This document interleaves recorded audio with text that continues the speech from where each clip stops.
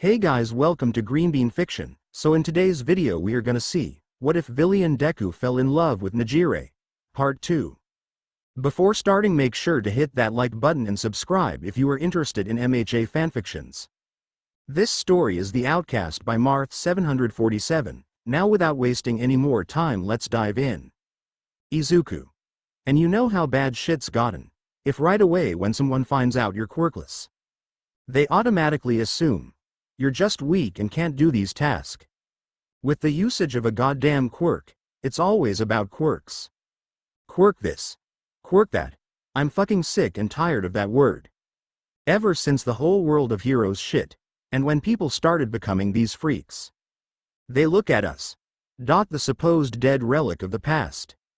And just right away think that we are so much more lower than their own egotistic brains the size of a fucking fly. I trained for not just days, but months of non-stop training, and this is what I was told. Wow, it must be a strength quirk. It has to be a quirk. Otherwise how could he do that? Fucking morons. And felt bad for Nejire, since she was the one who wanted me to come and help cheer them up. Right now I'm very much considering on going back home to sleep it off. Fuck. Kicking the dumpster as it bends from his onslaught of kicking, and beside him. Stain. Is this the reason you called me, Izuku? I wanted to tell you what happened. Thought you wanted to know what the fuck is going on and what is being accepted into this forsaken society. Stain. As expected. I remembered when the people would hold up a day for heroes who have served in war. Served in the times before quirks. To honor their sacrifice. But now that all of them have perished, they have no reason to respect them. No reason to respect a dead mon's wishes. Heroes. A word that has been long tainted and rotted into nothing but a corporate brand to just make a few bucks for your pocket.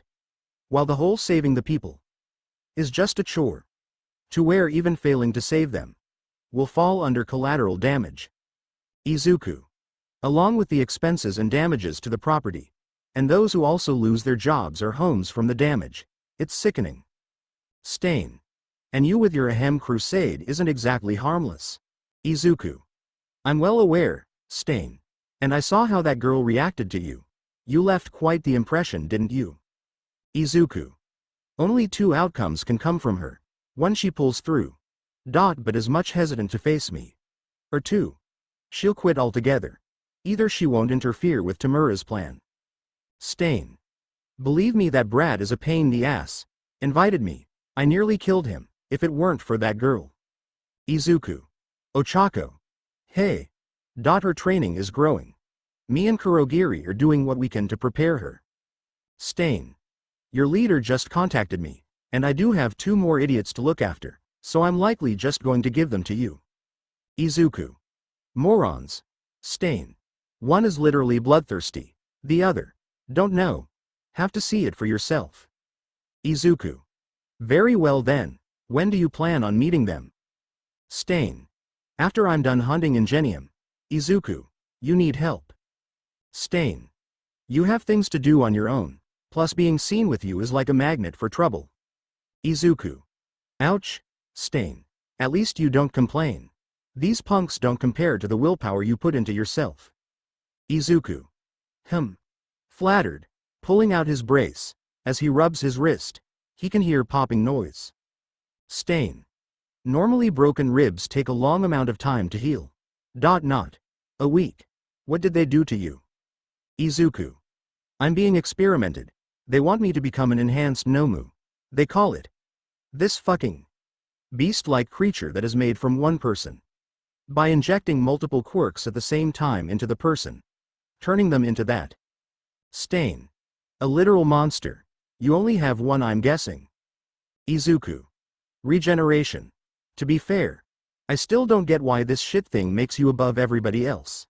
Like a rank. Leaning on the railing overlooking the small part of town. Stain. Hosu City. No, that's the next place he plans to strike. Izuku. And he told you to tell me, Stain. Your teacher said he didn't want you to be involved this time, raising an eyebrow now. Izuku. And why not, Stain? Something about raising suspicions. And the fact it takes place on one of your workdays, right after the sports festival. Izuku.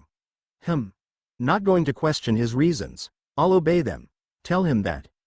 Stain. When are you going to call your little hitman buddy? Izuku. In time. In time, and he turns to see him gone now. Smirking, wondering how fast he had to be to pull off a trick like that. And he wondered how many of them he failed. He got a text saying Nejire and the others are at the food court. Taking his mind off those brats did help calm him. For now. So he has no choice but to head over there now, but then he hears. Okay, thanks, love you.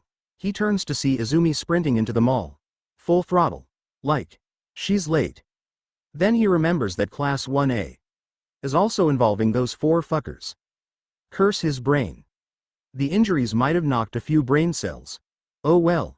Now he heads in. Izuku. This should be interesting. Aizawa sipping his coffee. Was pissed. Well, he always looks pissed off or annoyed. Or even having to stand up from a long nap. No. This time was different, and he was on his 6th cup. Showing how much focus he's putting in right now. Looking on his laptop screen was the news article a few months back. After hearing what the boogeyman said in USJ, saying All Might's once #1 fan. The one who was ridiculed and embarrassed in every way. Wanted him dead. And wishes him dead, and he overheard it somehow. Then he found it. Which of course didn't take much effort. It was under a category called Worthless Quirkless, which is supposed to sound catchy. But to him it's very insulting.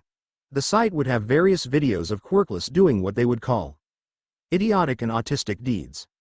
Like one of them showed a woman jumping in front of a bus to push a child out of the way, killing her. But when they found out she was quirkless, there was so many rude and insensitive jokes about her. And that is not the end of it. It goes all the way back to 15 years since this site was made. And the most popular video happened to be titled Quirkless Endangered Teens. Even the symbol of peace said he can't be a hero. The writing seems to have been written in a hurry. Like they couldn't wait to get this out online. And he watches it, showing the events of the kid. Izuku Midoriya saving who he asked. Why none other than Izumi Yagi and her 4 other friends. From the slime villain. This kid, at first may seem very reckless. But Aizawa would rewind the video, and saw that he was forced back from Izumi's quirk. But he kept getting back up, and soon he sees him lunge forward. And stab. His eye. The only vulnerable organ that is seen on the villain. Blinding him. Hindering both Izumi's quirk. And stuns him for a moment. To be honest, he was quite impressed at this. In the heat of the moment he managed to figure how to stun and locate his weak point altogether. Then he fast forward to where he managed to get up. And he was being scolded by the pro heroes who didn't do shit at the scene of the crime. From what he remembered, was they were waiting for another hero with an appropriate quirk that could help them in the situation. In truth, they didn't know what to do. The 3 heroes at the time were just fame bait. Only in it for the cash and the publicity, Kamui Woods being an exception. Since he really didn't know what to do, and Mount Lady was getting pictures. While 4 kids were suffering, it's sick, then came All Might's debut. Defeating the villain with no effort at all, and he was standing straight with that smile. But he sees Izuku trying to reach out to him. He couldn't understand what he was saying. But he could read All Might's lips, saying that what he was doing was reckless. He has no chance. He should be a police officer or firefighter.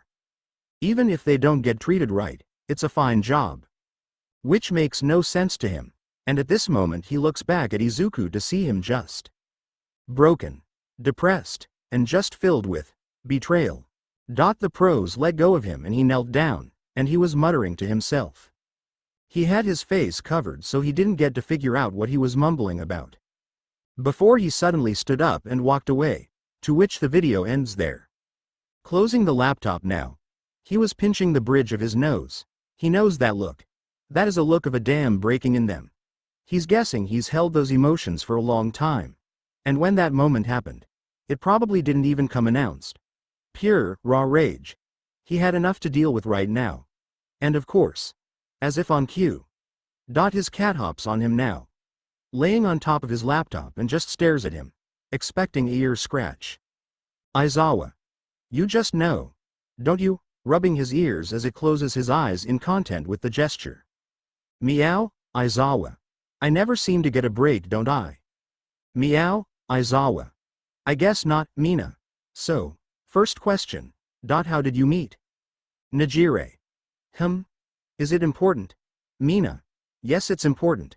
We're talking about how the love between two individuals bloomed. Juru. Listen, Nejire. About earlier, Nejire. It's alright, you guys. Although we tried to tell you. But hey. Everyone makes mistakes, right? Zuzu is a bit short-tempered when someone mentions that. When I asked him what his quirk was, he gave very negative response. Oh, and to answer your question. Was when we met. It was on a train ride. Mina. Oof. Not exactly romantic. Izuku. What were you expecting? Hugs and kisses. Like a novel. And they turned to see him walk up and sit next to Nejire, taking a seat now. Nejire. You okay? Izuku. Yeah. Needed that walk. So, I want to let that blow over our heads. So can we not talk about it? Mina. Oh sure, Juru. Yeah, sorry about that dude. Momo. We were just talking about how you and Nejire met. Izuku. Really, smirking Nejire.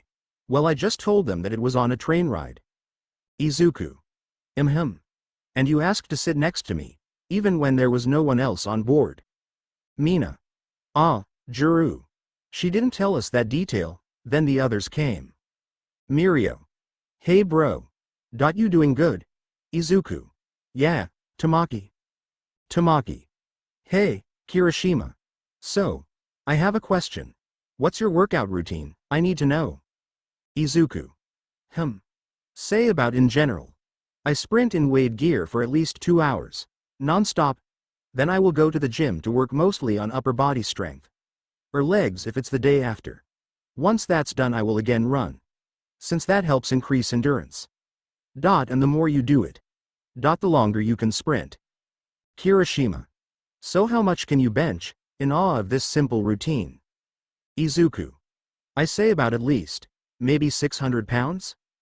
Kirishima. Bro.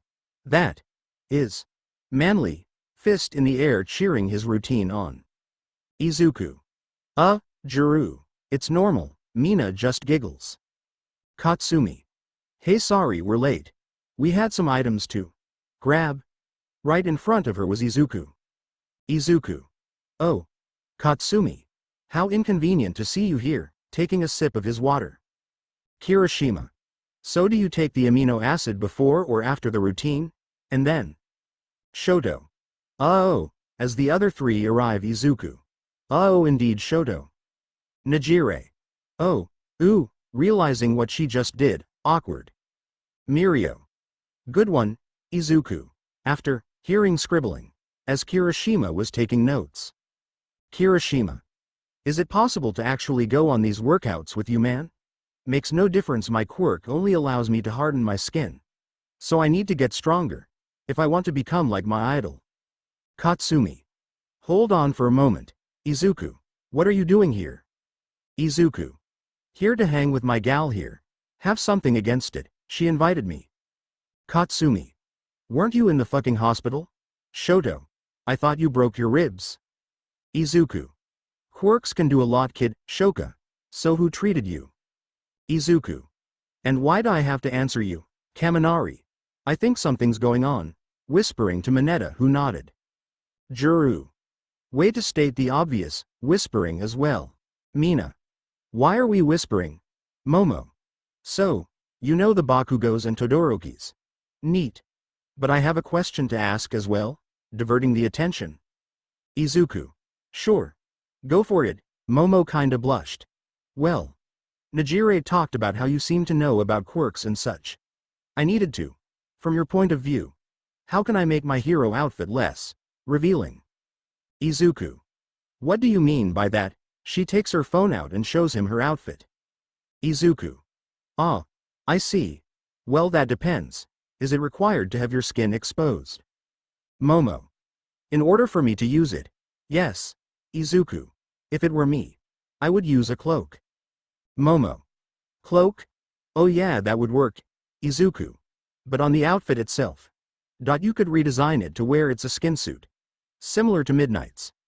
Her outfit consists of a fabric that when ripped off it will regrow. So you could add that as well. And some other items to make it less revealing if that's what you're worried about. Momo. That's a great idea. Thank you, Izuku. Don't mention it. And the four idiots sat down at the table next to them. And of course the students seem very interested in Midoriya now. Ignoring the whole quirkless status shit. Nejire was smiling, giving some ideas as well. And the others. Telling them how they could utilize their quirks better. But when it comes to ideas on how to use it, Midoriya would chime in here and there. Izumi. Hey guys, Katsumi. Yo, Bakugo, fucking bastard. Izumi. What's going on? And Katsumi points behind her and she looks to see her brother talking with the other students in her class. And they really seem to be having a good time. And Momo. She is completely focused with him. Talking. About quirks and such. Getting her mind off what happened to her. Although Nejire. Even as she's not a cat. Or dog. Or a fox. Maybe a mouse. But if she was. Her ears would perk. From Momo. Hee. Thanks Izuku, and that caught him off guard. Izuku. Oh, then she goes wide-eye, now blushing. Momo. I'm sorry, Izuku. It's not a big deal. To be honest, I wasn't expecting that type of reaction. Nejire. Ha ha ha ha oh you. Saying each word sarcastically. Is she capable of sarcasm? Maybe? Who knows? Mina. Ooh, is Neji jealous? Nejire. Me? Jealous? Of what? Mina. That Momo here called him Izuku. Jiru now just smacks her behind the head. Enough. Mina. Let me have this moment, Momo. No Nejire, I wasn't. Nejire. It's all right. Saying Midoriya for an hour must be tiring, right? Izuku. Ouch. Izumi. Hey guys. Momo. Hey Izumi. Your brother's here. Izumi. Yeah. I figured, and there was a long pause. Mina. Awkward. Muttering out Jiru. So what took you so long? Izumi. Oh, I was visiting family. Izuku. You sure it was family? Snarking back and took another sip of his drink. Nejire winced and cringed from this situation. Jiru. So Izumi, you didn't tell us your brother was an awesome quirk analyzer. Izumi. He is. Izuku. Good work, being mean about it. Momo. Well, you should know. You live in the same household, right? Izuku. Not even close, young one. I live in an apartment complex in Kamino Ward. Nejire. Oh right. You never gave me a key, and he just takes one out and gives it to her. Jiru. Wah. Mina. Smooth, Izuku. Had it made today. Had a feeling you were going to ask me that question. Izumi. Izuku. Mom wants to talk to you sometime when you're free. Izuku. Any reason? Izumi. She wouldn't say. Izuku. Nejire underneath the table. Felt his grip tighten a little. And she rubs her thumb over his. Izuku. She'll get 15 minutes, later, alright. Izumi. Okay, Izuku. Any more questions, princess? Izumi. And she just heads back to the others. Kirishima. Are you two? Izuku. In a strained relationship, toxic siblings, all the above. Jiro. Well, we're not going to pressure you on that. Mina. We aren't out. Feeling a rubber band hit her cheek. Momo simply composes herself. Yes, we aren't. This is a family matter to the two. And is good students and friends. We shouldn't ask him if he's uncomfortable about it. Izuku. Thanks Mo, and she smiles as well. She can see why Nejire loves him. His personality is a bit off-putting in some ways. But she can see the appeal in it, including his advice, which is very useful. She hopes to talk with him more at some point. With Nejire, of course. What is she thinking? Then his phone beeps. Izuku. Seems I have to get going, for real this time. Nejire. Fooey, I don't want you to go. Pouting, and she wraps both her arms around his. Nejire. Izuku. Sigh. Really, my free hand. Nejire. Can't pry me off with that broken wrist of yours. Izuku. Come on. I got to work. Nejire. No, Izuku. Nay. Nejire. Stay with us. Izuku. Mirio. Don't look at me. Tamaki just fades off and they have to admit it was a very cute display. Shigaraki. So, the fuck are you here for? Stain. Not a good first impression. I've been told this is a feared organization. Not some small gang that does petty crimes. Shigaraki. What did you say? For your information, we have the boogeyman on our team. We don't need pawns. Stain. I'm aware, I would know, since I'm the one who talked to him first. Shigaraki. Why that fucking? Oh, is he here? Out of nowhere a girl in a school uniform comes out of nowhere looking for Izuku. She jumps over the bar counter and then looks under the table, and then right up to Shigaraki's face. Hey, you said he works for you.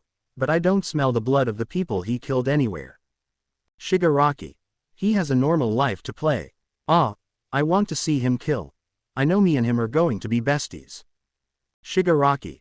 Kurogiri. Kurogiri opens a portal that she sinks into and she fell from the ceiling behind Stain. Stain. Useful quirk. Kurogiri. Please, you flatter me. Stain. Seems you're the only one with manners. Now tell me, who am I meeting with? Sensei. That would be me. Shizo Makiguro. And now it was his turn to flinch, hearing his real name being called out like that. Sensei chuckles. No worries. Your secret's as well kept hidden here, and the same goes for your other member. By the door. Was a man who seemed to be close to Shigaraki's age, albeit a bit older. But he just scoffs and looks away. His scars riddling his body makes him look creepy. Or to freaks, attractive, maybe, but the staples that also cover the scars, some of them looked rusty, and he then walks out into the light. So when can we see this so-called boogeyman? Sensei. My young pupil has already informed you. He has a normal life to live and keep up with to avoid suspicion. I'm sure you have met him before. What do you go by? Dabi. Sensei. Well then, Dabi.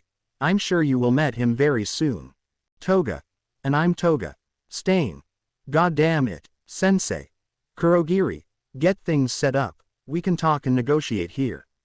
Tamura, you come as well. Seeing the portal open and Kurogiri comes out with a small cart full of beverages and such, and he goes in. Stain. God damn it, kid. Izumi. And then he just ignores me the whole time, but. Inko. I'm sorry about having you go through that, sweetheart. Izumi. But I guess the only good thing is he's willing to give you, and I quote, 15 minutes, to talking to him. Inko. That's fine, and thank you for telling him. Izumi, are you ready for the sports festival? Izumi. Oh yeah, definitely. I've been training a lot more than usual than normal, but I'm also nervous. Inko. Well, if I know anything, Izuku's father was a student at UA. He was third, even though he barely trained. Izumi. Is he that strong? Inko. Well, he only had a fire-breathing quirk, but he was so physically strong that he gained the nickname, the Dragon of the West, which is pretty neat, but I knew he was a big softy. Izumi. Wow, did he ever become a hero? Inko paused for a moment. Well, that has to be for another time, Izumi, because I have to talk to Izuku about it first. Izumi. Did something happen to him? Inko. Oh no. He's traveling overseas right now, so yeah, you should be heading out now. Izumi, don't be late. Love you. Hanging up the phone quickly, which was odd to her, something about Izuku's father she doesn't want her to know about. Izumi. Oh well, and she heads on out now, making her way through town, walking fast, mainly that she had a late start and had to catch the next train. She used her quirk slightly to increase her movement speed, but of course, she just missed it. Izumi. Ah damn it, she deadpans seeing the train leaving, and now she's going to be very late now, might as well just wait it out now, sitting down, and she looks at the news now. 4. Today's top story. She pressed the link and it opens up to a picture of you-know-who. The boogeyman. Apparently it was another killing spree he went on now. A teacher who used to work at Kashiike High School was brutally murdered last night. They said that screaming was heard throughout the block, and when police has investigated the area, he just a torso. All other details were left out, and She was honestly glad about that, but at the same time frightened, from the fact they had to hide info about the case, just not stir up fear. Izumi. It's getting worse out there. She hopes that this road to becoming a pro-hero will be proven a chance to save this world from a great evil, or not. Then she sees the next train coming up now. Izumi. Oh, thank God. And once it stops. She gets on now, sitting down, and she swore. She saw a figure staring at her, in the distance, on one of the rooftops across the street, holding a sledgehammer. Izumi. Excuse me, pardon. And she passes through the others, and she now got to the window, to see no one, and that honestly means, one, they were there but left quickly, or two, she was just imagining things. Izumi. What the fuck? Now the train goes, and leaves the area, away from it all. Ochako. So that's where she is, standing beside Izuku on top of the roofs. Izuku. And she wronged the both of us. She is quite oblivious to her sins. That's what makes me rage. Slowly but surely I will ruin her life. And Ochako's expression. She started to scowl now at the train leaving. Ochako. I want to help too. She left me for dead at that exam, least I can do to her. Izuku. In time we will have our moment. Ochako. Did you meet the new recruits yet? Izuku. Not yet, but from seeing Shigaraki's reaction, take it they pissed him off easily. Ochako. He speedrun the levels of rage he goes through daily. Izuku. Makes sense. Ochako. But I think we'll have time to adjust. But that new girl, she's interested in me and you. Izuku. Any reason why? Ochako. Well. She said I looked cute. And she thinks your method of killing is hot. Izuku. Intriguing. Ochako. You're not freaked out. Even the hero killer was concerned with her behavior. Izuku. Doesn't mean she chose to act like that, who knows? Ochako. You really don't judge, do you? Izuku. Only those who judge us first, then I will make sure that will be the last thing they will think. Ochako. Oof. Izuku now just walks away. Well, I better meet them then. Ochako now runs to him to keep up with him. She's seen a lot so far, especially how he comes into the hideout bloody every time, but it was worse when she was there to witness it. Flashback. Ochako stands watch at the alleyway seeing no one is around. She had her disguise on and she looks back. Please, I don't know what I did. I don't know what I did to wrong you. Crying out as she keeps hugging the wall. Izuku. You have let someone in your class suffer the worst thing. And all you ever did about it. Was watch. You even showed disgust to the kid. You let them get beaten. You let him fall under the weight of the world. But now. Here's what you created. Taking his mask off, she goes wide-eyed. Midoriya. Breathing heavy now. Izuku. Surprised teach. Smirking. My students. Mako. Ibuki. Izuku. All dead. By my hand, hehehehehe. No. No, you're quirkless. How? How did you do this? Izuku. Through brute strength. Through my own training. That I achieved something you rats wouldn't understand, ha ha ha ha. Why show my face to you? Simple. I want to make sure the last thing you is my face, when I crush your soul, and she starts whimpering. Please, Midoriya. Please, I'm sorry I didn't help you or stop them when they did this to you. Please don't do it. I have a family to take care of. Please stop. Izuku.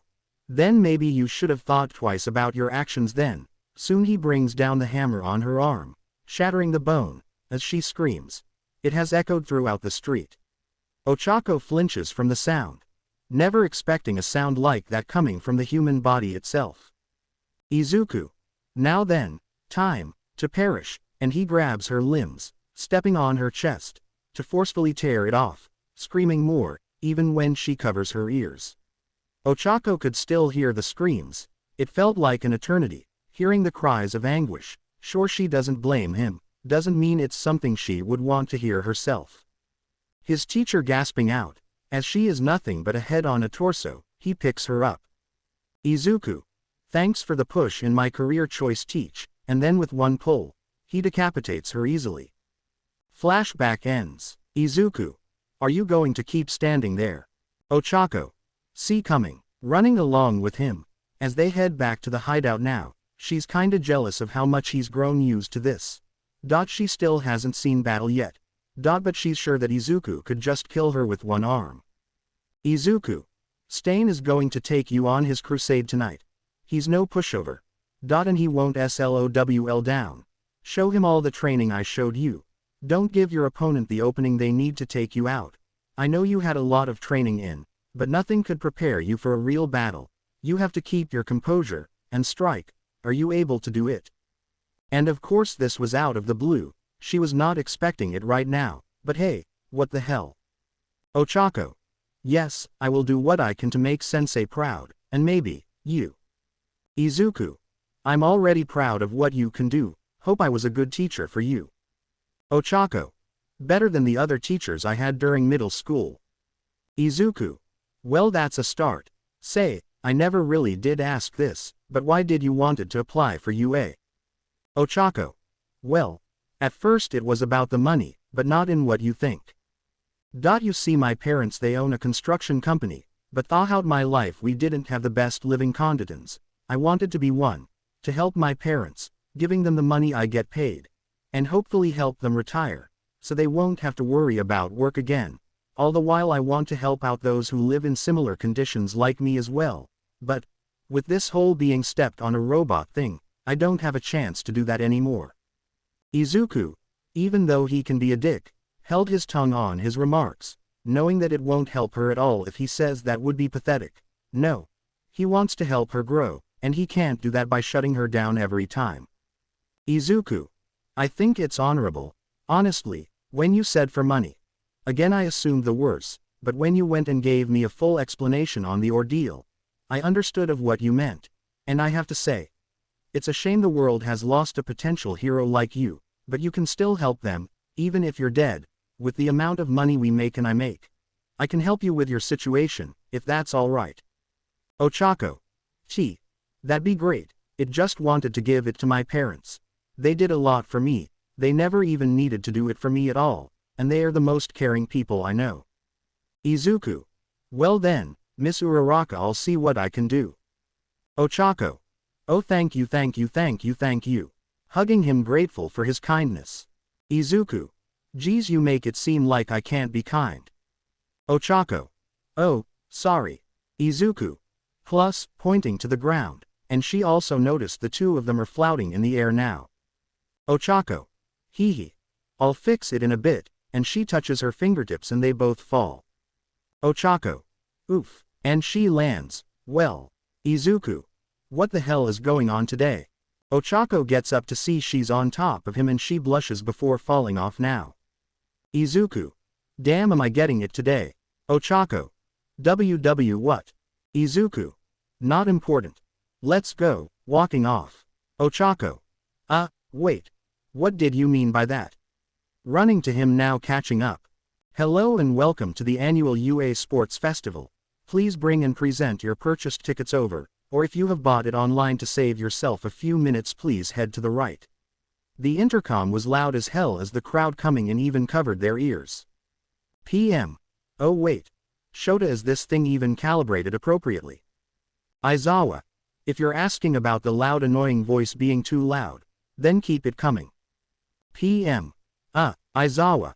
Let them feel how I feel about it. PM. Okay.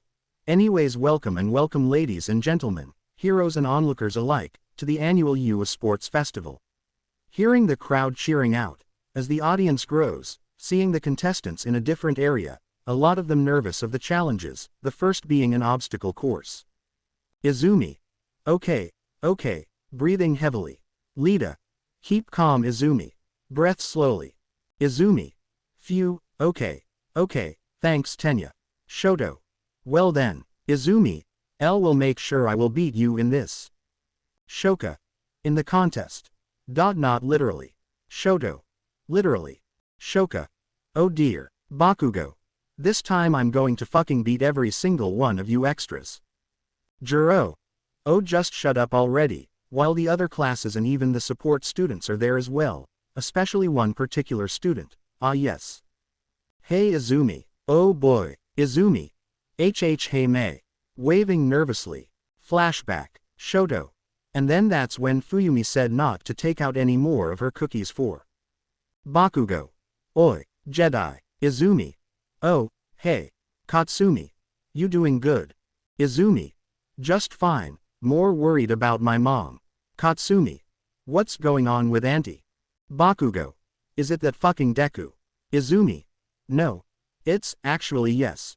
Both of them are going to have a phone call, to talk about something, but I'm worried on what he's going to say. Bakugo. Swear if that piece of shit says anything to make her. Katsumi. So that's the deal now, isn't he like, being all edgy now or something, maybe hold a soft spot for her? Izumi. I don't know. From how he talks to the three of us. I doubt that, then she heads up to the door to then. Boom while the others are knocked back. Shoto. Oh. Shoka and the others just stared as Izumi coughed. Into fabric. A sponge. Then she sees it, right into her vision. Mei. Oh hey. When did you get here? Damn it Hatsume, what did I say about using your prototypes in the lab? Seeing the support wings teacher. Power loader as Izumi lays there red in embarrassment, passes out. Flashback ends. Izumi. About earlier. Mei. Oh don't worry about it. Glad you were there. Broke my fall. Bakugo. Ignoring the obvious fact that just fucking occurred in that ordeal. Shoto. Shoka nudges him now. PM. Alright, let's get the first round on the road. On your mark. Really? This quickly? Momo. Just keep calm. And move on. Juro. At least make it to top 10. Kirishima. Keep it manly people. Kaminari. What? PM. Get set. Here it goes, the time to prove that she will be this world's next #1 hero. Izumi. I'm ready. PM. Go. And the gates open. And immediately Shoka freezes the ground, leaving a majority stuck to the floor. Izumi. Fuck. Izuku walking up towards the stadium sees the trio waiting for him, seeing her excited, makes him feel joy, some relaxation, things he never had much experience in his life as a whole. Nejire. Hey. Coming up to him affectionate as ever, it kinda does feel really weird for him, but he tries to adjust. Izuku. Hey, Nejire. So you ready? And he nods. Mirio. Let's see who will win this year, and they go right up to show the guard their tickets and were guided in, as heading was one thing to do, the next thing they see is the hero merchandise and vendors that are exclusive to the festival. Mirio. Oh man, I got to see if they have it. Running now. Tamaki. I'll watch him, again, and he just follows along. Izuku. Any idea on what he's looking for? Nejire. Having a small churro in her mouth. Izuku. Never mind, and he sees Mirio cheering out about something in particular. Nejire. Might be what is she looking for? Talking with food in her mouth. Izuku. Please swallow. Nejire. I said he found it. Izuku. Found what? Mirio. The limited edition All Might figure when he was wearing his USA uniform. Seeing the American flag on the outfit, as a cape cloak. Izuku had to admit. He knows what he's talking about. He sold his for double for what it's worth because he knew that it was going to be popular again for some reason. Izuku. You ever gotten the Charging Star edition? Mirio. What? Izuku. There's 3 variations to the USA figures. You have the Silver Age, the American flag, and then the Charging Star. The design is similar to a comic book hero from America called Captain America, to which I heard is his favorite comic book hero. Mirio. No way. Fanboying out. Nejire. Never knew you were invested in this stuff, the more you know. Izuku. I used to collect All Might merch, but I stopped realizing the amount of money I was wasting to help myself. Mirio. Yeah, but it's a nice hobby to have. Tamaki. If you have the money for it. Yuyu. Well, finally you found it, seeing Yuyu there. Nejire. Yuyu. Izuku. Back from the dead. Yuyu. Oh be quiet, so Mirio found the figure.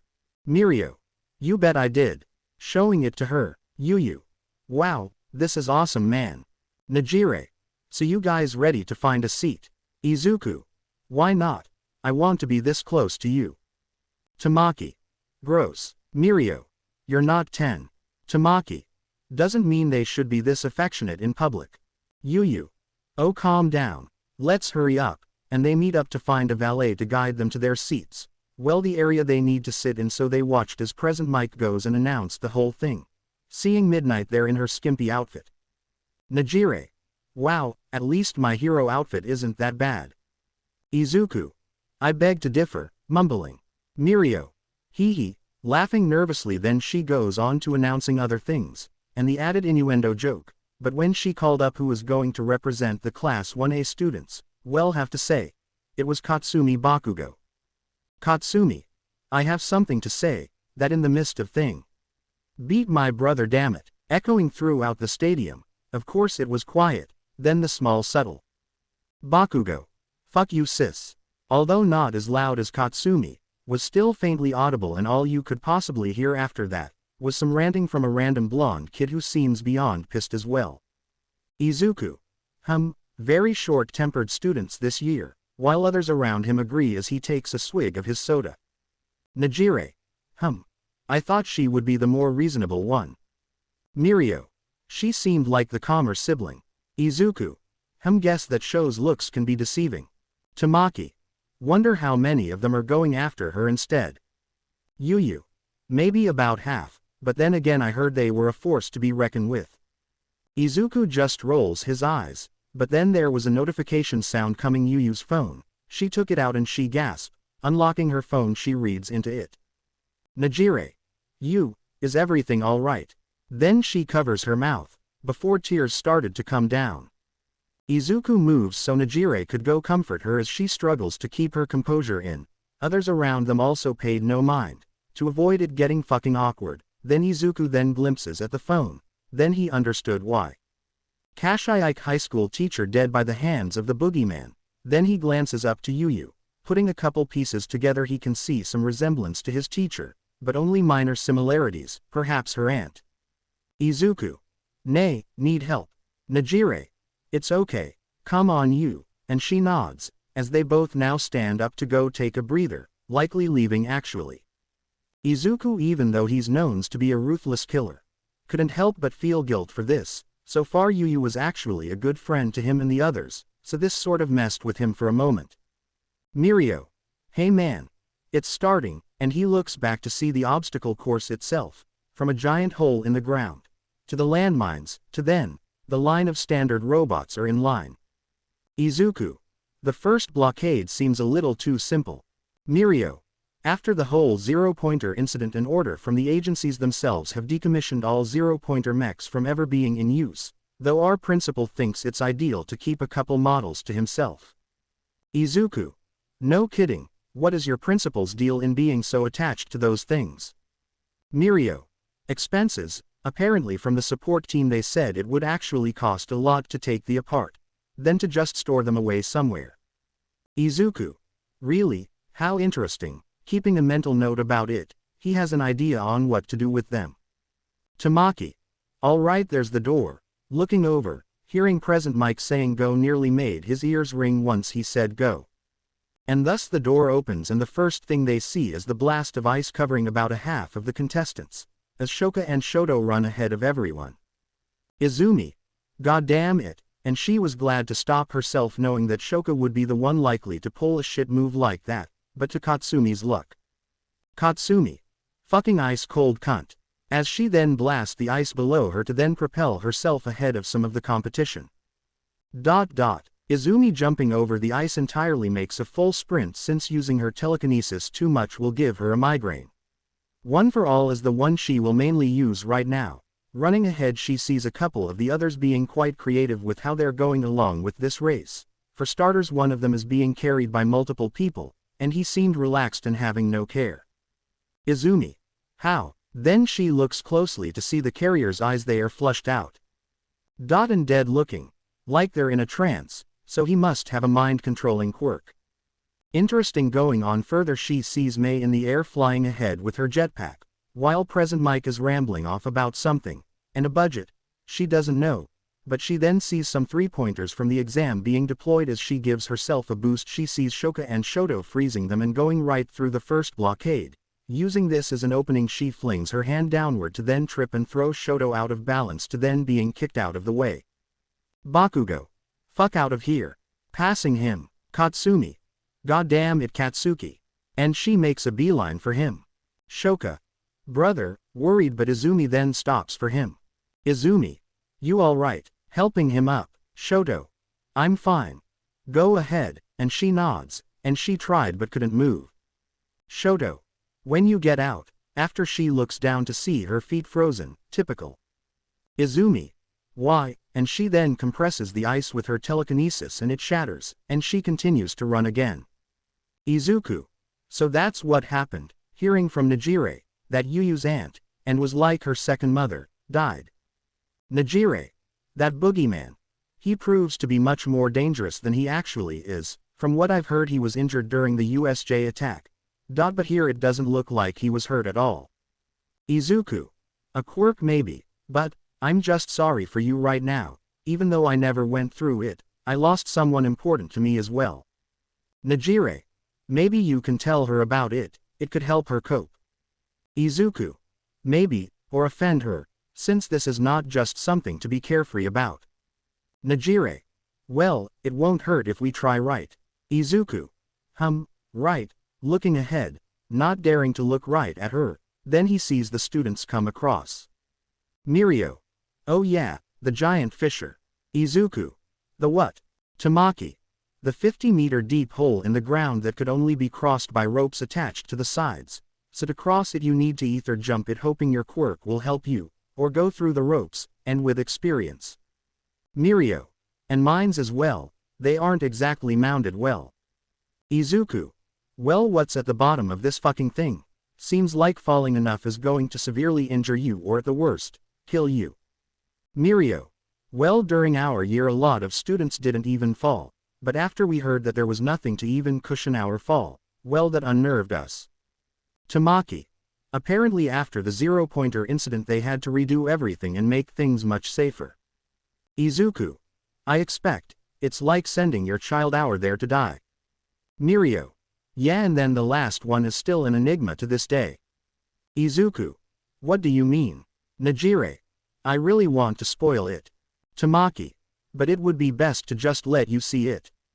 Now observing closely, Izuku does notice that from what they told him, the hole does. In fact, a safer setup for the ropes. Doesn't mean it's easy, but it's safer. He guessed. He doesn't really know, but if what they told him is true about redoing the safety measures in the school, is very unfortunate, he could picture those twats. You know. Just having one simple footing misalignment, but he might as well dream. Izumi sees the large hole in the ground, which is honestly terrifying to how deep it is.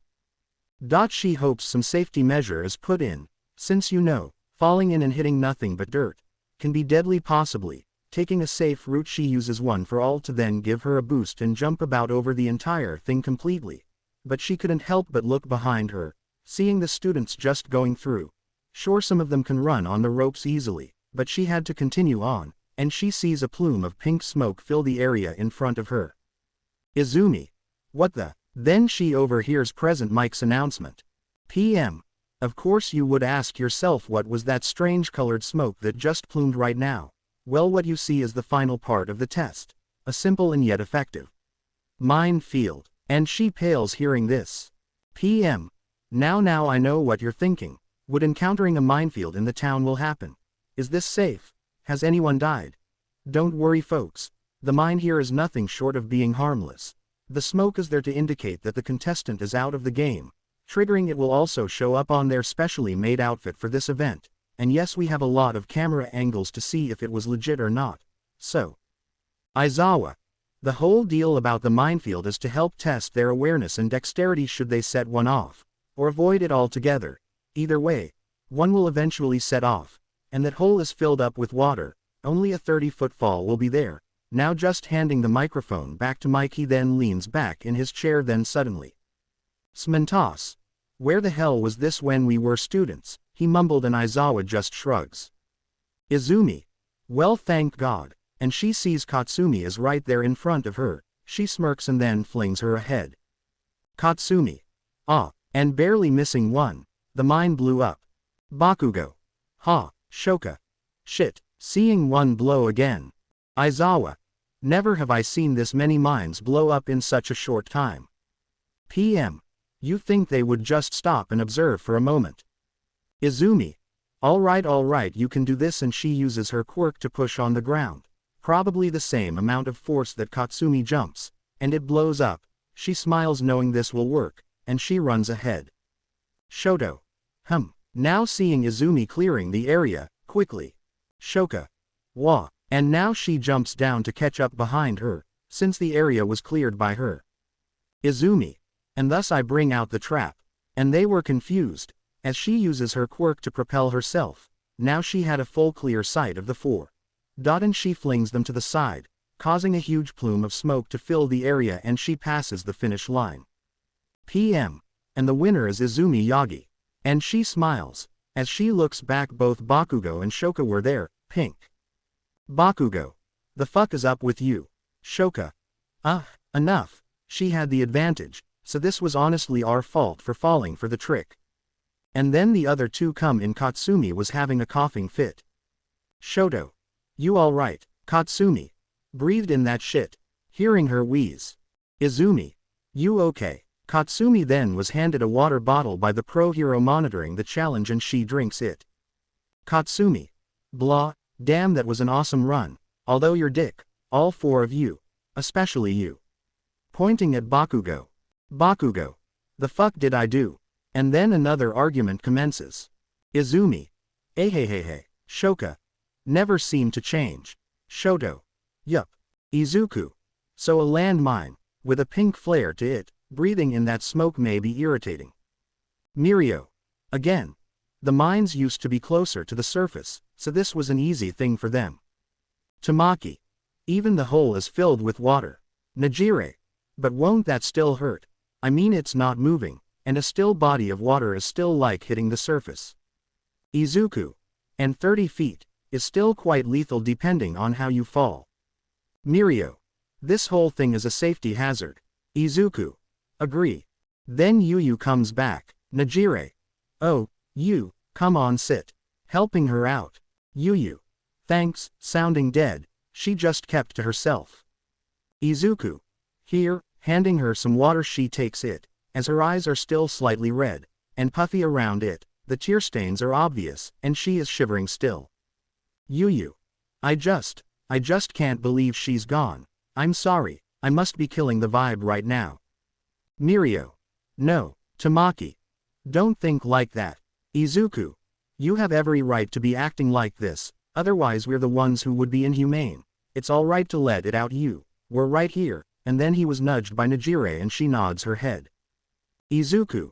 You know, I used to have someone close to me, even though we weren't related. He was like an older brother to me. A brother I never had. I still remember when I used to walk to his place to just visit, and we would just play and talk. Yuyu. Sniff. You still get in contact with him? Izuku. Actually no. He went missing. So far it's been 11 years. And with the note he left behind, he's likely dead. By his own hand. I can't imagine how badly it hurts for you. Since it just suddenly happened, but I won't know whatever happened to him, if he's dead, or alive out there. His mother, she couldn't take it anymore. From the grief of her son being gone insane, sent to a hospital, and she said it was my fault. Those words still mess with me even today, but I never blamed her, or got mad. She needed someone to blame, but it doesn't mean that a piece of me died that day as well. Yuyu. So you know how it is. How do you keep going? Izuku. I try to move on, but as simple as it sounds, it's the hardest thing to ever do in our lives. Yuyu. Sniff. As underwhelming that sounds, I can tell it hurts, but why are you telling me this? Izuku. I don't know, you're in a lot of pain right now.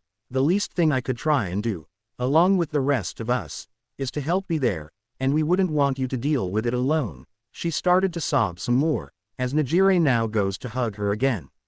Mirio sits by her. Mirio. Remember, if you need someone to talk to, we're here, all of us. Yuyu.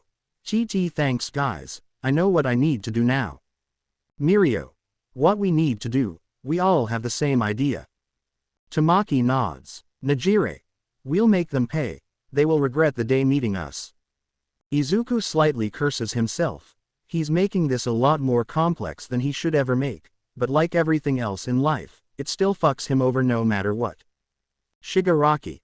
God, this too fucking boring. Leaning back on the sofa, Dabi was simply drinking. Dabi.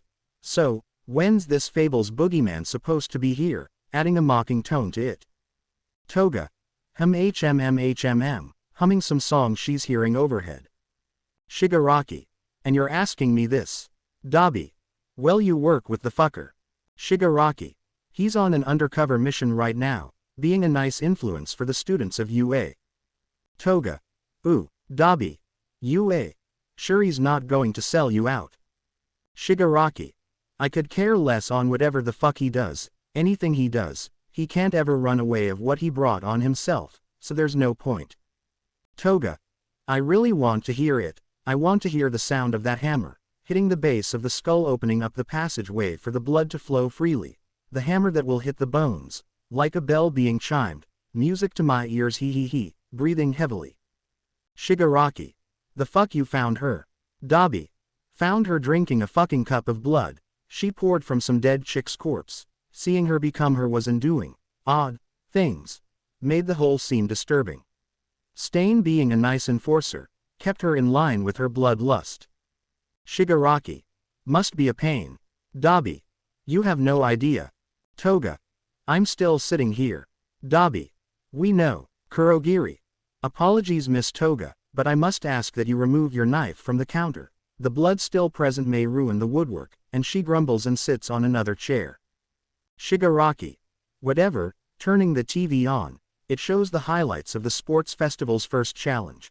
Seeing the students run across some low-budget wipeout course, he just sits there bored, then he sees the phone ring, and he sees another email.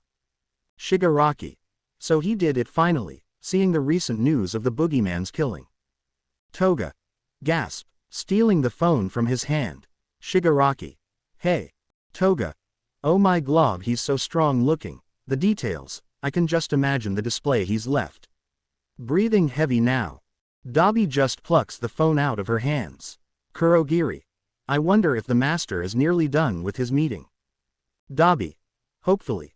Bitch, going wild here, I would rather just be burning shit up. Shigaraki.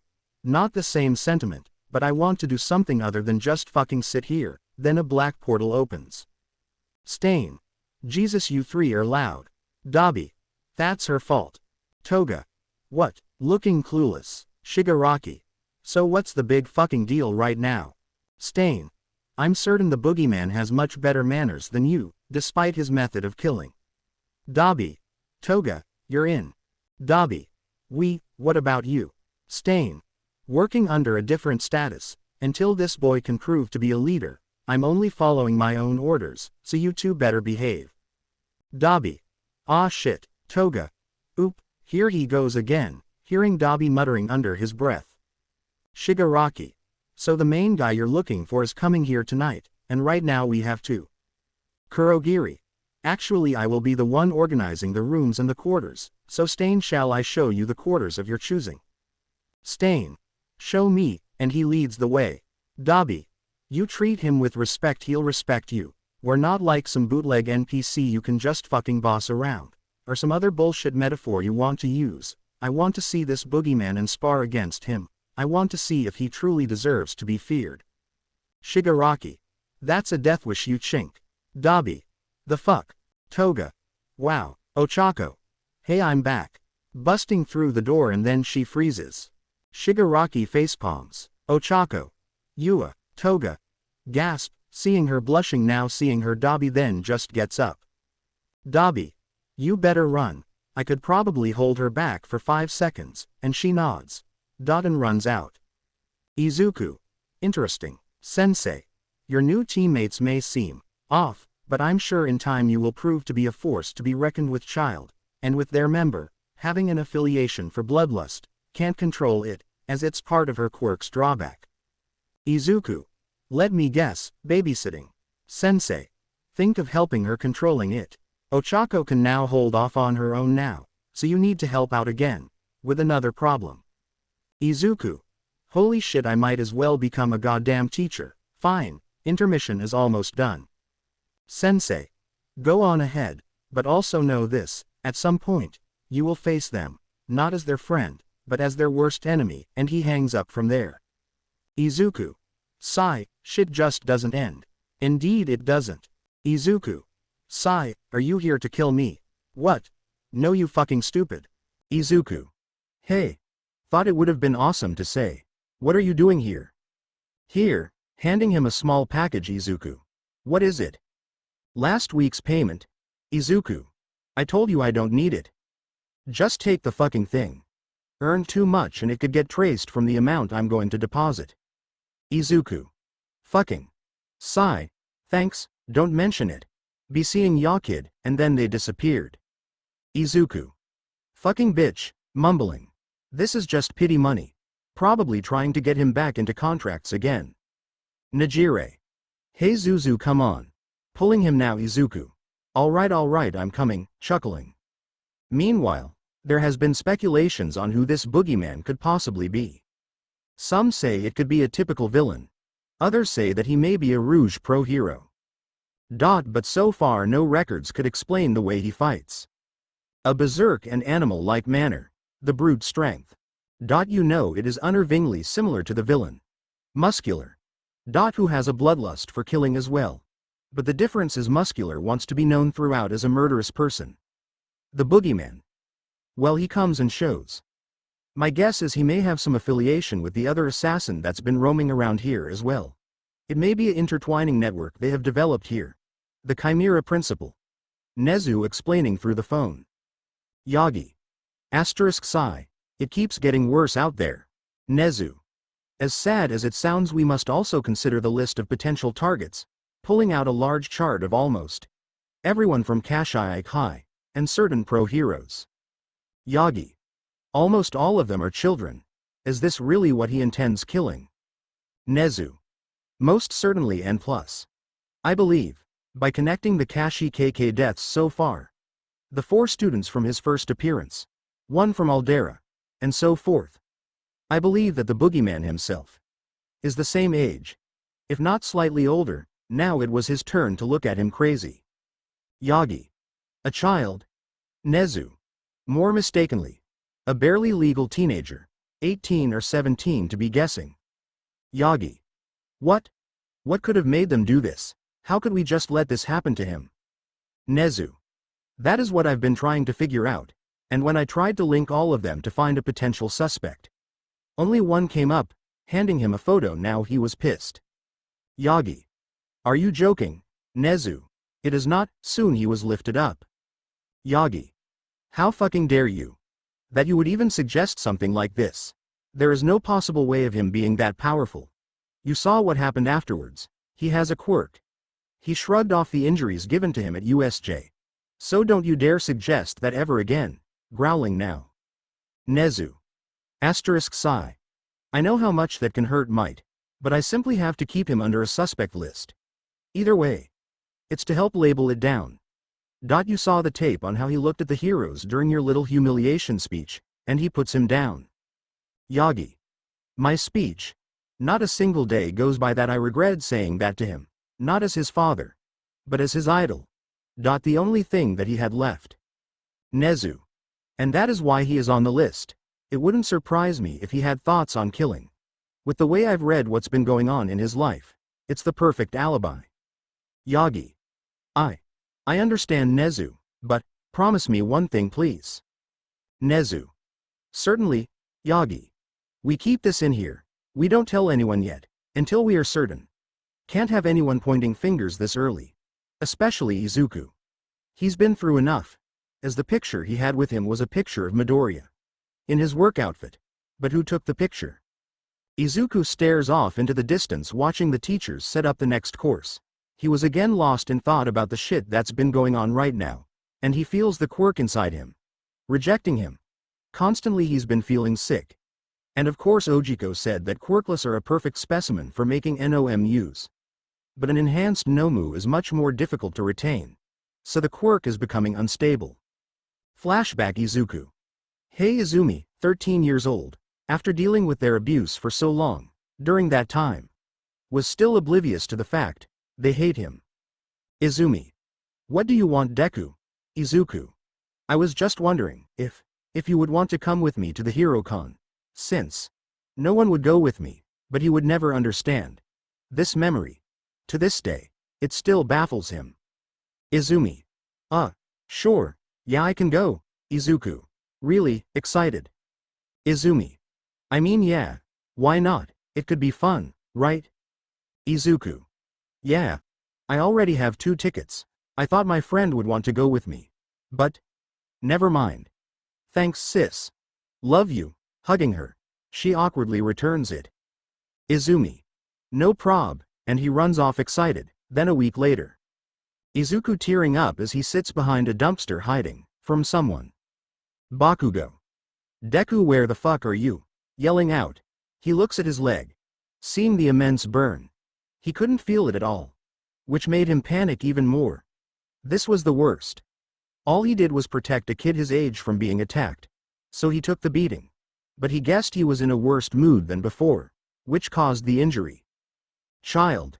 And he jumps from the sudden noise, seeing this man in front of him. Izuku. No, no please I'm sorry, thinking it was his bullies. Bakugo. Hey old man, have you seen a kid? Hearing Bakugo's voice.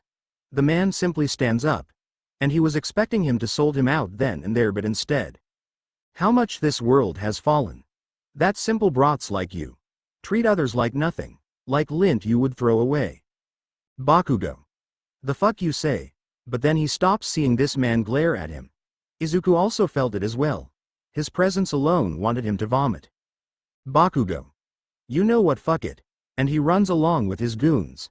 Now the man turns back to him. Let me see your leg, son. Calling him that felt off. He reluctantly sees he wasn't going to hurt him. So he slowly turns while whimpering in pain, showing him his leg. He observes it closer. That boy. Did he do this to you? But he remained quiet. You're not in trouble. I just want to know. He still remained quiet. If he rats him out, what would he do? He didn't want this. He doesn't want any of this. Look son. I can't help you if you tell me. You seem like a smart boy. Please, begging now. Showing nothing but concern for the boy. He started to cry. Izuku. Why yes. Bawling, stifled breathing, and he broke down. Okay. Can you tell me what his quirk is?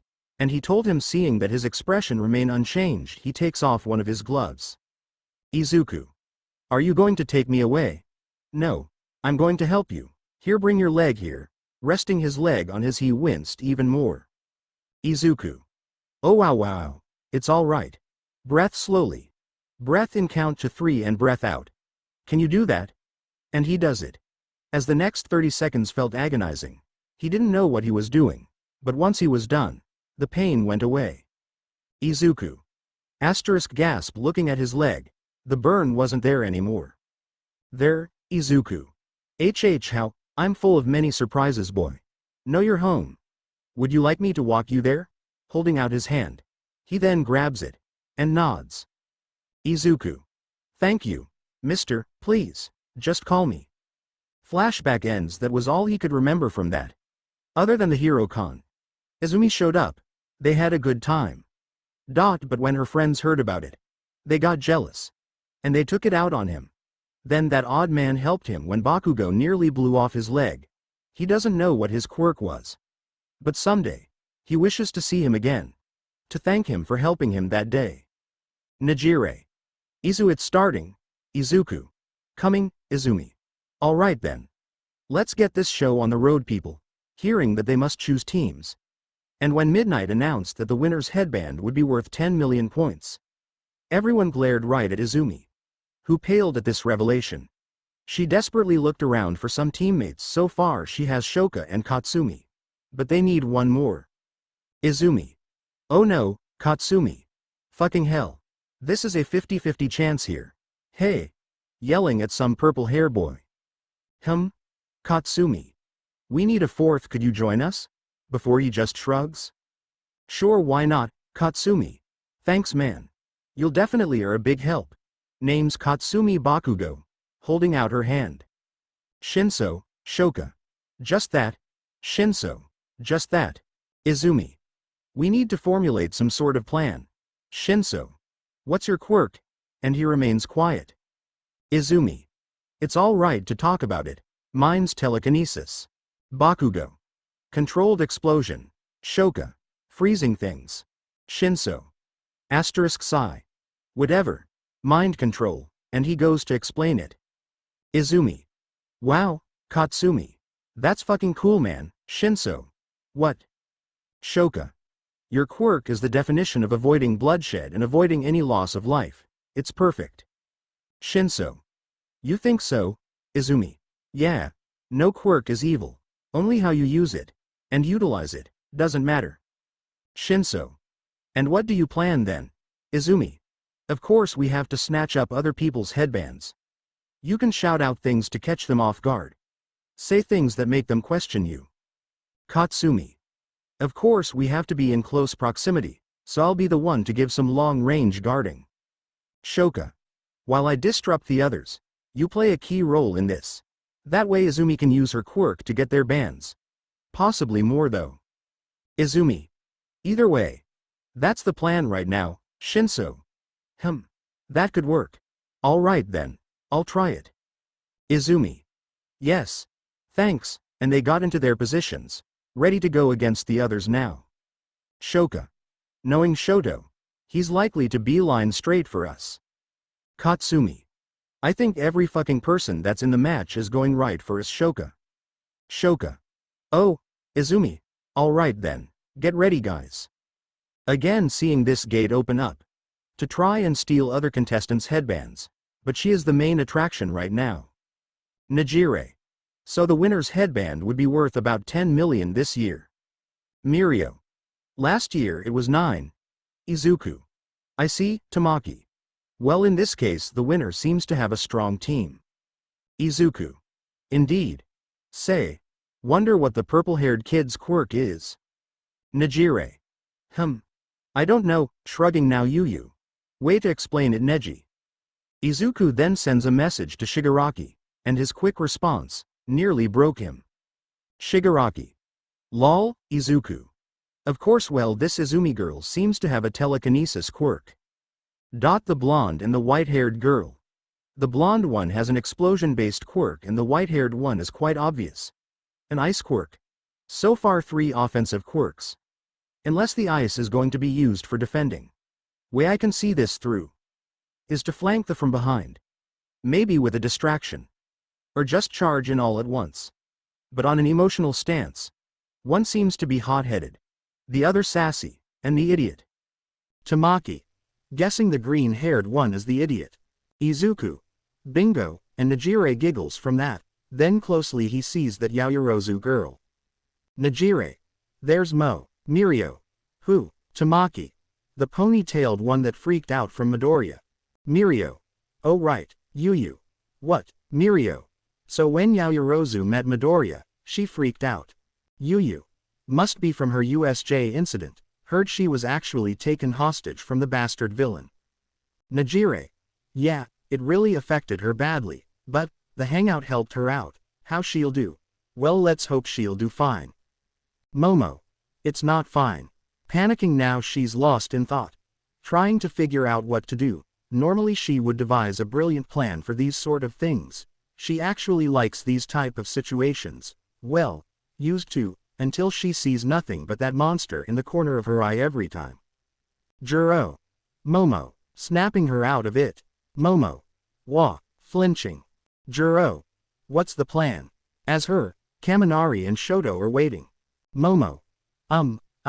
I'm sorry guys, I've been out of it for a while right now, Todoroki.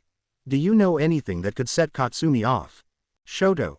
Unlike her brother, she's slightly more patient than him, but it still doesn't take much to set her off. Momo. Good to know. Juro. Could you use your jacks to reach out for their headbands? Juro. Yeah, I can. Momo. Kaminari, I'm going to make a wire with copper lining. If you could give concentrated jumps of electricity in them, can you try and shock their carriers? Kaminari. Yeah, it could work. But there's a limited amount of power I could use before I go full retard. Juro. Never go full retard. That's what my dad would quote from some movie he would watch. Kaminari.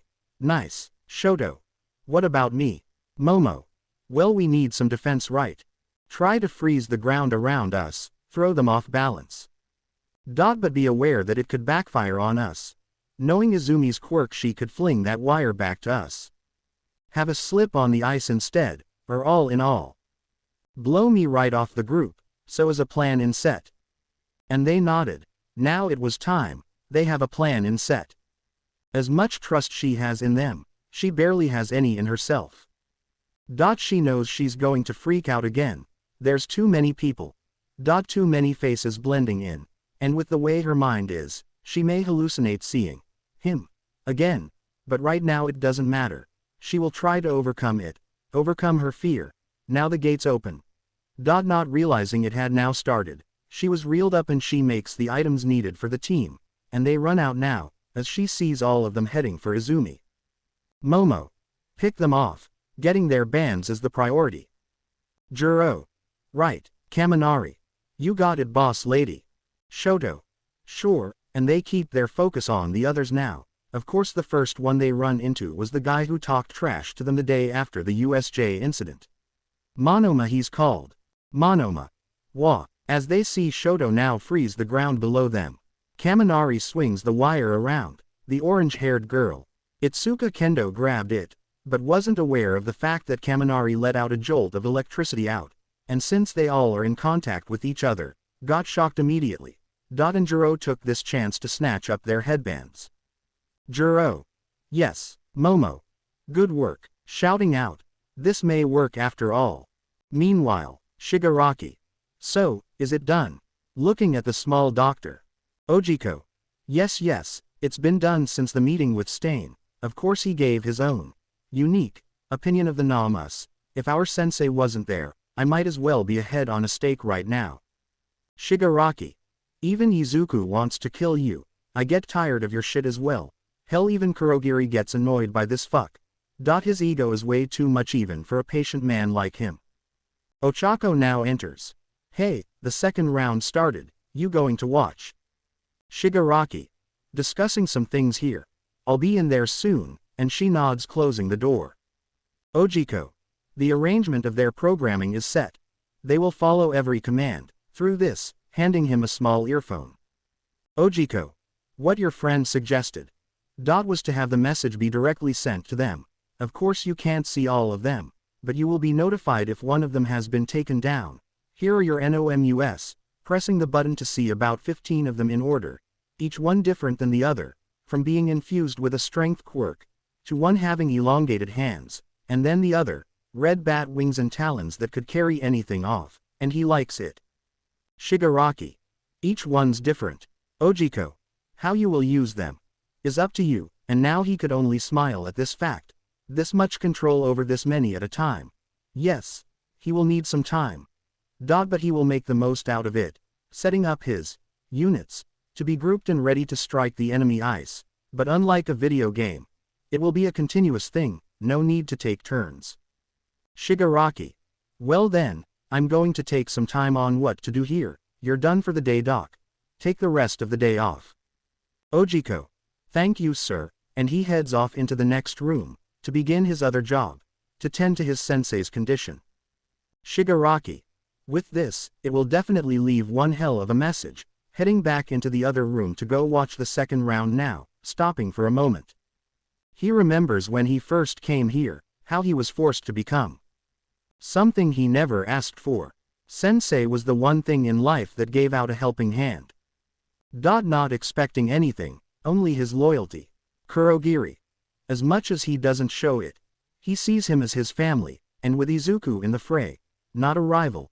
Not as someone who is trying to steal his thunder. No.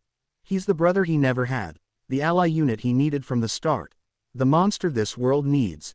In time, they know they can't ever have a normal life after this, but it doesn't mean they'll take it away from others as well, and that he swears his life on.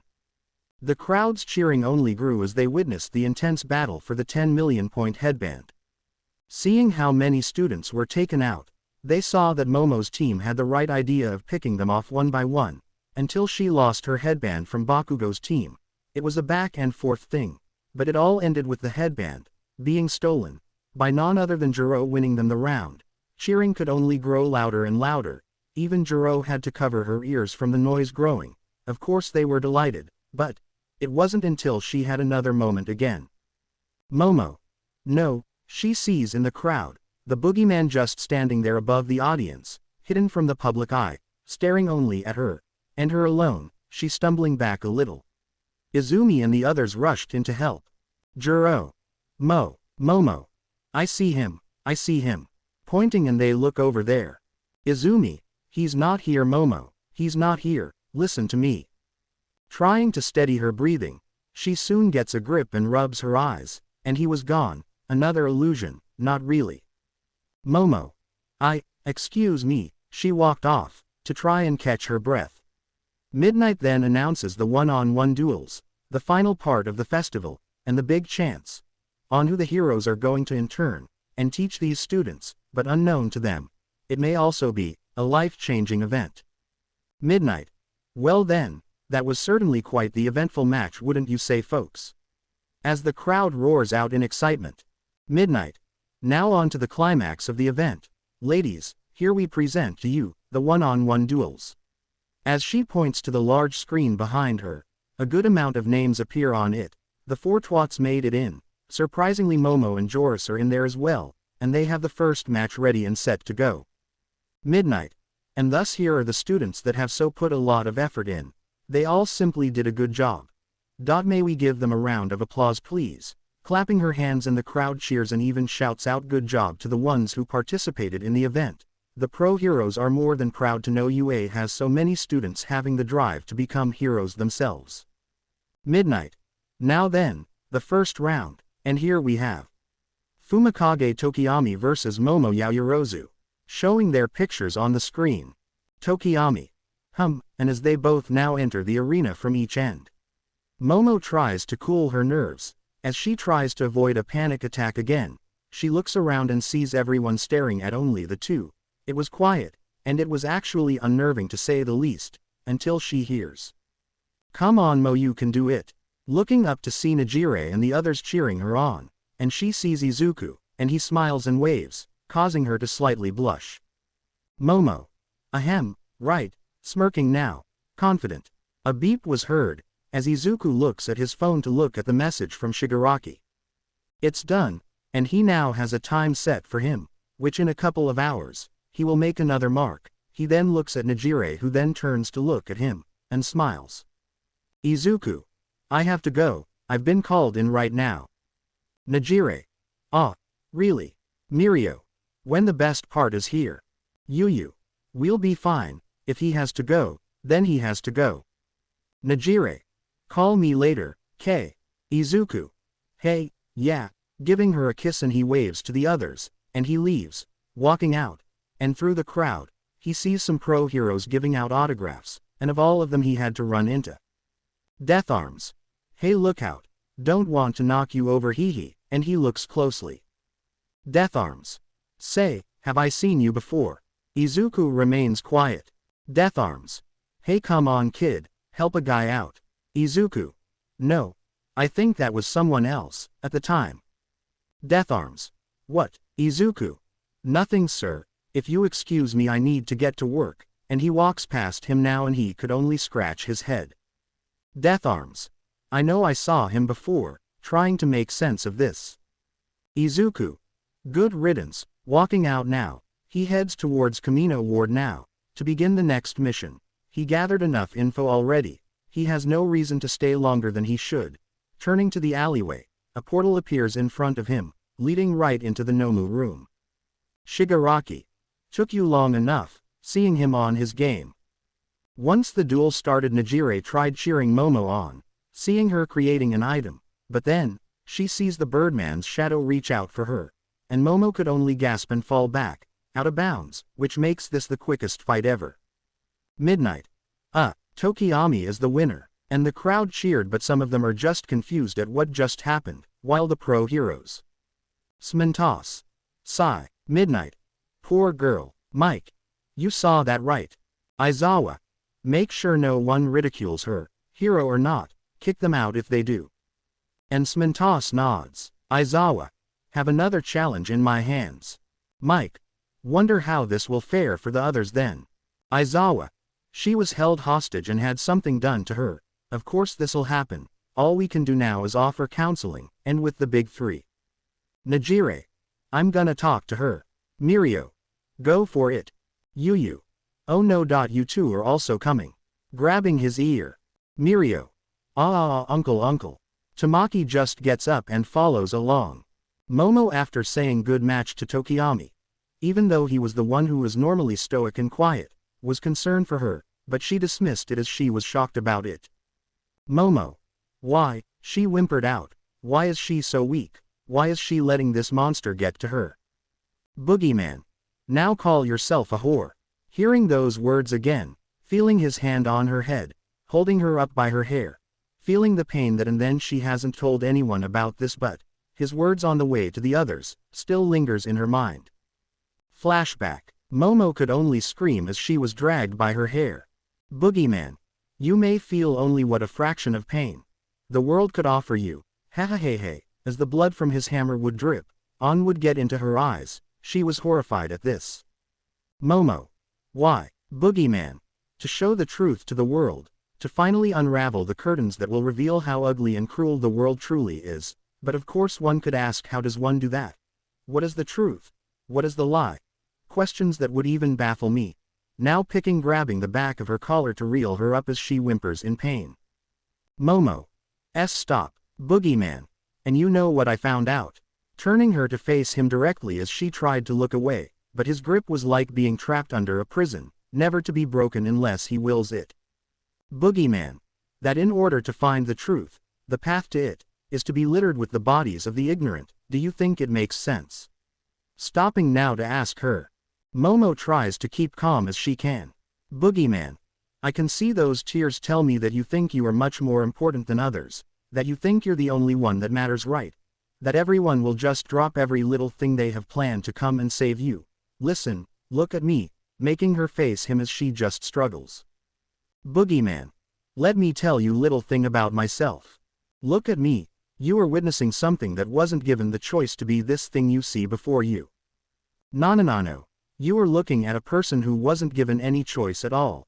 The sad story of a boy who had everything to look forward to in life, but given the fact he had lacked something everyone had, made him an outcast from the rest of society. That of course didn't stop him. This little boy was going through something no other could understand, and you know what he did right after.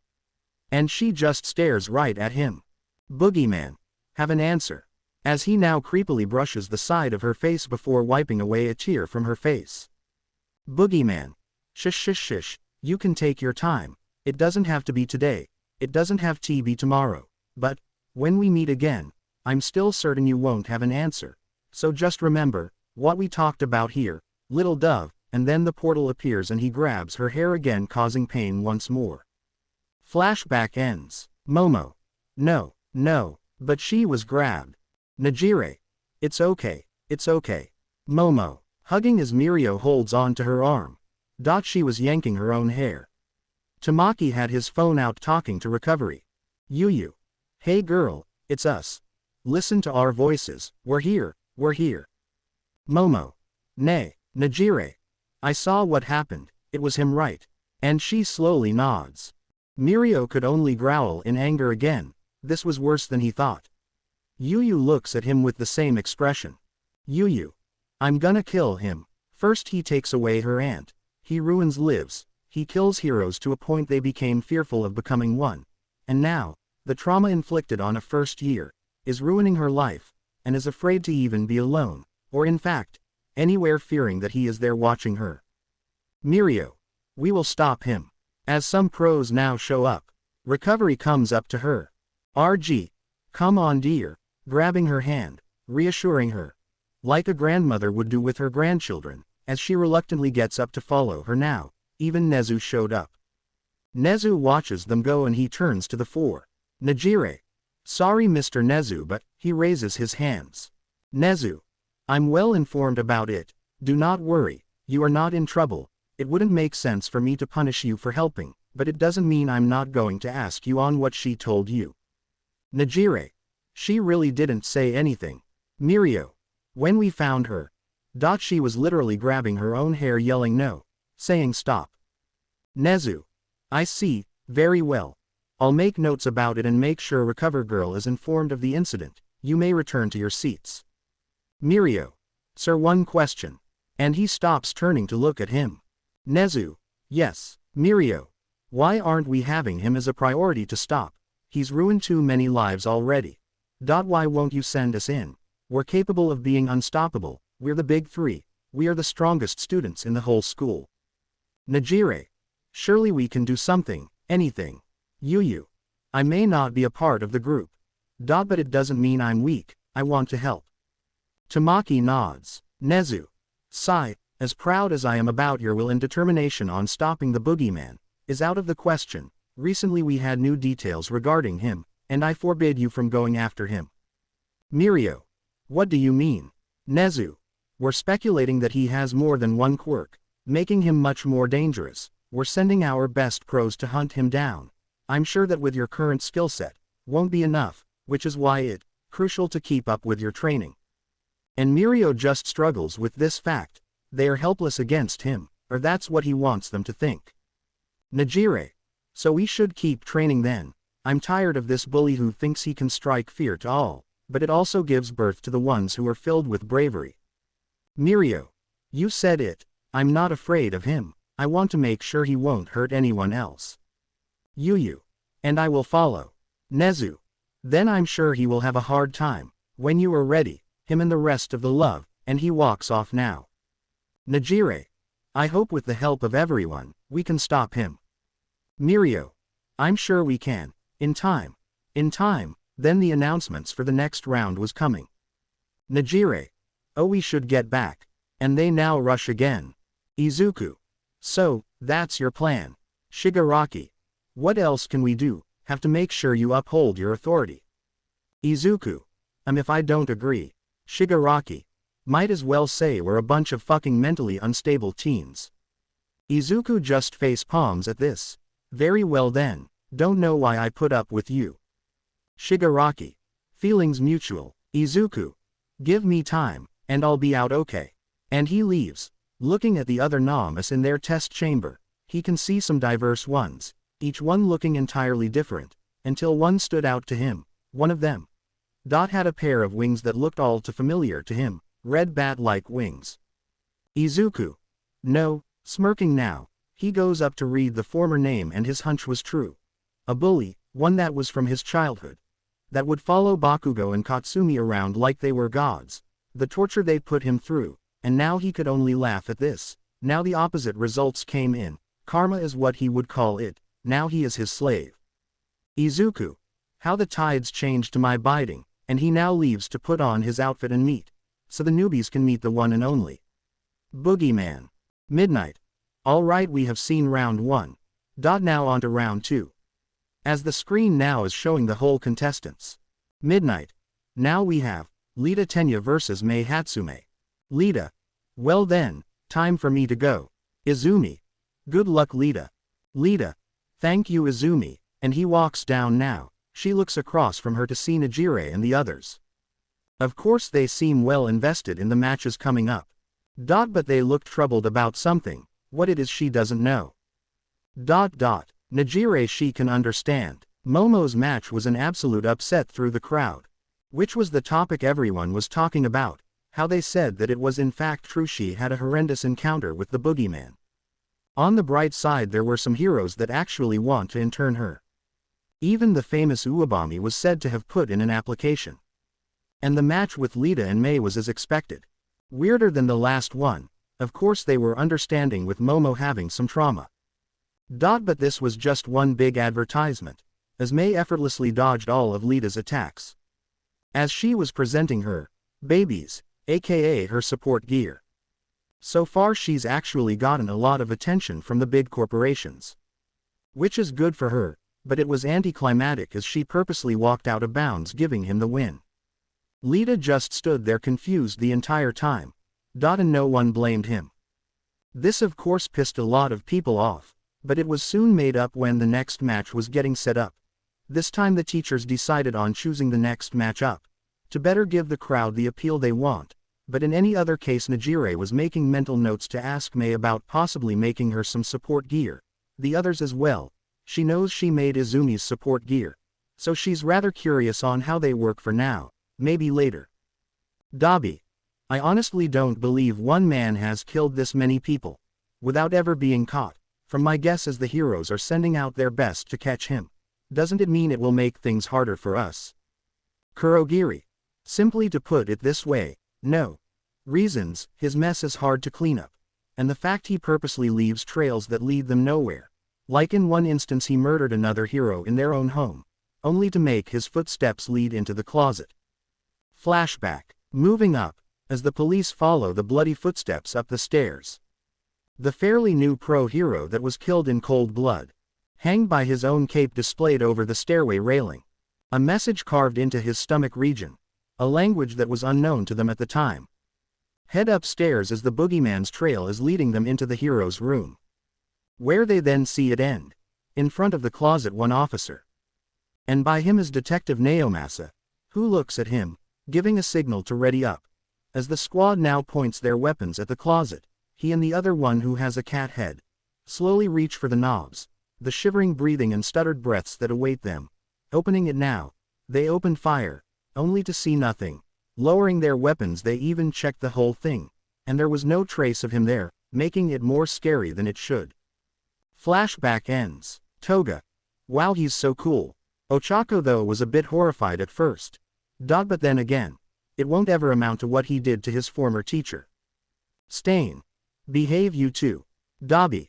When he gets here I want to really see if he's as intimidating as they say, but then he hears raspy breathing behind him. And he turns around to see him standing there. A lot of things went through his head.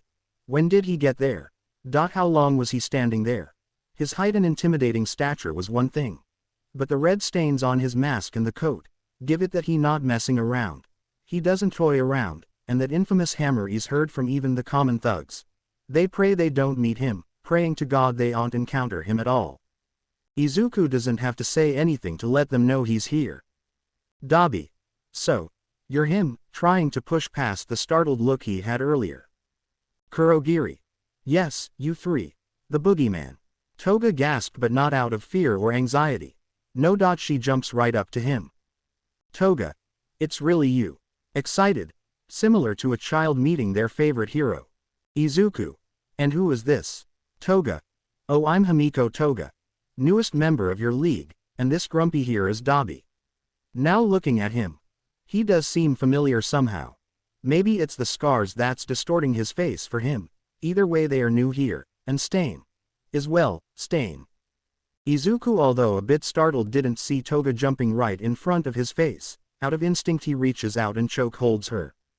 Dabi was ready to set him alight, until Kurogiri holds his hand up. Izuku. It would be wise to not do that. Toga. Harder, seeing her blush. Izuku deadpanned behind his mask, and just simply drops her. Toga. Oof. Hitting the floor. Shigaraki. Have a lot on our hands, facepalming himself. Dabi. God damn it, Izuku. An unexpected trait, but I expect to hear your quirks, and now Dabi just sneers. Dabi. You'll see it when we actually go out. Toga. If I drink the blood of someone I can turn into them, although I would have to be naked since whatever they're wearing will overlap mine's, and I just love the taste of blood. The more I consume the longer I can remain in their form, but like to be people I like and love, could I drink your blood? Unfazed by the towering figure in front of her, like some dog begging for a treat, he could only chuckle from this. Izuku. If you're good enough, ruffling her hair now. Toga. Ah. Ochako leans to Shigaraki. This is weird, whispering. Shigaraki. You're telling me. Dabi. Oh look, you found a bitch to own now. Izuku then turns to look at him. Now you, what is your quirk? Drawbacks, the strengths and weaknesses of it. Dabi. How about you show us your face? Then maybe I'll tell you, and breathes out. Izuku. Really, you know. You remind me of someone I once knew. Dabi. Hey. Really, bullshit. Izuku. I think you are someone I know. Dabi. Or should I call you? Leaning down towards him and he whispers. Izuku. Yeah, and he pales from that. Dabi out of nowhere instinctively releases a flame on him. Of course Shigaraki and Kurogiri were unfazed at this. Toga. Dabi. Like a small dog barking at a stranger. Izuku still stands there. The fire had no effect on him. Izuku. Are you finished? Dabi. How the fuck do you know that? Izuku. You and I had something similar back then. Maybe through time, I could show you again, and he turns to Toga. Toga. Wow, you are fireproof as well. Izuku. Well then, you too, pray you do a good job, and he walks out now leaving them alone. Ochako whistles. Well that happened. Dabi though was trying to figure out how he knows that name, that goddamn name, he'll find out. AFO. I see you have met your new friends, emphasis on the friends. Izuku. One seems overly attached, the other, an edgelord who thinks he can do anything. AFO. Either way they prove to be viable as both allies. And pawns. Izuku. Can see why. Blue flames, turning into people by blood consumption, and then stain, where he freezes people when tasting their blood. Surprised the girl didn't contract anything from drinking all that blood, or even overconsumption of iron. AFO. From what I can see with Miss Himiko's quirk, her body has changed since it has developed from childhood, having more tolerance in blood consumption. But in the brain, it seems to have a dopamine release. Similar to tasting sugar, it will have the same effect. And Ojiko's taken some blood samples, and her body's immune system is stronger than the average person's, keep in mind. Izuku. Will do. AFO. And who knows, maybe in the future, I can tell somethings about your father, and now it's his turn to raise an eyebrow. Izuku. You know my father. AFO. Not going to spill any info, my prized student. Now go. You have new work to do. The portal opens now, and he walks through back into his room. Izuku. He knew my father possibly, or, nah, and he shrugs it off for now. Midnight. And the next one is Shoto Todoroki vs Katsumi Bakugo, showing their pictures being displayed as they now are heading up to face off each other somewhere in the medical bay. Was something else happening? RG. Now, are you feeling alright now? As she was talking with Momo sitting on the edge of the bed. She had finally told her about what happened, even the other parts she left off on purpose. Because she didn't want to recount them again, but RG told her that it was heroic of her to push past her fears to tell this. And of course Aizawa was standing outside of the room listening. It's worse than he thought, and what did he mean? The path to the truth is littered with the bodies of the ignorant. But he can tell she's recovering fine right now. He leaves it be and he has to report this to Nezu now. Which in his opinion is a bit far-fetched, saying that he has multiple quirks. It's quite obvious that his immunity to gas-like quirks comes from the gas mask itself. The resistance to electricity may also be from his actual outfit. Then again, his ability to regenerate wounds is his possible quirk. He's heard tales from others about how the quirkless, as much as they don't possess a power of their own, still evolved like the rest of them, having a much durable body and is able to survive things that would normally kill someone before the age of quirks, so the whole training the body to become an unstoppable force isn't far from reality as it may seem. Back to the fight. Katsumi. Come on bitch. As she fires another focused shot at him. Shoto knows Katsumi's explosion are more focused, and that gives it power.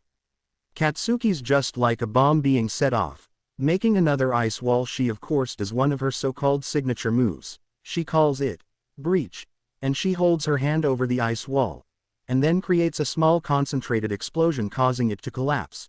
Jumping over the debris she goes in for another blast, only to see he was nowhere to be seen, until he comes up from behind her. Katsumi. Son of a bit, cut off. As she was frozen in place, her face was the only thing that wasn't frozen. Katsumi. Shit, cursing out. She lost. Midnight.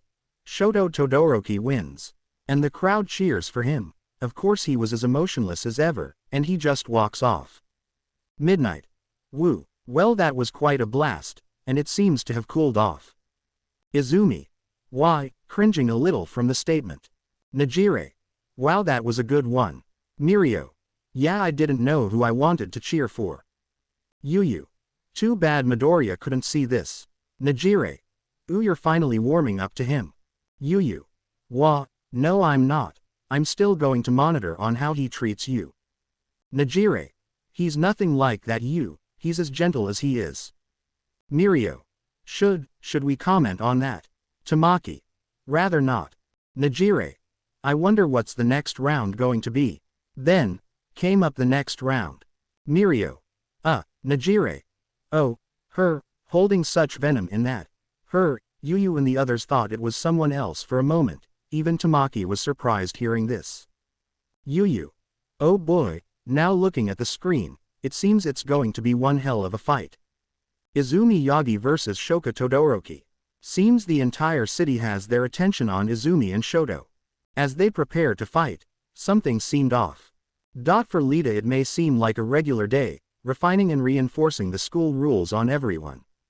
But this time, he felt a shiver in his back, like something bad is going to happen. He can't put his finger on it. He may find out later, it's probably nothing, right? But right now he's focused on the fight in front of him. Izumi and Shoto have proven to be much more powerful than he originally thought. Of course his quick battle against Shoka was honestly humiliating, but he's expected something like that to happen to him. Back and forth Izumi would punch through his ice and he would ignore the other half of his quirk. Which pissed her off, saying how doing that is cowardly and even saying it won't bring back his brother. He knows Shoto has his sister, and through Shoka has 2 other siblings. She never mentioned another, possibly one that ran away. Or fall into a villain attack he doesn't know. He looks to the other side of the stadium to see the big 3 from before, with the extra person they never saw before. But Nejire. She looks completely annoyed by something. Looking closely he sees she's looking at Izumi. Did something happen between them? Did her brother do something? He doesn't like to admit it openly. But he doesn't feel like Izuku Midoriya is giving the best example of how an older sibling should act. Izumi. Seeing Izumi being launched away from the ice breaking. Mina. Now this is intense. Siro. You said it. Juro. You think he could beat Bakugo? Kaminari. I'm betting on Izumi, she has an awesome quirk. Juro. You mean not because of her ass, right? Kaminari. Not gonna confirm nor deny it. Being jabbed. Mineta. I confirm it, then he was jabbed. Sato.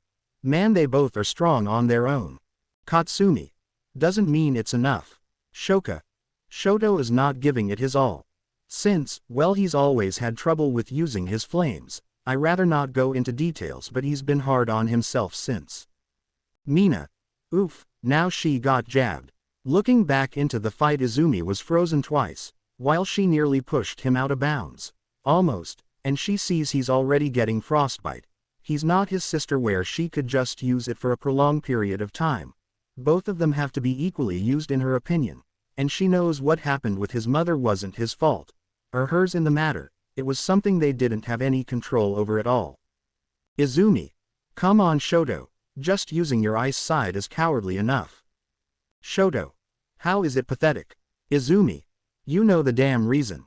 And she uses her quirk to fling ice debris at him, but it misses as he dodges them. Shoto. What do you know about it? You didn't experience it. Izumi.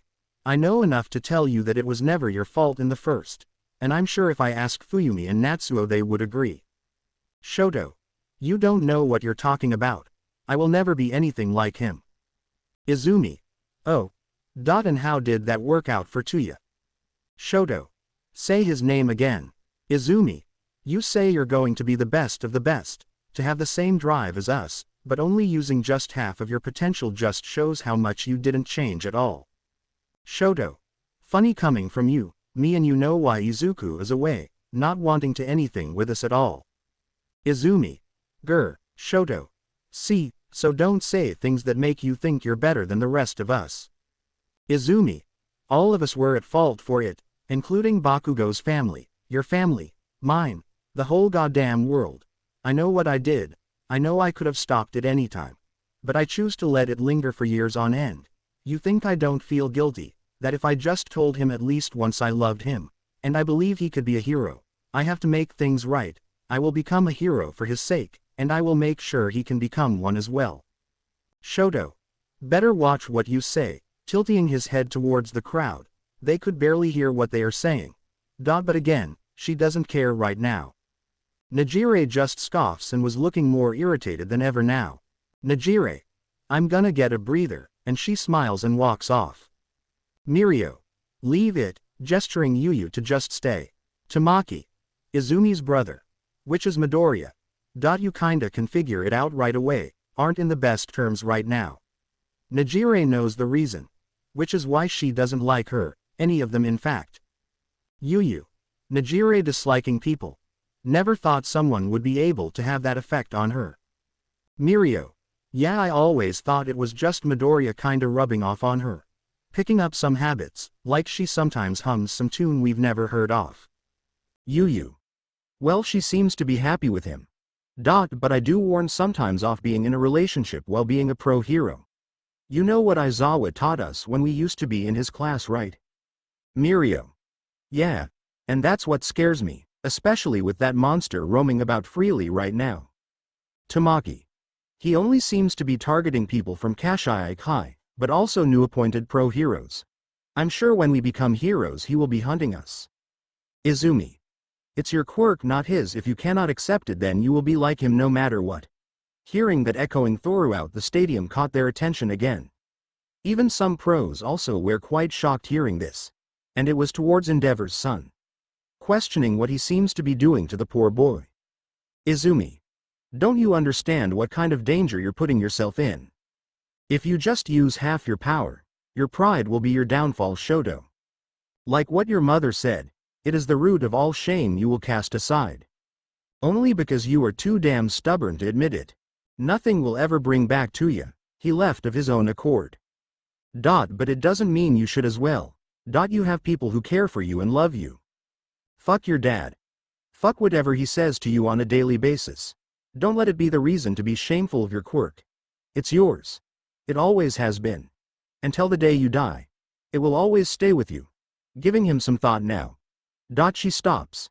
Giving him time to think it over it. Across the country, countless viewers see the sudden stop in their match. Anticipating the next move. But of course it was different in some certain places. Fuyumi. Shoto. Seeing him this distraught, he's never been like this since. Their mother did the unthinkable. Natsuo. Come on, Izumi. Break through him. Tell him that he nothing like him, he needs it. And in another household, Mitsuki. My god, Inko. She really brought that up. Yagi though was proud and also quite nervous. I'm happy you care so much for your friends, Izumi. Anyone would be lucky to be your friend. Masaru. Well, he better listen. Kid always keeps to himself, and of course who could forget the one important person, as in the mental institute, in the comfort rooms. A woman was watching the TV, and she was Rei Todoroki. Rei. Shoto. Please. Listen to her, having a hand on the screen. Like watching him train with her oldest son. From the window. But she couldn't reach out to him. Tell him how sorry she was for doing that to him. Taking away an innocence he used to have. With one rotation of her wrist. To give him that mark. Shigaraki. How fucking cheesy is this shit? Ochako. Kinda funny thinking about it. And dumb how she's like this with her friends, but when I was left for dead. I would rather die than being saved by her. Toga. Little to no blood. Frozen blood is like licking an iron rod. Nasty. Kurogiri. You have a preference. Toga. Only when it's nice and warm. Straight out of being pumped from the heart. Ooh, that holds the sweetest of it. Also near the kidney as well. Normally this would irritate Dabi. But it didn't have create a reaction. No. He was more invested in the fight itself, and internally, he was fucking angry. Dabi. And who took the blame when you little shits wouldn't stand up for your mistakes? Leading me into this madness. Fuyumi. Natsuo. You and mom deserved better. From those fucking rip-off products of that thing you live with. Izuku from another room. as he was cleaning his hammer and fixing it up. Smashes the ground, cracking it. Hearing this shit coming from her mouth alone. Izuku. Of course they help one another. Only within that friend group. Pride.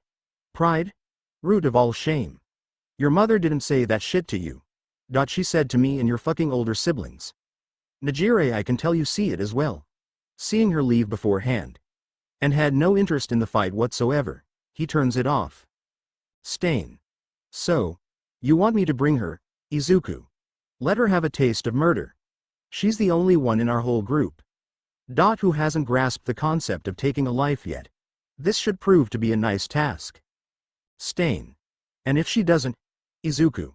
Patience is key to everything. If she doesn't do it, there will be other opportunities for her to have a go. Stain. Fine. Izuku. Could you get her? Stain nods, and he leaves the room for a moment. Izuku. I'm sure this will add some tension to the already strained string on your control over society. All Might, looking at the picture on the wall, is the photo of the pro-hero, Ingenium. Izumi stares for what felt like an eternity, seeing him close his eyes, thinking about her words. Was she too harsh? Did she spoke too much? Did mentioning his mother piss him off even more? She doesn't know. All that she can do right now is wait, and the crowd is doing the same thing. Shoto. Izumi, and he looks up to stare her in the eyes. She waits. Izumi. Yeah, Shoto. You're right. You're right. How could I keep up, if I'm not giving it my all? While you and the others. All I ever feared in this life. Becoming like him.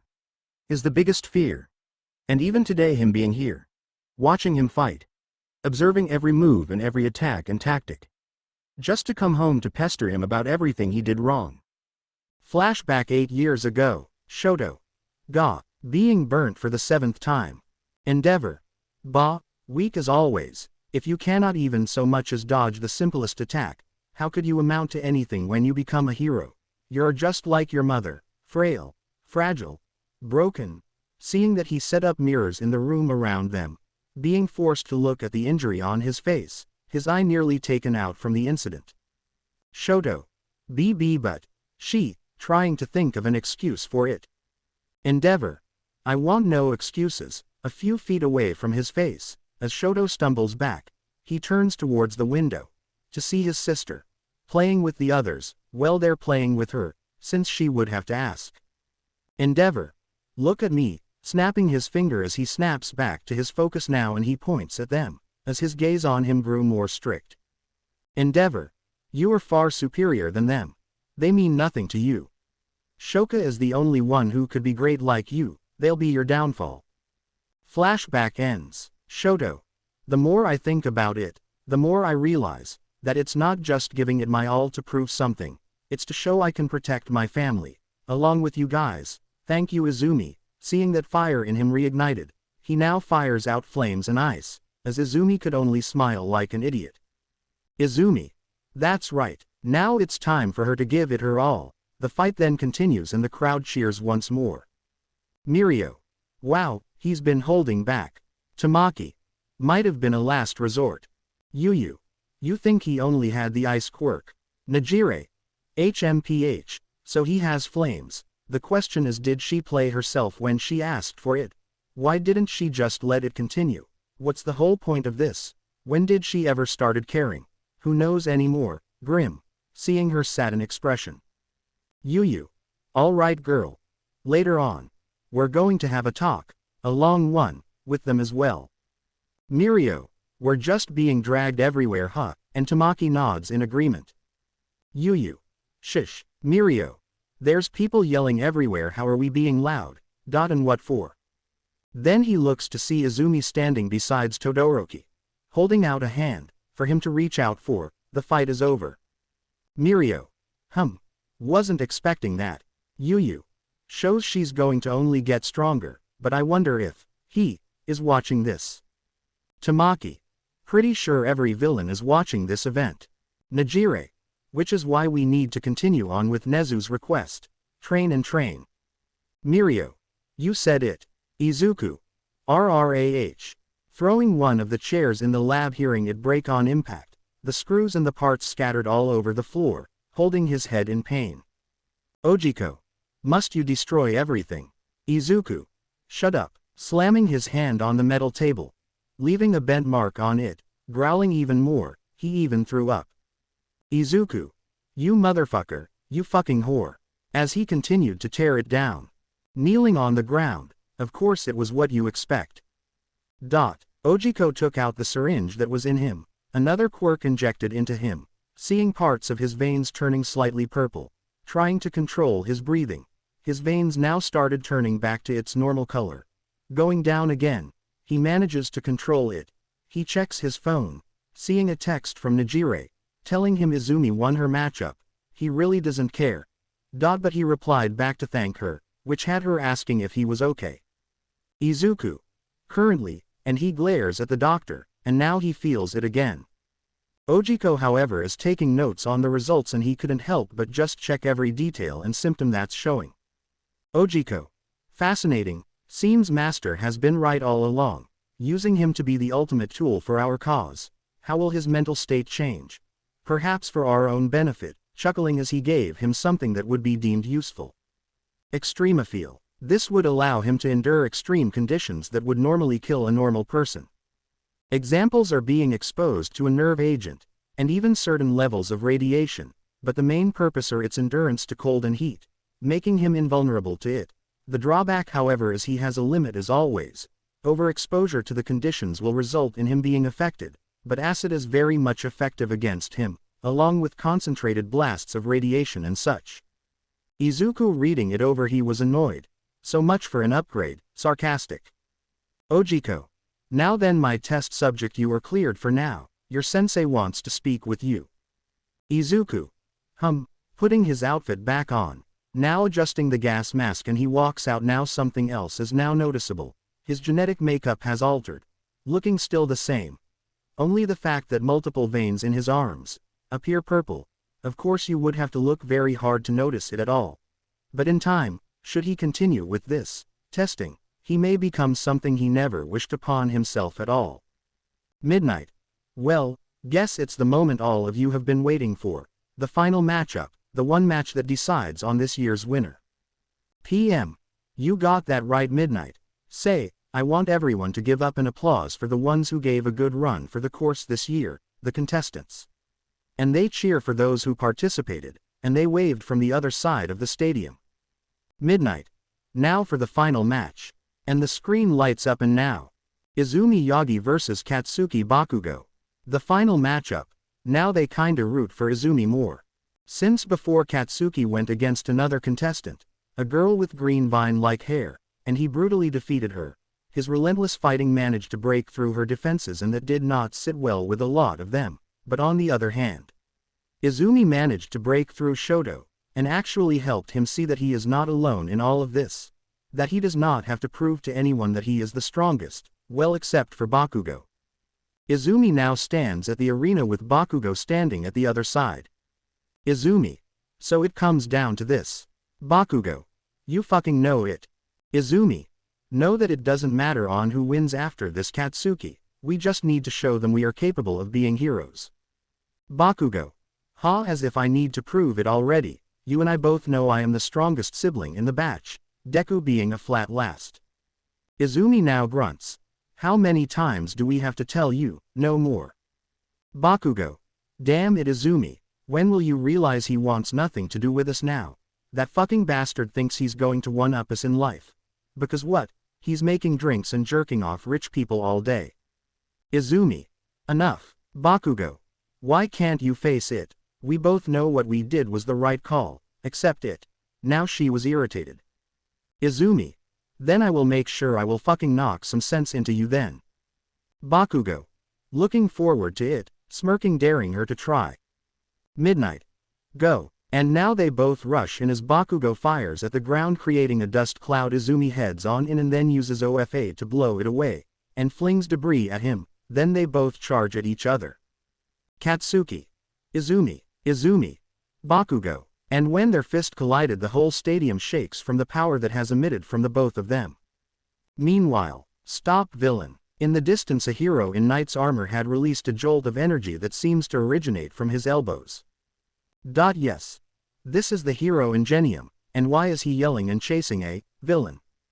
Well, because this child seems to have caused quite a stir in the peace downtown, by flinging multiple debris into the stores and vendors wreaking havoc. This individual's face cannot be seen, for her helmet's yellow visor prevents those from seeing her face. Yes, it's who you think it is. Ochako Uraraka. Throughout her training she managed to grow stronger.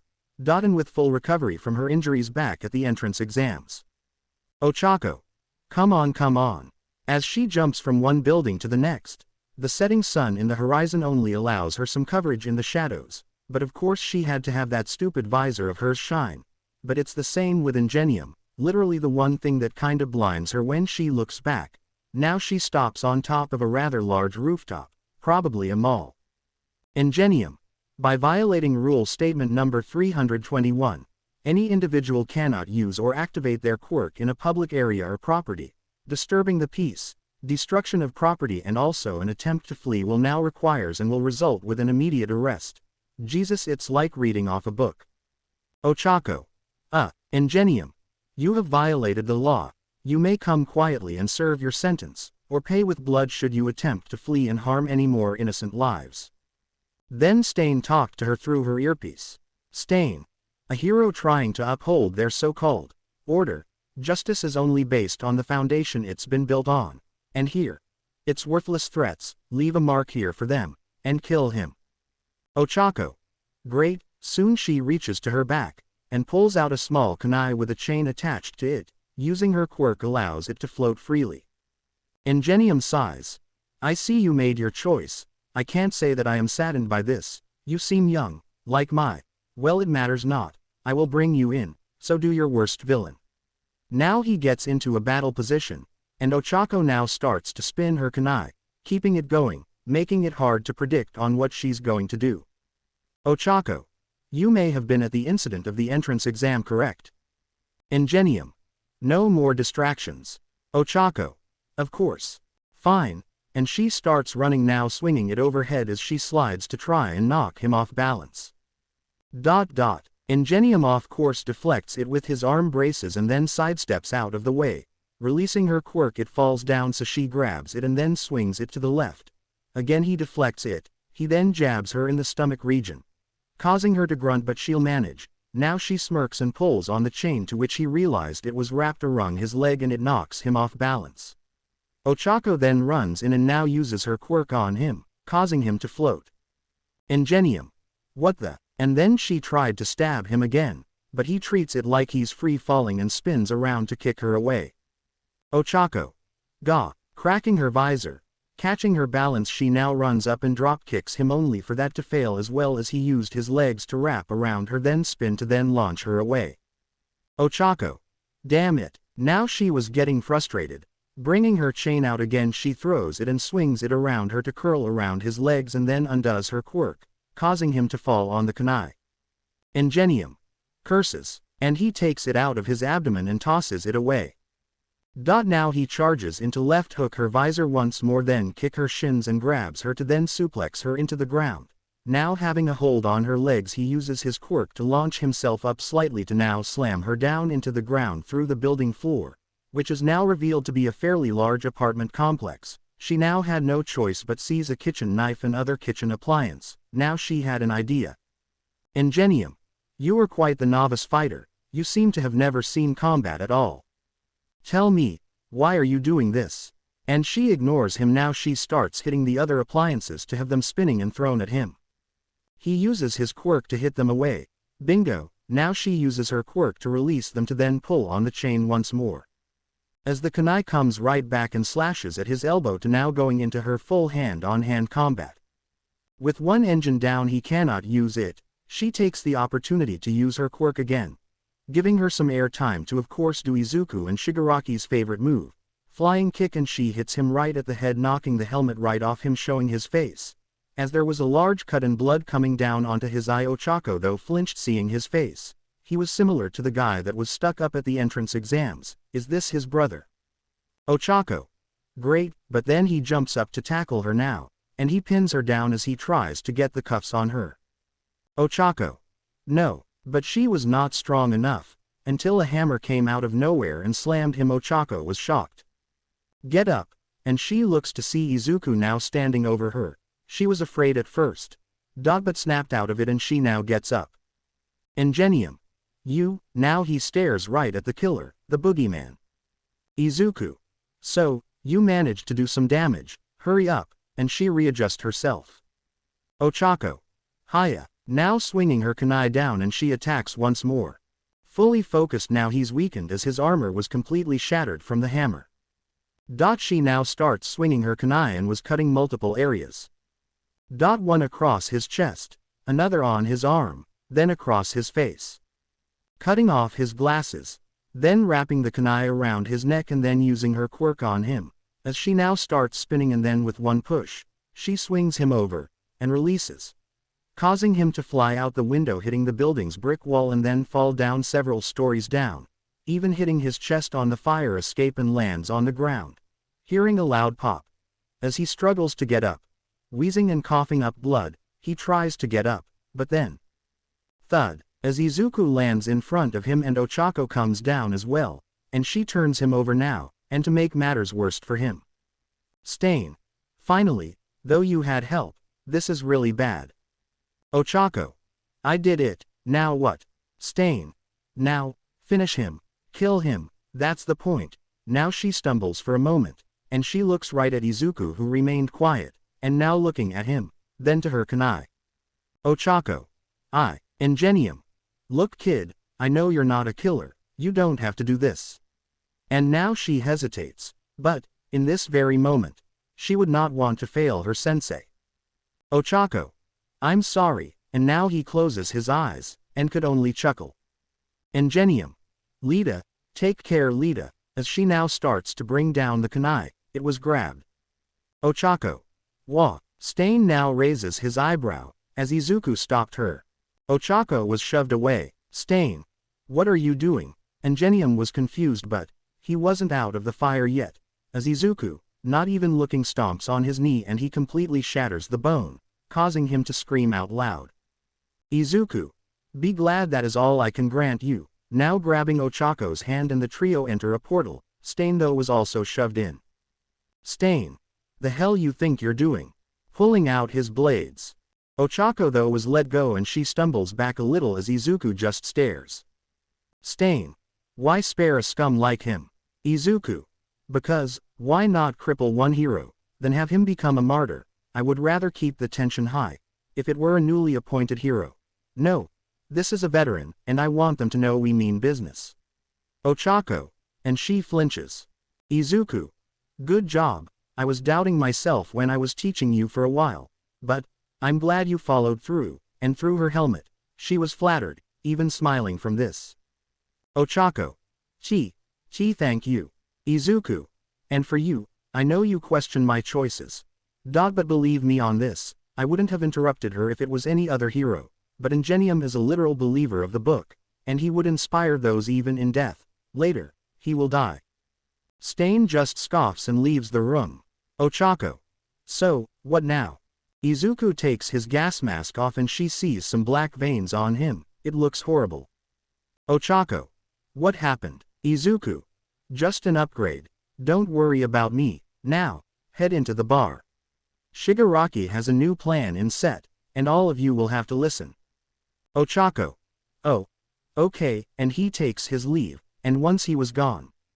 She lets out a sigh of relief. What happened? She was ready to take a life. Even hurting him already made her guilty. She didn't want to hurt him.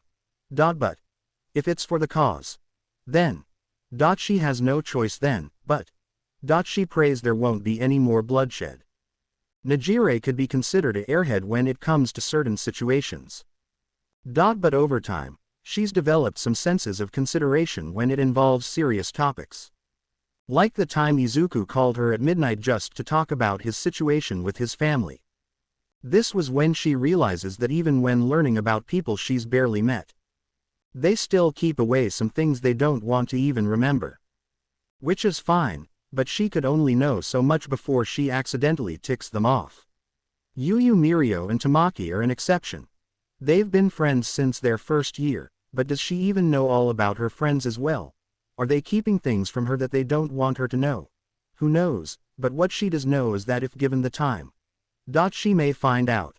And hopefully help them as well. Or maybe never, people are weird. Yuyu. Nay, Nejire. Mirio. It's over, snapping back to reality. She sees Izumi now standing up as she was now announced as the winner of this year's sports festival, looking at the clock. Wow. It was almost evening, it really lasted that long. Mirio. Well, that was certainly intense, so what do you guys want to do? Want to give the winner our congrats? Nejire. Not really. Yuyu. Really? Usual you would want to know every aspect of them. Nejire. Well, this time it's different, I guess. I just know enough about her already, plus. You guys know that's Zuzu's sister. Yuyu. Forgot about that, must be really rough if he doesn't want to even see her own match. Nejire. Yeah, listen. I'm going to visit him, so I'll meet up with you guys later, K. Tamaki. Sure. Mirio. No prob. Yuyu. Don't do anything rash. Nejire. Nah, facepalming Yuyu was just expecting that answer. Now getting up she leaves the stadium. To run into a couple of people. Inko. Ooh, I'm sorry. Yagi. Are you alright, miss? And they realized it was Izuku's girlfriend. Nejire. Oh, I'm fine. Thank you. Inko. Wait for a moment, holding on to her hand. Nejire. And Inko reeled her in with her quirk as she checks her face, turning it to the left then right. Inko. Nothing out of the ordinary. But your hair is beautiful, smiling. Nejire. Thank you. Inko. Oh, where are my manners? I'm Inko Yagi, I'm Izuku's mother. Now she widens her eyes. Nejire. His mom, Yagi. And I'm Toshinori Yagi, his stepfather. Nejire. You're his parents, she said softly. Inko. Yes, Izuku never really told us he was in a relationship, only through small hints. I can tell you care for him, right? Nejire struggles to put up a smile. A lot. Inko. Well, I'm sure I can count on you to watch him for us. Yagi. He can be quite reckless. Nejire. I make sure he doesn't. Say, can I ask you question? Inko. Oh, absolutely. Nejire. Where's his real father?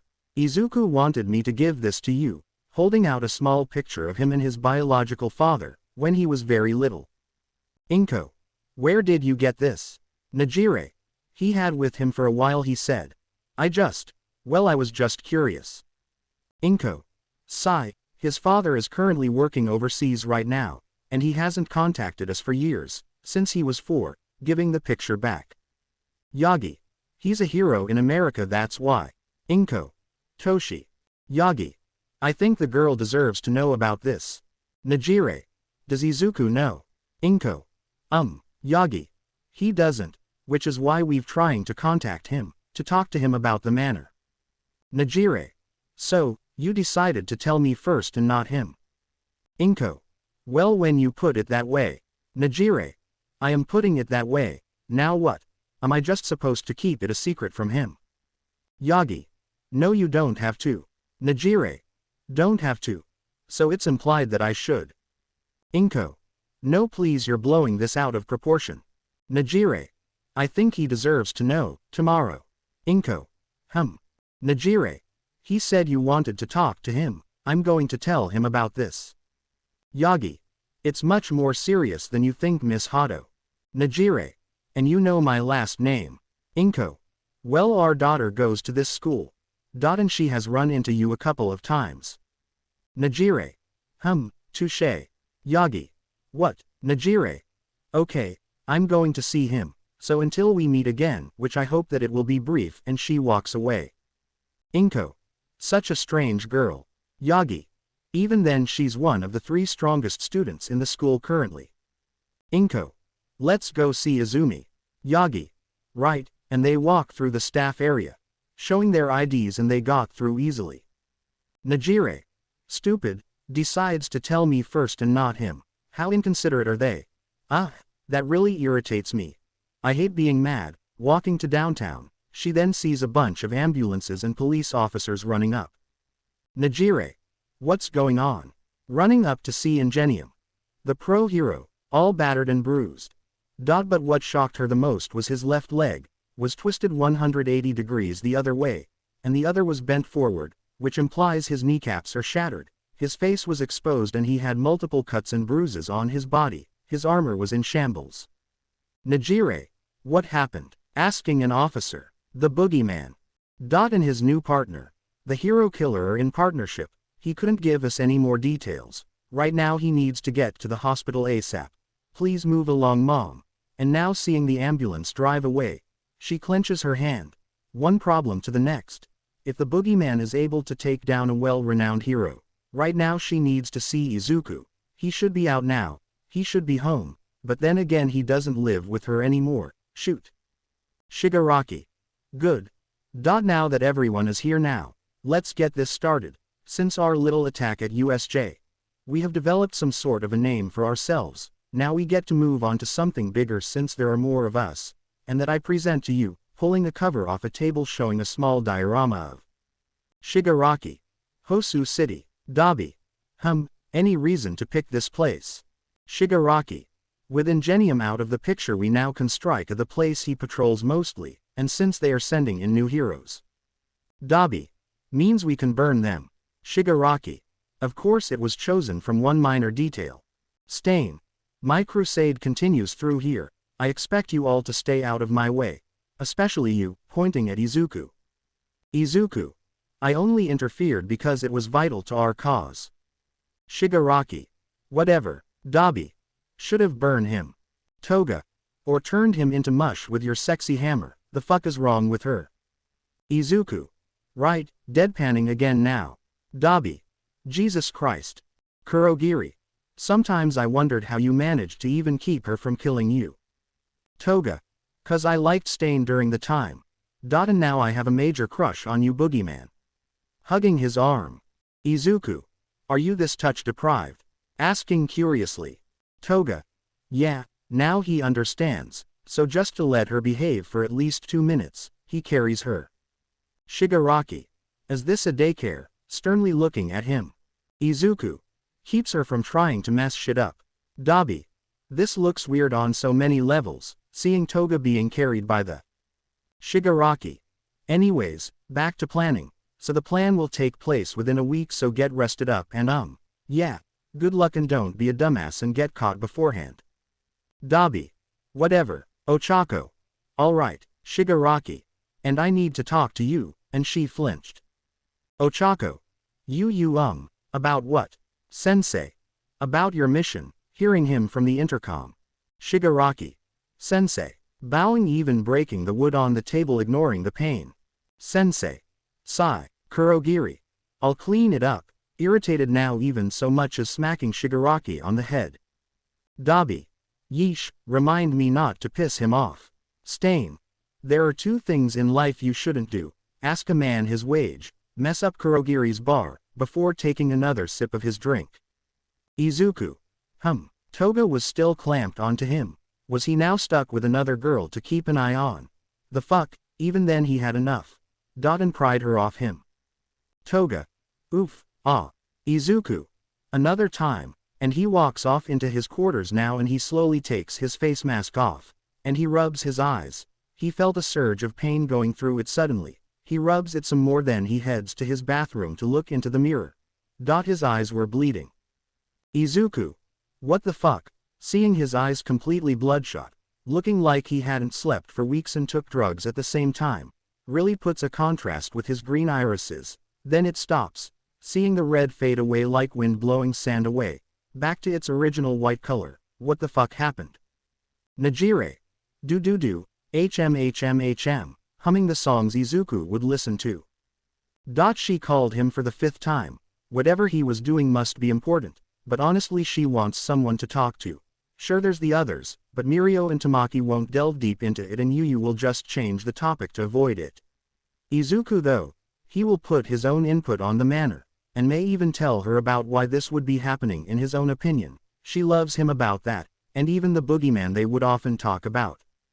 Flashback. Nejire. So, what's your opinion on the boogeyman? Why do you think he's doing this? What's his motive? What are his true intentions? Did he really have to kill all those people to prove a point? Izuku. My opinion on it, as much as a monster as he is, he seems to be really intent on killing the heroes. They might have done him wrong in his past maybe. And for the students, who knows? Maybe the parents also did him wrong. From what I can understand about his true intentions is he is fully running of hatred and a desire for revenge. And killing them was probably his sick way of payback, otherwise he seems to be solely running off some type of hate. Nejire. I thought about it as well. As much trauma he inflicted on the students, I can't help but think about how he ended up that way. As my dad used to tell me that evil isn't born. It is taught. Izuku. Seems like it, agreeing with her. Flashback ends. Now Ingenium is fully crippled. Who knows what will happen now? 4 days until Hosu assault. Izuku. Revenge, I want. Revenge. Staring at himself in the mirror, then looking at his hand. The black veins that acts like an infection, coursing through him, then he now sees his eyes, bleeding again for the second time this week. From what he can gather about the extremophile quirk is that the drawback is the brain is so stressed it doesn't know what to do. But right now he isn't in any sort of danger at all. Most likely from the drop he did when he landed in front of Ingenium, that could be it. Then his phone rings. Izuku. Hello, Nejire. Hey, Izuku. Hee, hey to you too. Nejire. Well, I want to talk. Could we meet up? Sounds concerning. Izuku. Sure, where at? Name it and I'll be there. Nejire. You know that little bridge over the riverbed that we usually walk on. Izuku. I'll be there. Nejire. Okay, see ya then, and she hangs up now. Izuku. Sigh. Shigaraki. You're growing more attached to her. Izuku. Gee, what made it obvious? Shigaraki. Should just go right up and decay her. Izuku. Says the one who got shot and exploited its weakness. Shigaraki. You fucking take it back. Izuku. About nearly a year I've been in this group. I have given my share of the labor and worked my ass off to prove I'm worth it. Sensei said that failures are lessons. We learn more from them than if we succeed every time, and your childish behavior shows me you haven't learned shit. Shigaraki. You think because you just suddenly slip right in and give work for a year makes you Sensei's favorite. You're wrong. I'm his apprentice, I'm his student. Izuku. We both are Shigaraki. Can't you see it? He wants us to work together, but even then you refuse to let me get in on the planning. Shigaraki. Bullshit, I let you come up with something but it doesn't bode well with the units. Izuku. Enough with the video game analogy for a moment, at some point in time. Sensei may not always be there for us. Shigaraki. The fuck are you on about? Sensei can live forever. When we fuck up he will be there. Izuku. What about when the heroes find us?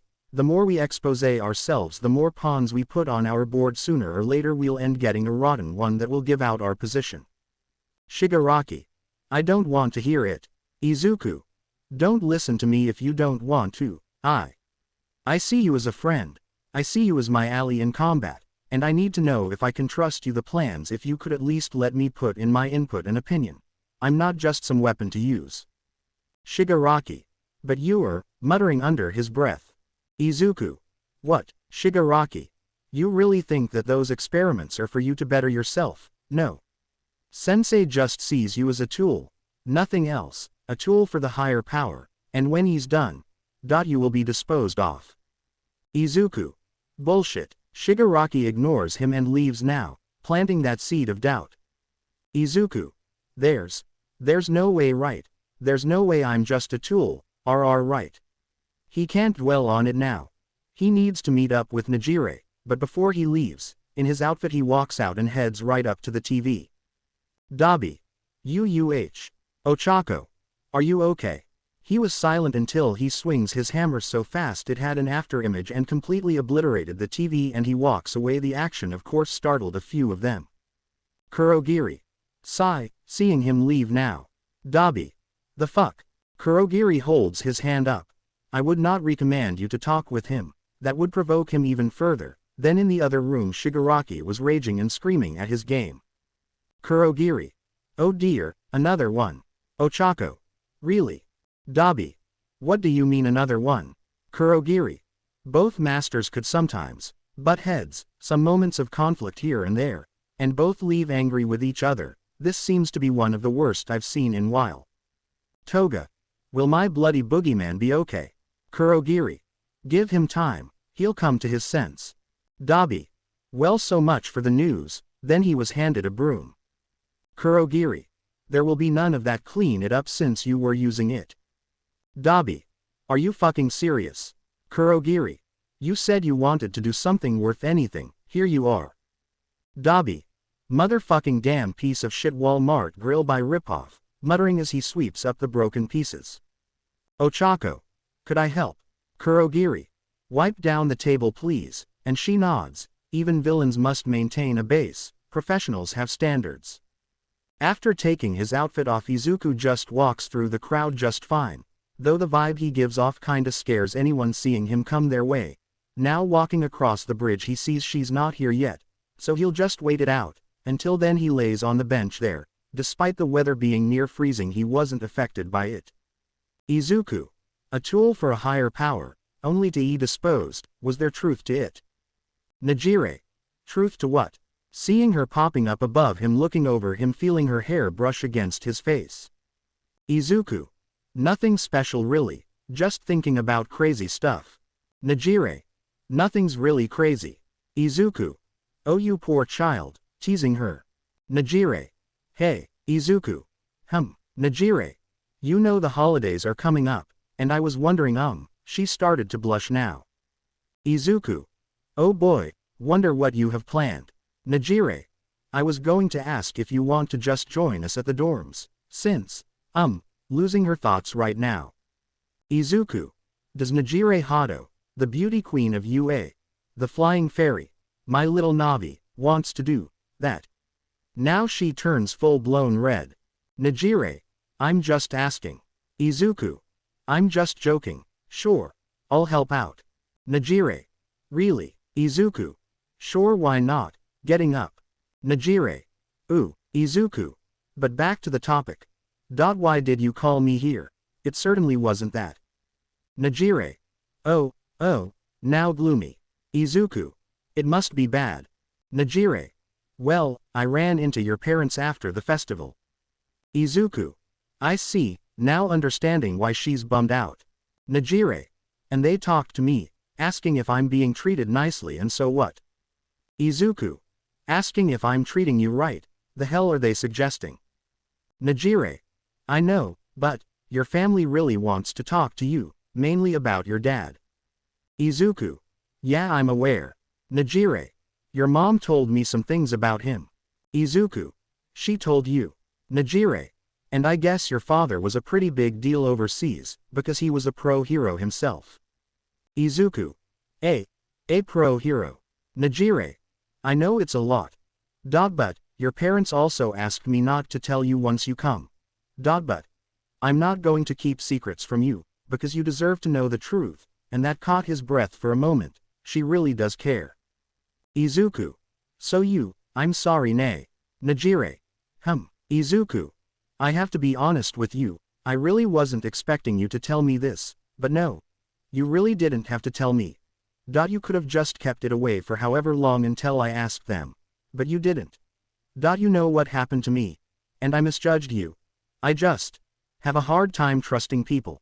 Let's just say I'm very cautious about it. Looking down, and Nejire smiles and grabs his hand. Nejire. And you have every right to think that. I know it's very important to you.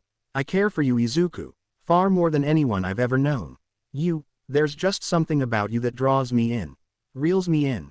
Before you have me in your arms, I feel safe. I feel emotions I never thought would be reciprocated. We have some similarities, right? Izuku. Yeah, I guess we do. Nejire. Oh right. That little detail, they're having dinner downtown. We best hurry and get it over with. Izuku. Now you're the one making the calls. Hey. What happened to my little fairy? Nejire. I guess being with you made me feel more focused. SSSS. Izuku. Right. Nejire. Meanie. Ochako. And you want me to keep an eye on him, why? Sensei. His path to becoming a great villain is still blurred for him. I need to know if that drive is still there, even if he doesn't like it. Ochako. But, is this about my failure on killing Ingenium?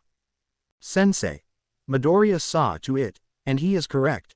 His death would be an annoyance to the plan. When you go to Hosu, make sure you keep tabs. We don't want any distractions, correct? Ochako. Okay, thank you for entrusting me with this, Sensei. Sensei. Now go, I have some important manners to complete, and she nods and leaves through the portal. Sensei. Shigaraki. Midoriya. You are my greatest tools that will win me back Japan. Ojiko. The next installment is complete. Sensei. Good, once it settles in we will inject it. His genetic structure makes him a stem cell among quirks. Ojiko. That I agree, though the effect seems to take a toll on the boy's mental health. The more injected it'll be, a high probability he will undergo some form of psychosis and insanity. Sensei. And is that my problem? Ojiko. Of course not. But it will be difficult to keep him under a leash. Sensei. All the more reasons to continue your research, non-excuses. Ojiko. Sigh, yes my lord, and he heads back to the lab. Sensei. Do you feel it all might? Do you hear the dread that will crawl up your spine? Do you feel my wraith? He. Of course you do. Even you aren't perfect. You're hellbent on revenge. For me taking something dear to you, and in the course of that action. You have done the same, you will make your ends meet. Izuku. Nejire. Both of them sit at a table and right across them is Inko and Toshinori, and of course, they brought Izumi, how wonderful. Inko. So, great pick on the restaurant. Yagi. Yeah. Izumi just covers her head knowing how tense this is. Hello and welcome back Mr. Midoriya. Miss Hato. Izuku. Hey. Nejire. Hi, I see you brought some family this time, how are you? Inko. Good, Yagi. It's well. Izumi. Could I get some water please? Certainly. I'll give you time to look at the menu, you two want the usual. Izuku. Yes, Nejire. Nodding and the waiter leaves. Inko. So Izuku, you know why we called you here, right? Izuku. Gee. I wonder, maybe it's about the dinner, or maybe the fact you've been telling shit behind my back. Like I don't know, withholding information about my dad, and that he's a pro-hero. Yagi and Inko now look at Nejire, who tightens her grip on Izuku's hand and he does the same, brushing his thumb over hers, reassuring her that everything will be okay. Inko. So, how did you two meet? Izuku remains quiet. Nejire spoke up though. Nejire. We met on a train, and we spoke for a bit, Izuku. That's it. Inko. Oh, just like that. Nejire. There was also when I gave him my number when we talked. Yagi. Not even asking for it. You're quite the charmer. Izuku, trying to make a light tease moment, but his expression remains unchanged. Izumi. Why was he on a train? Izuku just glares at her. Inko. Well, I'm sure you two sparked between the lines. And we won't pry you for details. Nejire. Okay, once time passes, small talk was what was keeping the awkward atmosphere alive. Well, Nejire was the main one talking with the family. Izuku was entirely silent. Izumi was texting the others about the current situation under the table. Bakugo. Are you fucking kidding me? Katsumi. Is he still glaring at you? And Izumi looks up to see him still focused on her. She shivered and replied yes. Shoka. He better not do anything. Shoto. It wouldn't make sense. She's the winner of the sports festival. Glaring is all he can do. Izumi then texted to them again, mainly the fact that he seemed more vile. Malice. She can't tell. But one thing's certain, is the hate he emits. Bakugo. No shit, Katsumi. That was sort of expected. Shoka. Be careful Izumi. Shoto. Let us know if it gets out of hand. Izumi. I'll be fine. Then she puts the phone away. 1. Izuku had one thought in his head, was the creeping urges of how to kill her, and he was fighting it. Izuku. There, the knife, it may look blunt, but it can kill with our strength. No, not now. Now not. You can't think straight. Choking her, squeezing the life out of her might look amusing. No, it's all about patience. Patience. We have come this far now. We have 2 quirks that we can handle easily. You can do it. She's weak compared to us, but I cannot. Not with her by me, not with the amount of risk. And Tamura's plan, we have to follow through. You're just saying that to better yourself. Just admit it. You and him were never friends to begin with. Just 2 strangers that work in the same group. You're just a pawn on the chessboard to him. Izuku. I said shut up. Now clenching his fist even more, he didn't realize that. Nejire. Ow, and he snaps out of it, and he looks to Nejire. Izuku. Are you okay? Nejire. Yup, just a bit surprised. Izuku. I am, sigh, as the trio observes closely. And Izumi just stays quiet. Yagi. Well, Inko. You wanted to talk to Izuku about something, right? Inko. Yeah, son, and he looks at her now. Inko. Your father, since you turned 4 I told you about how he was overseas on a business trip. Izuku stays quiet. Inko. I've been holding back on what really happened. Izuku. Your father. Izuku. As a pro hero who worked in America, now both Inko and Yagi look at Nejire and she remains quiet and stern. Izumi. You knew. Izuku. Only that he is a pro hero. Inko. Well. Yes, but, what didn't tell you? Sigh, how do I put this? Izuku. What is it? Where is he? Why did he leave? Was it me? Inko. Izuku. Why the fuck did he leave us? Because of me. The reason why you fucking resort to plan B. Gesturing to Yagi. Inko. Please, let me finish. Trying to control his emotions now, he lets her finish. Izuku. Talk. Inko. Izuku. I've been lying to you. Trying to hold back the real reason. Before you turned 3, he passed on. Now his heart stops. Izuku. What do you mean? Inko. I mean, he died during a villain attack. He got injured, and he succumbed to his injuries. Izuku. No, he's alive. What about those notes? Those gifts he would send? Why? Did? Inko. It was me. I couldn't bear or have the heart to tell you about it, and, I'm so very sorry for keeping this from you. Izuku. He's been dead this whole time. This whole fucking time. Letting go of Nejire's hand and he proceeded to grip his head, now leaning on the table. Even Izumi was shocked from this reveal, so those times he's been receiving those notes, it was from her. Nejire.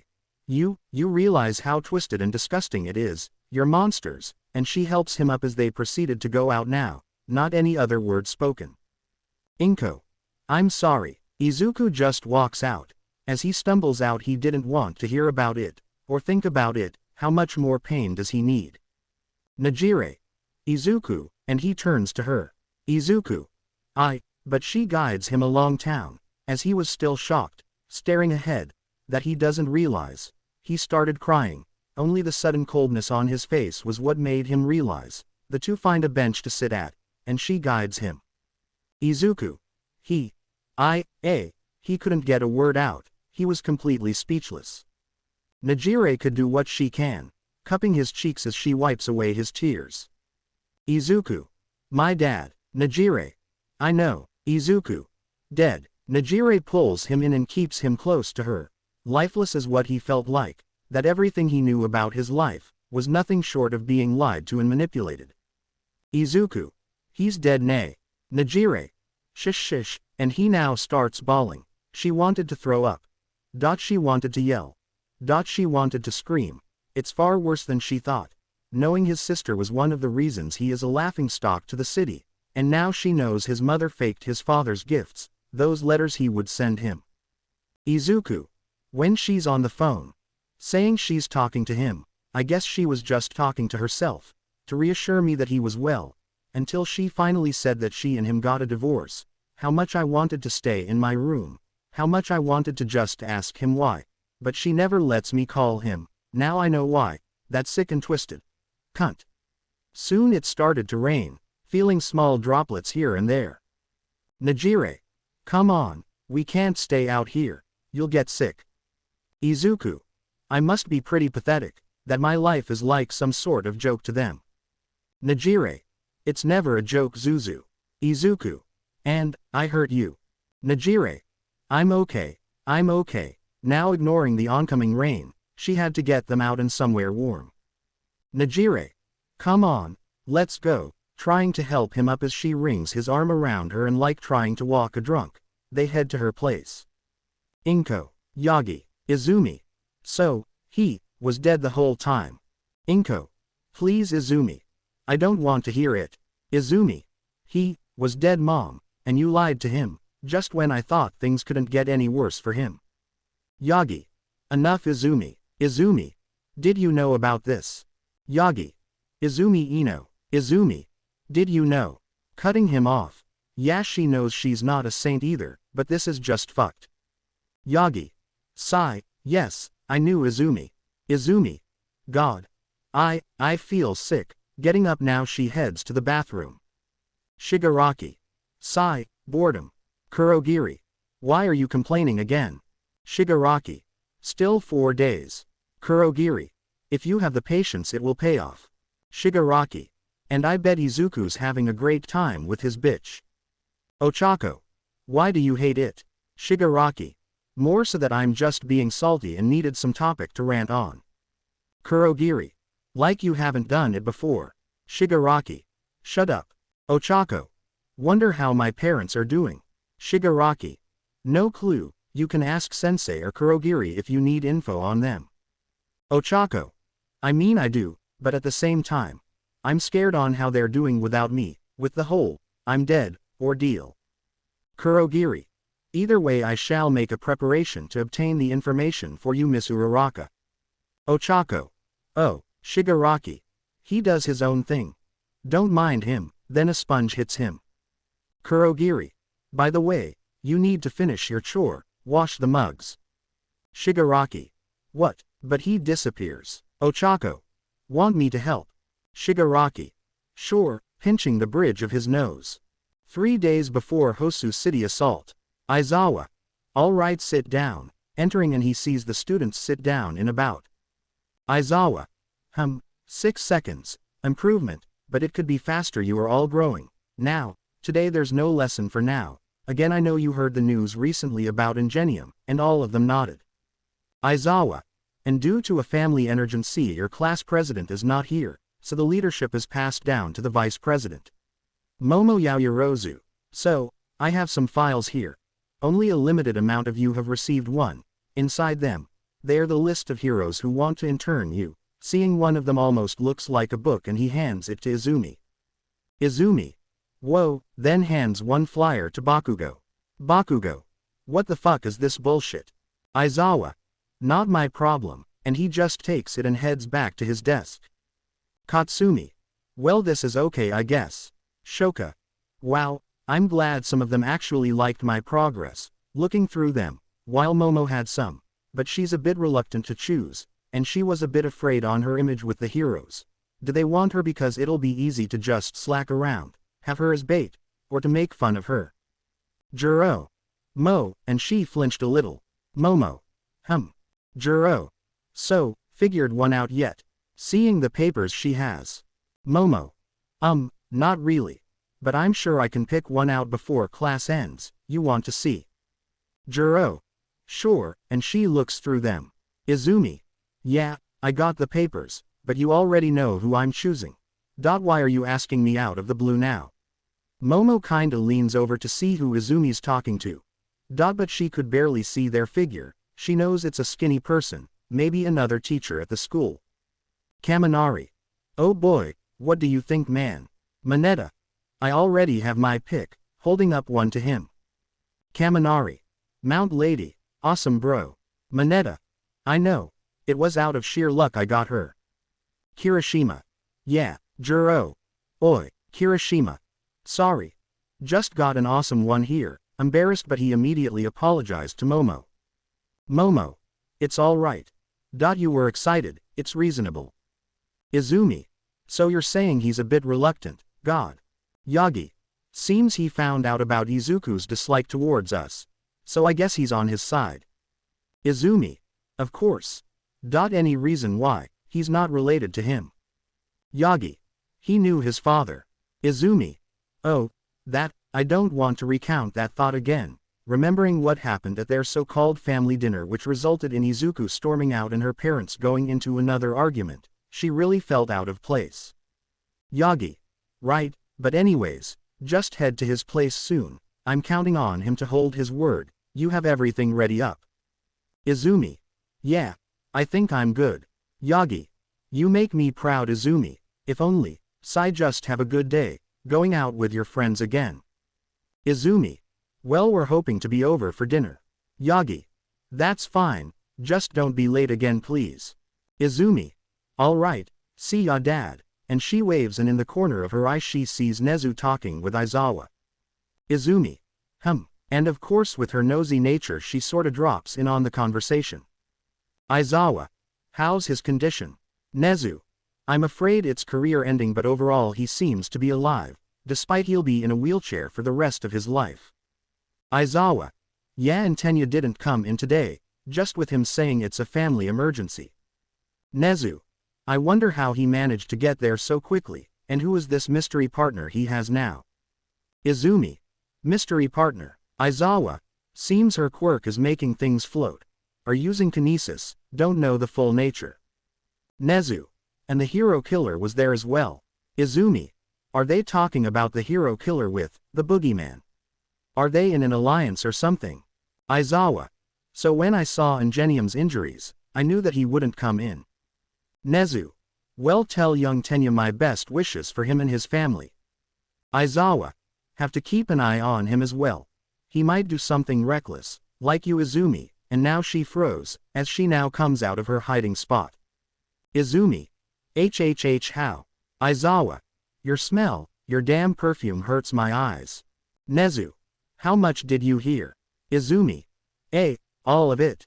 I swear I wasn't trying to do anything go to Roto place, he just heard about some ething with Ingenium being injured and the bogey man being in alliance and Lita going Toto something stupid. Aizawa. I'll assume all of it. Now since you have listened in on a conversation, now guiding her back into Nezu's office. Nezu. I'm afraid that if this gets out into the public about young Tenya, please Miss Izumi, it will make things a lot more complex than it already is, for both him and the school. Izumi. Is he related to him? Aizawa. Ingenium is Lita's older brother, and she gasped. Izumi. Where's Lita? Nezu.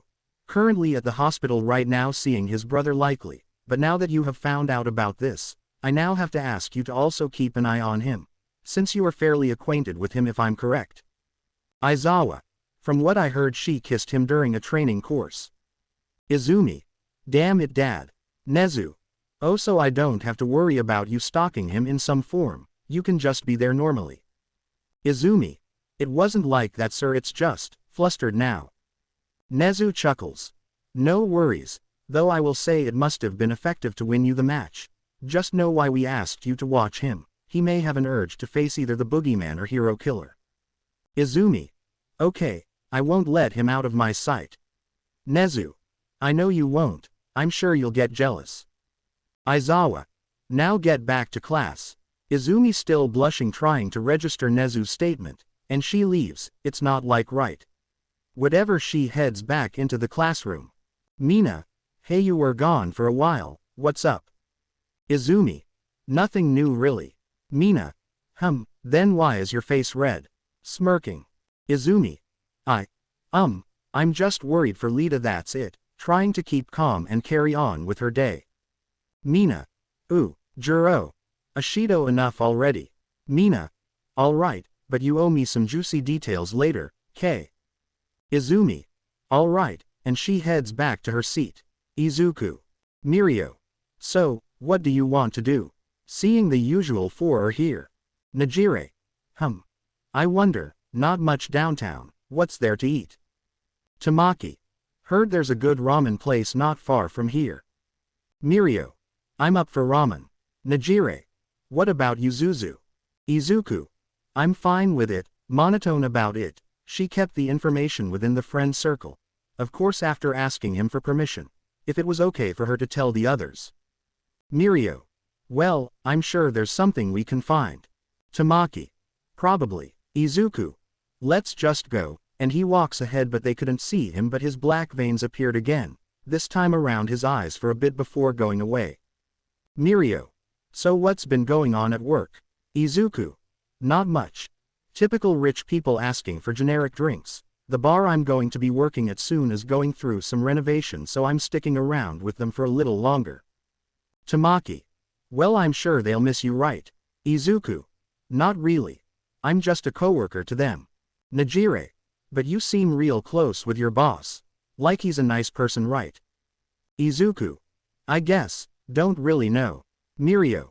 Well, when you head there, when we become pros, I want to have a drink from you someday. Izuku. Hey, just ask, releasing some tension. Nejire. Me too. Izuku. I don't want to know how you'll be drunk. Tamaki. If she's airheaded already, maybe she'll turn smart. Nejire. Hey, pouting. Izuku. A man has fallen in a river in Lego City. Nejire. Zuzu. Pouting more. Izuku. He, you walked right into that. Tamaki. Well, he's not wrong. Nejire. Izuku. Well, you guy let me pay. Mirio. Nah. I don't think we will let you do that. Izuku. Really? Tamaki. Just let someone help you with the tab for once. Nejire. Hey, free food. Izuku. Alright. At least let me get tip. Nejire. I got it. Izuku. You know how bad it sounds, my girlfriend getting the tip. Nejire. And that's what she said. Izuku. Tisk-ah, groaning as Mirio laughs it up. Tamaki. I'll be honest. I wasn't expecting that out of her. Nejire. I got you. Izuku. Alright. I give up, looking at the TVs at the tech store, displaying the news, mostly about Ingenium. Mirio. We got it, man. Don't worry yourself. Izuku. So you guys are becoming official pro heroes soon. Tamaki. We're already a big team together. Mirio. The big three will always prevail. Izuku. I'm guessing you have a dorky pose, and they posed for him. Nejire. Yup. Izuku. Why did I ask? Tamaki. They forced me into it. Izuku. I can tell. Mirio. You could be our official fourth member if we wanted to though. Hey. Since we'll be heroes, we could intern you. Izuku. What? Nejire. Gasp yes. Izuku. Guys, I already told you I'm done with that dream. Tamaki. Mirio, please stop. Mirio. Oh. Right. Sorry. Izuku. It's fine, Nejire. But, just know that's also an option for you. Izuku wasn't showing it but he was just in awe at how much she still cares for him. Yeah, this is probably the 100th time he's thought about it. It just seems too good to be true for him. Never in his life has he despised being cared for, being treated like a normal human being. And yet it's something he longed for, something he's always wanted, just to at the very least be a normal person for a day, hell even an hour is enough for him. Which is why should they pursue the boogeyman? Which they will. He will have no choice but to give them everything he has. Nejire. Izu, you coming? Izuku. Yeah, catching up. 2 days until Hosu City attack. Izumi. Nervous now. She stands in front of a small house that seems to be where the hero who is going to intern her is. Flashback. Yagi. He was a big help when I needed help on controlling OFA Izumi, but he can be a bit scary, so expect the unexpected. Izumi. What do you mean by that? Flashback ends. Izumi. Alright, here we go, and she walks up the 2 wooden steps and knocks a couple of times and waits, but then for a few moments. Nothing. Izumi. Maybe he's not home. Then she knocks again. Nothing. Okay, she's kinda getting impatient. Then the door opens on its own. Izumi. Oh god. Is he dead? The opposite, and she sees him sitting down in the middle of the room enjoying some food. Izumi. Hi. I'm supposed to see Gran Torino. Gran. You're looking at him. Izumi. What? Isn't he supposed to be, Gran. Finish that sentence. Go on. Izumi. No, Gran. So you're the brat of that Yagi, and the one who chased away your brother, the more better choice if I had the choice to choose the successor. Izumi. Ouch, Gran. But now you have it. So in order to prove to me that you are decently worthy of that quirk, we start your test. Now, and in a flash he jumps from one end of the room to the other in a flash. Izumi. Such speed. And she realizes that she was supposed to get a hit off him when she felt the impact of his foot on her abdomen. Gran. Focus. Izumi. I'm so going to hate this. Izuku. 2 days, until the city will be swallowed in the flames of destruction, where living nightmares and horrors will rise out from. Shigaraki. And how long did it take you to write that? Izuku. 2 minutes. Shigaraki. Yeah, and your little pupil is getting on my nerves. Izuku. What did she do? Shigaraki. Nothing. Just sitting there watching me play games, annoys the fuck out of me. Izuku. You don't enjoy her company. Shigaraki. I don't care what she does, just her bothering me is the annoyance here. Izuku. And what do you want me to do about it? Shigaraki. Tell her to back up a little and give me space. Izuku. Fine, did you hear that, Ochako? And she comes out from the corner. Ochako. Yeah. Izuku. Why are you keeping an eye on him? Ochako. No reason. Izuku. If it involves stalking him and making him uncomfortable, which doesn't take much. Shigaraki. You little shit. Izuku. But either way he deserves to be given his privacy from time to time, and I expect you to do that. Ochako. Right. Sorry Tamura. Shigaraki. Whatever. Just don't be breathing down my neck 24/7, and he leaves. Izuku. Have you been keeping up with your training? Ochako. I've been practicing with the kusarigama, pulling them out. Izuku. Show me what you learned, now getting his hammer out, and what she does is charge in to try and slide under him, but of course he grabs her and tosses her to the side. She then uses her quirk on the 2 small weapons to give her a free motion of them, and throws them at Izuku. Izuku. Interesting, and he jumps back seeing the range on those weapons can be quite troublesome. Dodging another heading for his shoulders he felt one hit his other one. Ochako. Pulling herself in she was about to bring the one in her left hand downward, but Izuku instead grabs her arm then knees her away, causing her to let go of both her weapons, as Izuku rolls his left arm, and holds the hammer again. Izuku. Get up. If you cannot at least make me stumble of balanced I'm failing you as your teacher, again. Ochako. Great. Momo. Haya. Swinging the sword around, trying to practice her sword work, before she heads in for her internship with Uwabami. Juro. So this is where you've been. Momo. Oh, yeah. Juro. Didn't go yet. Momo. Just wanting to get some practice in. Juro. I get it. Momo. So, I guess Nejire asked me if I want to hang out with her again. Juro. She's been nice overall. Momo. Yeah, but I know her boyfriend, I don't know. Juro. Have a crush on him. Momo. What? No. Juro. I mean hey can't blame you, I thought he looked awesome. But he does give off this really off vibe. Momo. You mean when you guys were questions about his quirkless status? Juro. Don't need to be reminded that again. Momo. Sigh, I should be lucky that I even got an internship. Juro. What do you mean lucky? You deserved it, girl. Momo. After what happened in the 3rd round, first match, I fell out of bounds from my unstable fear over. Juro. Listen, fuck the audience that was watching, you had every reason to act like that. It was not in your control, pretty sure if everyone knew why that happened, then no one would question it. I know I wouldn't, and I'm also sure Pikachu would say the same thing. Maybe a bit different but it doesn't matter. You deserve this opportunity, girl, don't forget that. Momo. Hey, I guess you're right. Juro.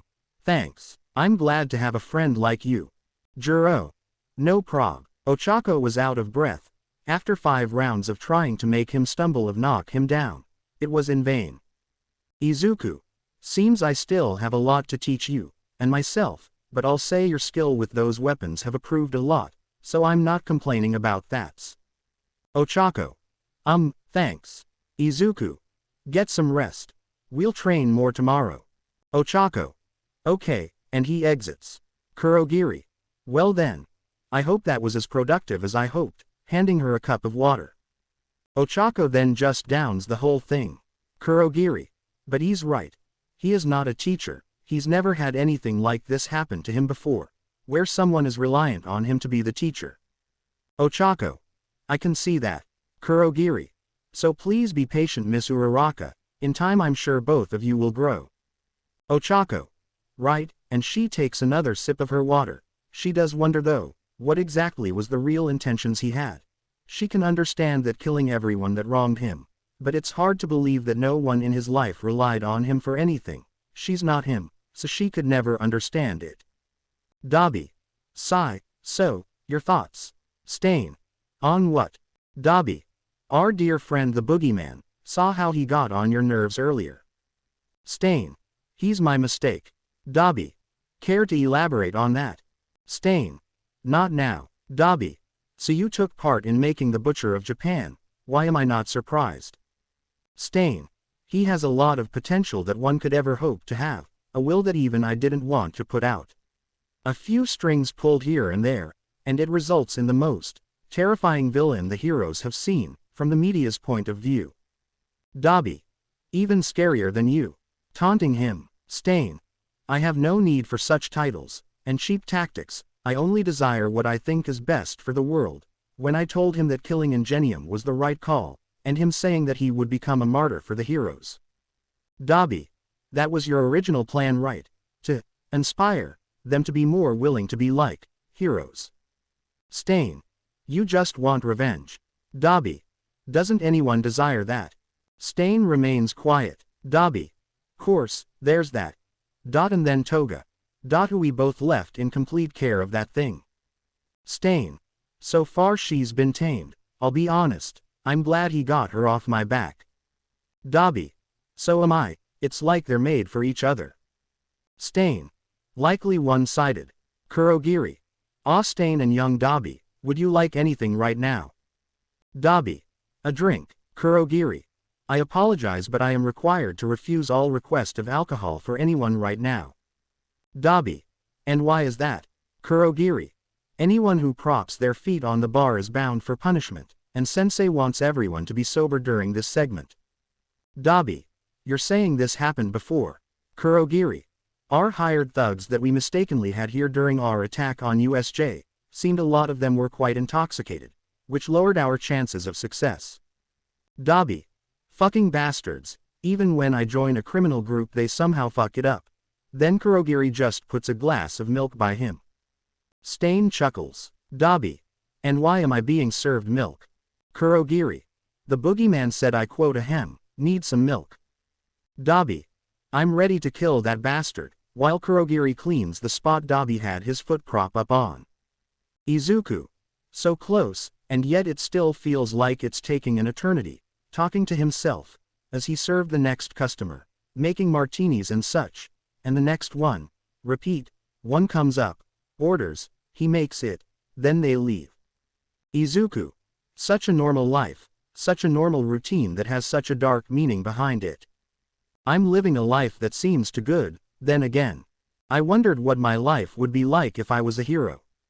If I had a quirk, maybe like my mother's, or perhaps my father's, being able to breathe out fire like some roaring dragon that would symbolize the raw power and strength in it. The outfit, the name, the gear and even the fighting style I would think of using or try.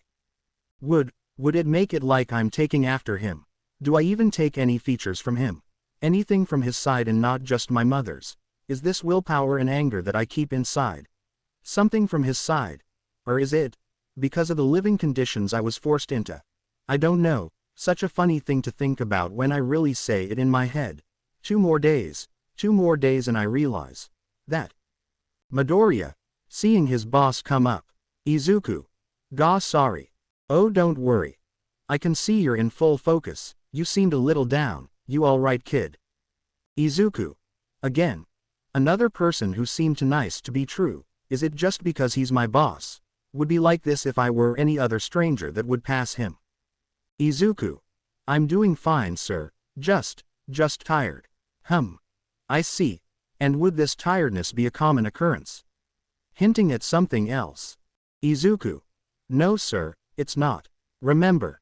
If any more of this tiredness happens, just let me know. And we could, I don't know. Maybe settle it over some golf or bowling, but then again you're a young kid.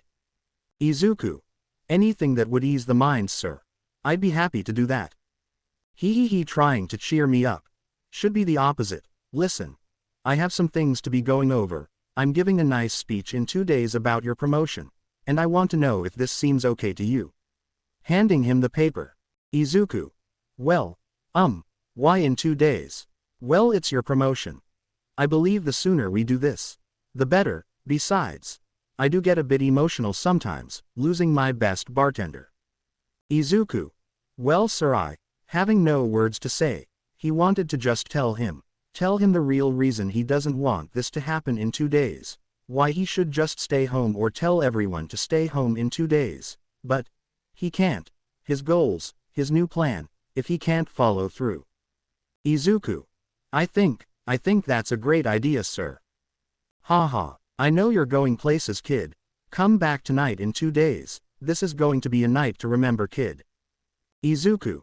Yeah, it will, sadden even more now. Why? Well, for a good reason. When you're Izuku Midoriya, the supposed normal kid that had a rough life, works in a small restaurant in Hosu City, nothing in life is gonna go wrong for him, right? Izuku. But then again, with a plan in set, comes with its price. 22 hours before Hosu City attack, Nejire. Oh, I hear them say, the angels are calling me, and when the trumpet play, quietly singing a song Izuku would often sing. Yu. Whatcha singing? Nejire. Oh you. Greater than. Nothing really. Yu. If it's gotten your attention, it must be really good. Mirio. Oh, Midoriya would often sing sometimes without realizing we can hear him. Yu. Interesting, a bit surprising, but it's his preference, so, anything new yet? Mirio. No. Just the first years going on their internships and learn how pro heroes do. Tamaki. Yu. Nejire. Was that a reference? Mirio. I don't know, was it? Smirking. Yu. So how's Yaoyorozu doing? Nejire. She's getting better. I asked her multiple times on how she's doing. Probably 8 different variations to see if she's hiding anything, seeing how innocently she smiles, doesn't realize how much the 3 of them wanted to facepalm. Tamaki. Let me guess, you got this tactic from Midoriya. Nejire. Yup. Mirio. And how? Yu. Did he tell you or he demonstrated it and you picked it up? Nejire. Flashback. Izuku. Hey how are you? Nejire. I'm okay. Izuku. You feeling alright? Nejire. Yes. Izuku. What is your mental state currently? Nejire. Fine. Izuku. Fine, she says. Nejire. Wait, I thought I was the one who sends out an artillery of questions. Flashback ends. Nejire. Something along the lines. Mirio. Not much explaining. Yu. I swear he gets stranger every day. Nejire. That's his way of being loose. Tamaki. You mean himself. Nejire. What he said. Mirio. Anything else? Nejire. The fact that his boss called me about his promotion party that's coming up today. Or was it tomorrow? Or did I missed it yesterday? Yu. Pretty sure it's today if you said that first. Nejire. I'm holding that up to you. Mirio. Anyways, heard he's not available tonight. Reasons he said it wasn't important. Yu. I'm sure he'll be fine. He's not a child. I'm sure it's about his party. Nejire. But anyways, I'm going to that party. Do you guys want to come? Mirio. To see our good friend moving up the tier list, count me in. Tamaki. Oh god. Yu. Well, someone has to watch him, so I'd best be there as well. Nejire. Sure it's not about the free food. Smirking. Yu. And no. Mirio. I'm in it for free food. Tamaki. Now that you established that, he's definitely going to be there. Nejire. Oops, oh well. I'm sure he's going to be happy about it. Izuku. I am not happy, he said to Ochako as he was just observing her practicing. Ochako. What's, hiya? The problem? Izuku. Just having to face some complications involving people that I actually value. Ochako. Well, I lost my family basically, and having to lose it seems like a nightmare, but from what Izuku. What you asked Kurogiri, and now she shivers. Ochako. Why yeah, growing nervous. Izuku. I'm not mad, it wouldn't make sense, you're just curious, and to be honest. I wasn't honestly planning for that, all of this. Was unfortunate timing, and thus, the plan must continue. Ochako. Even if it could cost them their lives. Izuku. Sometimes it requires the strongest will. Who can take the weight of the consequences. Ochako. And Nejire. Izuku remains silent and he turns away, and she swore she saw his grip tighten. Then Shigaraki enters now. Izuku. What do you need? Shigaraki. Preparations are to be set. The newbies already have been debriefed on their roles, except the hero killer. He has a couple of heroes in mind to kill, and you. Izuku. Hurry up and spill it. Shigaraki. Sensei wants you to blend in for now, until you are called in. The Nomu are programmed to attack anything in their sight, so be aware of that, and the fact the new members don't know your true identity at all. So, be warned. Izuku. Of course Ojiko wants to test my abilities, along with Sensei, completely reasonable. Ochako. Remember, Izuku. If you need someone to talk to, me and Tamura were alright. Then she elbows him. Shigaraki. Yeah sure whatever she says. Izuku. Hey, I'll keep that in mind, thanks. Ochako. And he exits the building now. Ochako. Be safe, worried for him. Shigaraki looks at the door, then back her, then to the door, then back to her. Shigaraki. Oh for fuck's sake. Ochako. What, Shigaraki? You know what I'm talking about. Motherfucker, and he went on to mumble again. Ochako. Sigh, sensei. You are doing well young Ochako, continue on with your work, and it turns off. Ochako. Thanks, I guess. Izumi. Okay, can we stop? Panting heavily, seeing how much she was sweating, for the whole time, she's been training non-stop. Gran. Now you're ready for basic patrolling, tonight we are going to Hosu City for your first patrol routine. Izumi. Whoopee, groaning out as she struggles to get up. Gran. Hurry up, as he walks out and she rushes to catch up with him. Izumi. Alright, so. How are we getting there? Gran. We're going by train, there you will practice the meanings of jumping roof to roof. Izumi. Like a ninja. Gran just ignores her comment. Once you start, you will follow me to do a normal routine. Izumi. Aren't you retired? Gran. Interning you has given me permission to start patrolling again, unfortunately. Izumi. Ouch, again. Walking up the stairway to the train station now, of course she was in her hero outfit now. Gran. You better cover more of it up, 1 midnight is enough. Izumi. Are you just going to insult me the entire time? What would you do if you're training my brother? Gran. I'm pretty sure his outfit would protect him. Izumi. Why the hate? Gran. Because I know what you did to him. There it is. Izumi. Why, you do. Gran. You're not the only one who is aware of your sick actions. Izumi. It wasn't meant like that. Gran. Of course, following a plan to try and make him lose hope in his dream is one thing, but taking that idea and just straight out abuse him is another. Izuku enters the restaurant, seeing all his coworkers there. And even some people from the agency he's going to work at. Hey kid, you made it. Izuku. Yeah, lot of people. Well, when you combine both our workers and the agency, it's a big party hee. Izuku. Well, I see you went all out for this. Oh yeah. Something like this deserves to be celebrated. You know kid, I always thought you were always going to be here. Not in a bad way. But seeing you move up places, it's both an achievement on me as well. I saw a kid that was lost. And I took that kid in.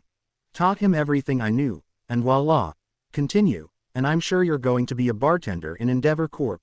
Though be careful, alcohol isn't great with too much fire. Izuku. With his current sidekicks, better to just keep them out. Nejire. Zuzu. And he was surprised seeing Nejire jump on him. Izuku. Nejire. Nejire. Yeah, Izuku. What are you doing here? Nejire. To celebrate, of course.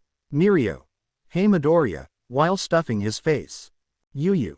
Sigh, he was actually here for your promotion. Then that solidified when. Izuku. When he found out about the free food. Tamaki.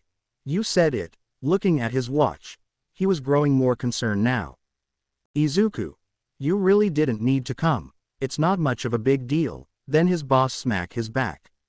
My boy, you earned this. Nejire. Yeah, you really did.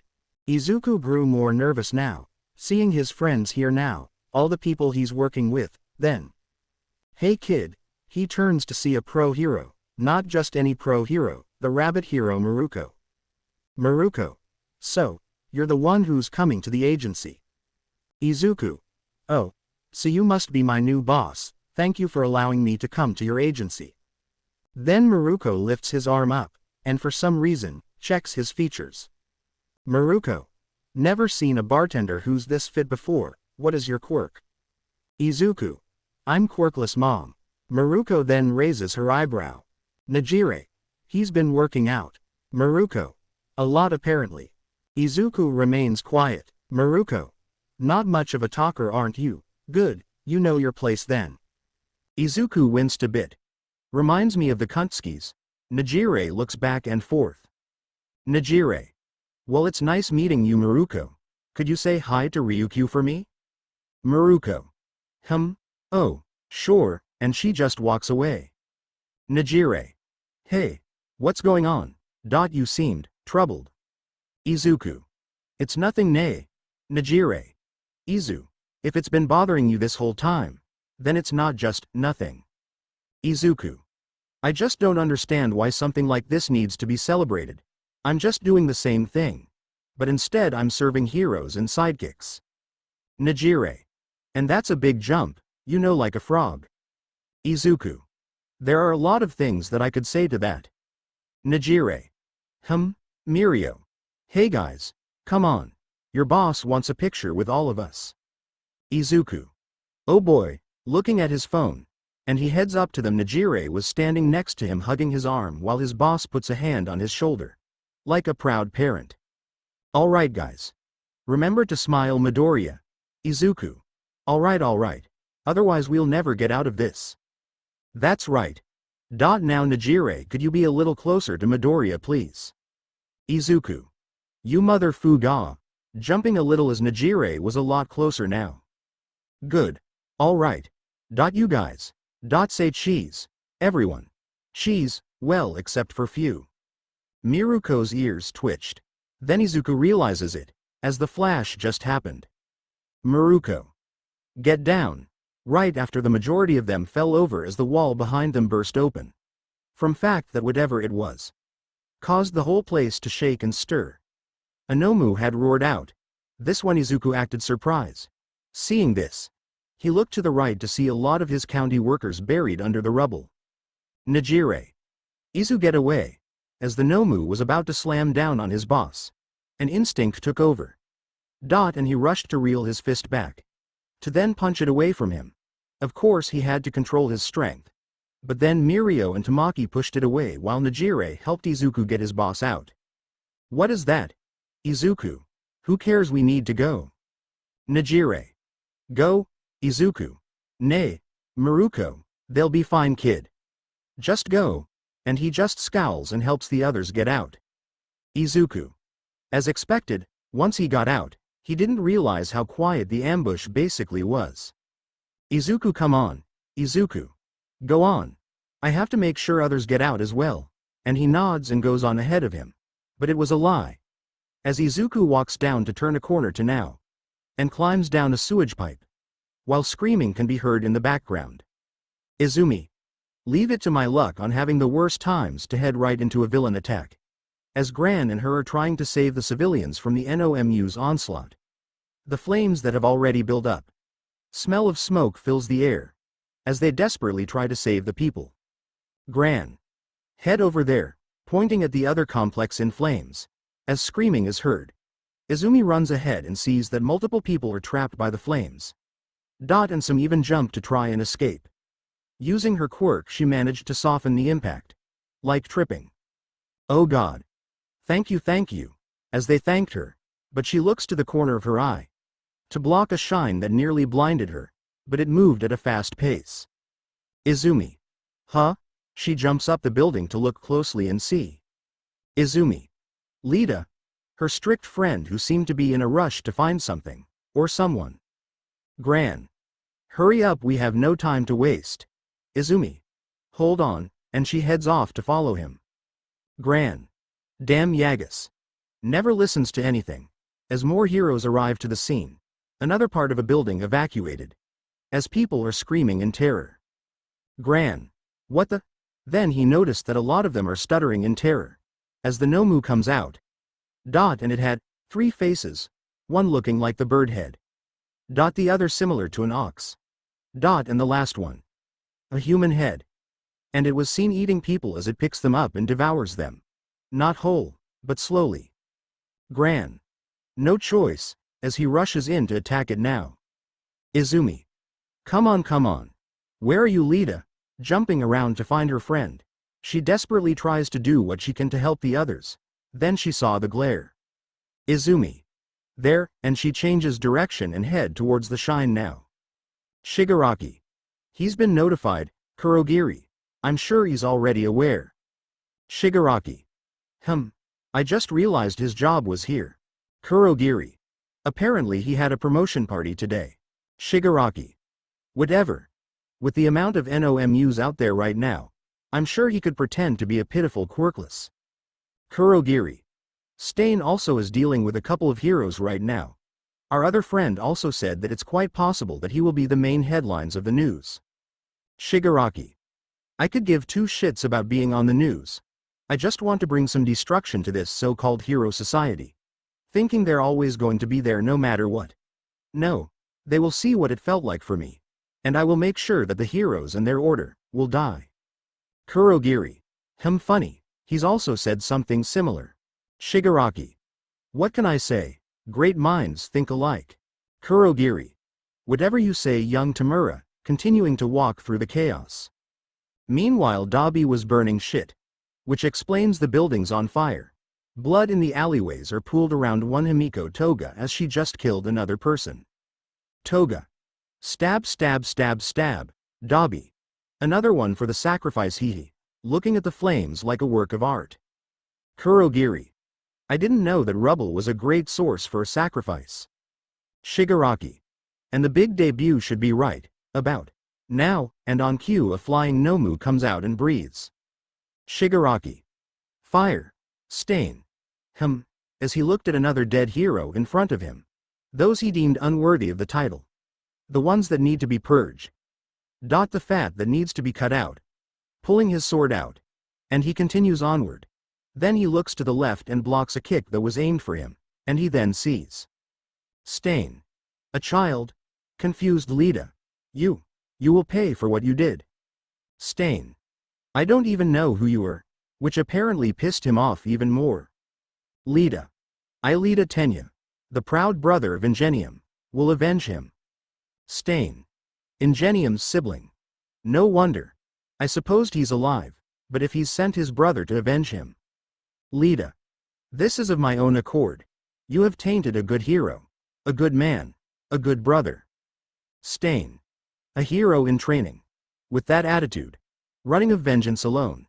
Reminds me of my own student. One is enough. I will put an end to this. Pulling out his other sword now. And he charges him. Lita. Stain. And he charges him as well as he tried for the classic dropkick. He ducks and then slashes his arm. But the armor protects him. Throwing another kick to push him away as he uses his engine to boost his attacks before another slash to the head. The constant slashing. If it weren't for his armor, he would have been dead right off the start, even landing a punch on him as he wipe it off, before he manages to slash his joint. Lita. Grabbing his elbow, seeing the blood dripping. Stain. Such a shame that such talent is being wasted for petty reasons. Taking a look at his sword with the blood on there, he licks it. Lita. What? He suddenly felt paralyzed. Is this his quirk? Stain. And judging your blood type. I'm guessing. Possibly, but here's the end for you. Too bad. Guess your brother has to bury his own failure, raising his sword overhead. Lita. Damn it. I was too reckless. As he was about to stab him, he was kicked out of the way, just hitting his side, as the green blur was enough to tell him. Lita. Izumi. And she turns to look at him. Izumi. Glad I could drop in, helping him up. Now. As Stain gets up spitting out a tooth. Wiping his mouth, he then looks at Izumi. Stain. Such a rare feat these days. In a different time I would have spared you for your valiant bravery. The selflessness I saw. But you and I know the reasons why I cannot. In fact, it's not even my right to be the one to end you. Lita. Izumi. What is he talking about? Izumi. I don't know. Stain. Such a shame. You're so naive to the enemies you created. Seeking your death, but that's enough talk. Gran. Yagi. Jumping beside her now, he hits her on the head. Izumi. Ow. Gran. That's for disobeying orders, but good job on rescuing Tenya. As the three of them ready up to fight. Stain. 3 against 1, a bit unfair, don't you think? You can come in now, and the stomps that is heard behind them broke them out of their focus. To see. Gran. It's him, Izumi. You, Lita. Oh no, seeing. Boogeyman. How typical of you to gang up on one individual. Where's the fun in that? Dragging behind him is a headless body, and he pulled out his hammer from the carcass and he just stared at them. Gran. This is bad. He is fully aware of how dangerous he is. The fact they didn't hear him until he was right up close to them is the frightening part. Like he just walked out of your nightmare. But thankfully for them. Stain. Stain. Wonder how many times I'm going to hear my name, as he sees Endeavor come down now. Izumi. Mr. 2. I mean Endeavor. Endeavor. You, Gran. Shoka. Hey. Gran. Now you show up, Endeavor, and I see you brought company, noticing the boogeyman. Stain. Enough. I have waited so long for this moment. You are the very reason why heroes of this time are a joke. Once I'm done with you, I will make sure your head will be on display for all to see. How much of a fake you are. Izumi. Show. His glare, Shoka. And behind us, the three of them felt nothing but dread. Gran could give less of a shit about Izuku's fearful aura. As he was about to slam his hammer down on Izumi, Lita managed to break through and pushes her out of the way. The shockwave that came after the slam made the ground rumble for a moment. How strong is this freak? Lita now sees this man. He went after the wrong one. Lita. You spared my brother, Boogeyman. Spared is such a misused term. I wanted him to stay alive to see how his order will fail, trying to reach out for him. Only to be pushed back by Izumi as Shoka creates an ice wall around him. But he breaks through easily. She now fires her own ice beam. A move she's been trying to improve on. While Izumi now uses her telekinesis to force him down. Like gravity has been twice as powerful. While Gran and Lita try to attack him. Izuku. Of course she would try to force gravity on me. Shoka's new attack. Seems to try and freeze the muscle to the bone. This knight seems to move at high speeds. Flames coming out of his calves. Possibly the source to his quirk. And then. Gran Torino. The midget flash.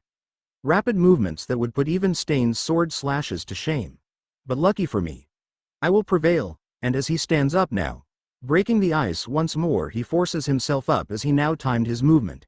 To then grab Lita to throw him into the wall and then jolt upward to slam his fist down to knock Izumi over. Boogeyman. How pathetic, Shoka. How is he resisting my ice? Lita recovered and tried to kick him again. Izumi charged up OFA. Lita. Recipro. Izumi. Detroit. Izuku. Aw shit. Izumi. Smash. Lita. Burst. As both of them charge ahead, Izumi hits the front while Lita kicked the boogeyman from behind. He holds out his fist, one holding Izumi's fist. The other Lita's kick. As the power was enough to rip the gloves off him. Hearing the boogeyman wheeze through his mask. Izumi and Lita are shocked to see him tank their attacks easily. What put them off even more was his hands. The black veins that course through it unnaturally. Boogeyman. What fun! What fun! Laughing as they see one of the lens on his mask fell off. And they see this glowing yellow eye, having a small tint of red in it. Seeing his wounds starting to regenerate.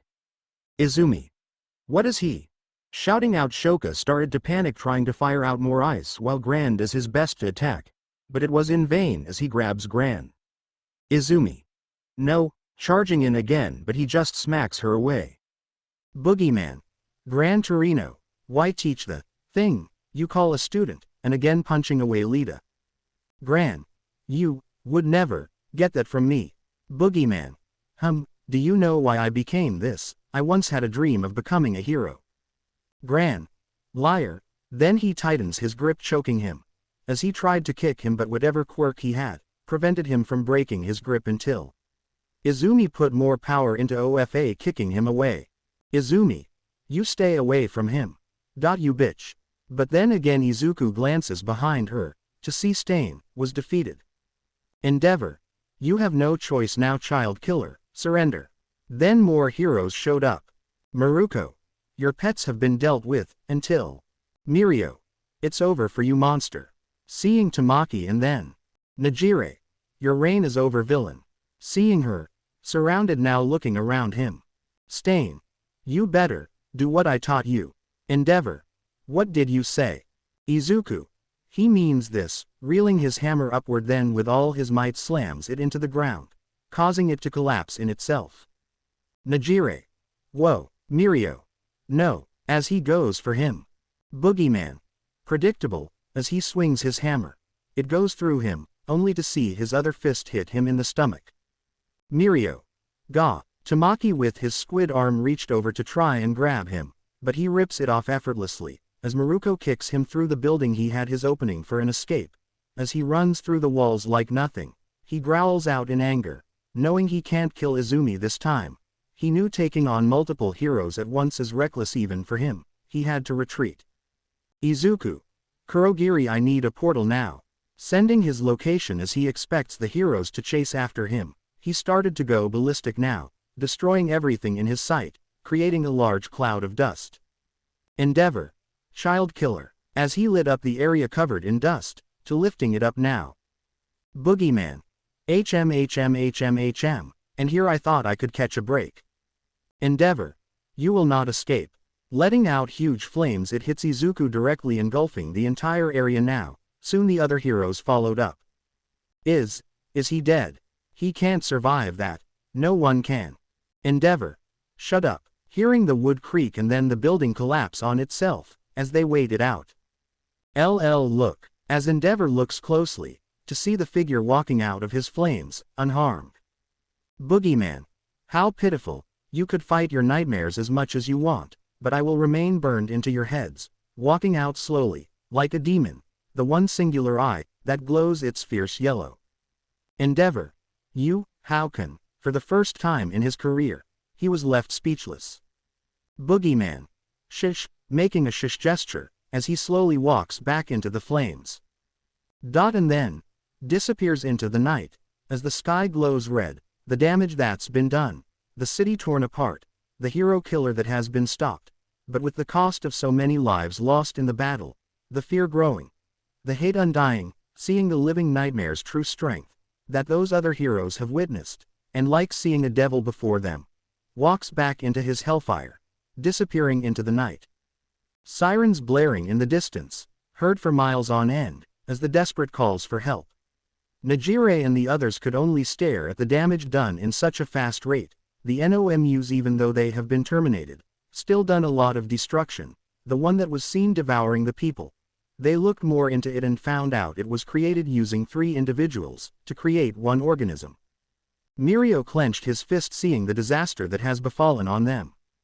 Izumi. How could we have let this happen? Gran. None of us were expecting this.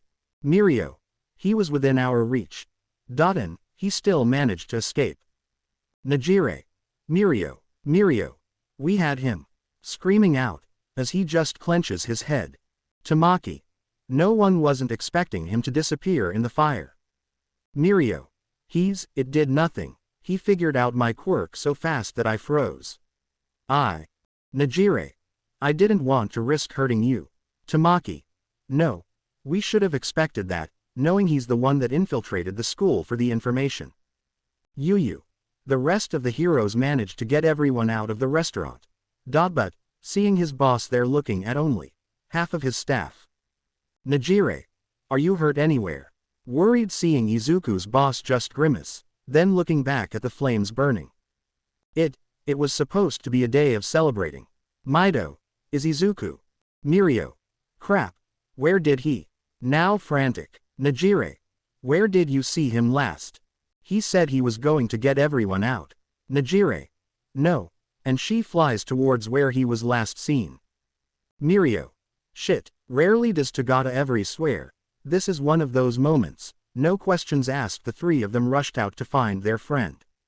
Nejire. Izuku. Screaming out. Trying to look through the rubble, growing more frantic as time passes. Nejire. Okay, think Nejire. Think. Now her breathing started to increase, to a point that she's hyperventilating. Mirio. Nejire. He's somewhere. Mirio. Nejire. What if he's gone? What if he's? Mirio. Listen, look at me, snapping her out of it. Tamaki. We'll find him. He's not going to let something like this take him out. Nejire tries to control her breathing, as she wipes her tears away. Mirio. Come on. Let's go, and she nods, and they proceed to search through the rubble. Izumi. God. I hope that's the last of them, feeling the medic wrap up her arm, as she looks at the other injured civilians. There. Keep it leveled. Should heal up in no time. Izumi. Thank you, and she gets out of the ambulance. And looks around her. The strong smell of smoke still makes her want to throw up. And she sees Endeavor talking with the rest of the heroes and giving them directions, while the police does the same. Gran. Yagi, turning to see the old hero now being put into the ambulance. Izumi. Gran. You need to call your brother. Izumi. Why, what's going on? Gran. Idiot. You know he works in this area, right? Now she pales. She had completely forgot about it. Now that she thinks of it, she remembered seeing the big three running off somewhere. Why they were here? She sees someone wearing a waiter's outfit, but she first tried to call her brother, which of course blocked her number, so she went to the worker. Izumi. Excuse me, what? Shaken to the core, he was traumatized. Izumi. I'm sorry to ask you, but, do you happen to know Izuku Midoriya? Midoriya. He's the bartender. We just wanted to celebrate.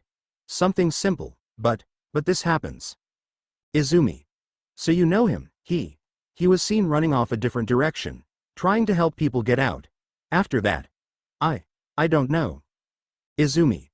Where was the restaurant? 10 blocks from here. That way, he didn't want to talk anymore. Izumi. Thank you, and she leaves him be, as she sees Lita following her. Lita. Izumi. Where are you going, Izumi? My brother worked in this area, 10 blocks from here. Lita. I'll go, Izumi. Lita, your arm. Lita. Doesn't mean I can't save people. Izumi. Sigh. All right. Come on, rushing into the direction she was given. Izuku. Fuck, wincing in pain, as he had to let that building fall on him, struggling to navigate through the rubble, he was frustrated. Izuku. How did that bitch pull that move off? Her quirk is telekinesis. Not some fucking pressurized punch with green lightning. Increased agility similar to that mini ingenium. As the flames grew brighter around him, the black veins returned and his eye color changed again. Izuku. How did that happen? Not unless she is hiding something. Another quirk. But how? Unless it's similar to All Might's. How? Izumi, growling out. He kneels down now before Izuku. Izumi, screaming with everything again, before he turns back to normal, and he falls over now. He will find out one way or another. Mirio. Huh? hearing the scream that managed to be heard despite the Nejire. Izuku. And she rushes to the collapsed building in flames, as she uses her quirk to blast away debris recklessly. Mirio. Nejire stop, seeing the amount falling off. Tamaki. Just look for him. I got it, as he was using his quirk to catch some of it to prevent any further damage. Mirio. Midoriya, as he phases through the debris, to now finally. Mirio. I found him. Yelling out, seeing his friend trapped under a large piece of wood, or timber. Whatever. Seeing the top part of the debris just turn into more pieces as Nejire, now fully running on adrenaline alone, splits the beam in half. To scoop him up and tried to fly out of there. But not without Mirio's help on boosting her up to then slip again. Nejire. Asterisk cough asterisk. As the smoke now is blocking her means of oxygen. Mirio sees this and he can't help them both. Pulling both of them. While the flames grow. He also was losing strength. But he held his breath, trying to preserve whatever air he had left. Mirio. No. He groaned out as the exit they had. Dot has now been engulfed in flames. Reaching for it. Trying to call out for help. Nejire now just reaches over to keep Izuku in her arms. As if she's trying to shield him from getting burned. But then. They both felt a brief moment of cold air pass through them now. Izumi. Izuku. As Izumi comes out using her quirk to lift the debris out of the way and Lita doing his best to kick the foundations off, creating an opening for them to get out. Izumi now uses her quirk again to pull the three of them forward. And Lita helped them get out into the open air. Both of them gagging to breath. Izumi. Are you alright? Checking up on them. Mirio. Don't worry about us. Worry.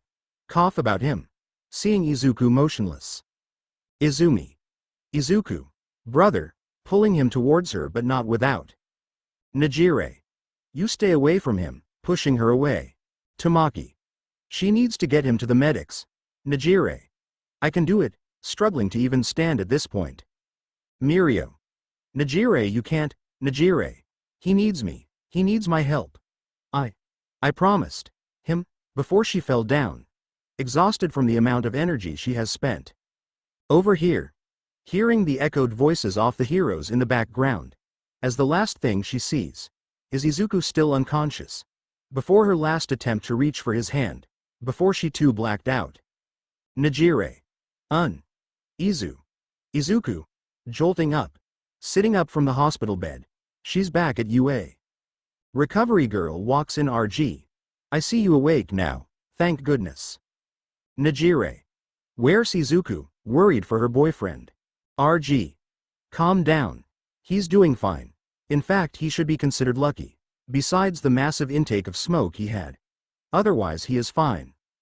Nejire looks beside her to see RG pull open a curtain. Seeing Izuku asleep on the bed with an IV in his wrist. RG. But I have a question to ask you, Nejire. RG. Before we had taken him out of his clothing, do you know anything about the scars all over his body? Nejire. What? As she slightly lifts his arm, pulling the sleeve back a little to see the starting point of his scars. RG. This one here. This is one of them. Here his skin has calloused and grown hard. Some welts and bumps are present as well. Cuts, massive pigmentation of the skin. All of them seem to be the cause from either him playing with fire. A lot. Ice. And some permanent scarring. Seeing another part of his torso. Nejire. My god, RG. I tried to get him to tell me where he got them, but he refused to give me an answer. Izuku. And I still won't. And don't ask her either. I didn't tell her anything, and she looks back at her and she stays quiet. RG. Very well then. Midoriya. You should be lucky your sister found you on time, if she didn't. You, Miss Hado and Tagata would have been stuck in that building. Izuku growled. RG. I know from your sister that you both aren't on good terms right now. Izuku. Quite an understatement, Nejire. Zuzu, and he looks at her, she was worried. Izuku. Right. That is correct, keeping his cool. RG. Well. I'll let the others know you two are awake now. So I'll be right back, and she exits the room. Silence is what filled the room. Except for the fan in the background. And the boring white dull room that needs some form of decorating. Nejire. How are you feeling? Izuku. Like I just smoked a 30-foot long cigar. Nejire. Hee hee. Your boss made it out along with a lot of your co-workers. Izuku. Nejire. I saw the boogeyman there. Izuku looks at her. What? Nejire. Yeah. And it's as bad as I thought it would turn out.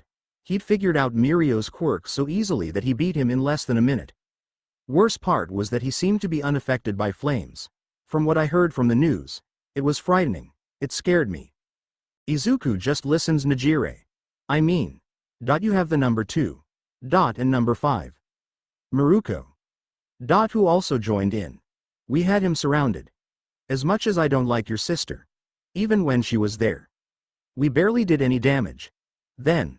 There's still a lot. But. I don't want to remember it. Izuku didn't know what to say. Of course, from her point of view, she has no idea that very person who scared her is ironically the one she is in love with. So he has to choose his words carefully and has to make sure he doesn't appear suspicious at all. So in this time he did what he can. And he reached out to grab her hand.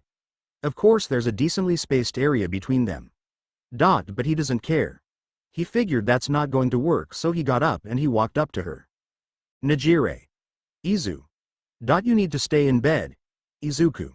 No, and he just sits in the chair next to her bed. And he brings the IV with him. And he just holds on to her hand to comfort her. Izuku. Nay, I honestly don't know how I could be of any use on your situation. Sure, I could listen. I could tell you that it's going to be alright. But even then I worry that one day it could be one miscalculated move. And you could get a full-on hit from that thing. And based on this guy's strength, I'm sure he could give Death Arms a run for his money. I'm not sure on what to do.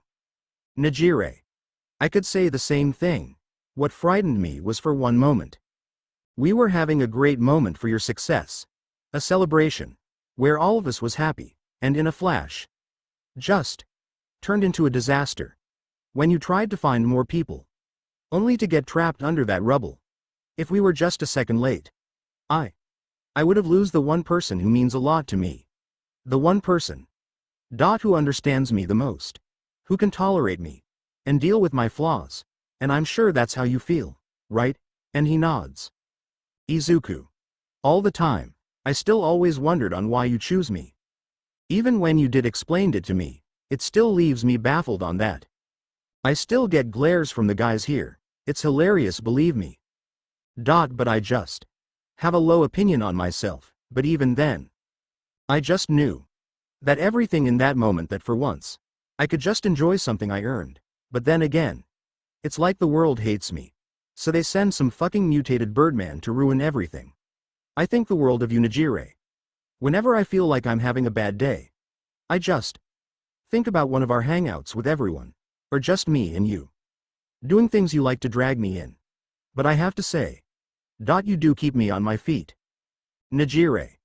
I feel the same way. Even though people may say you're the complete polar opposite of me. You help me concentrate.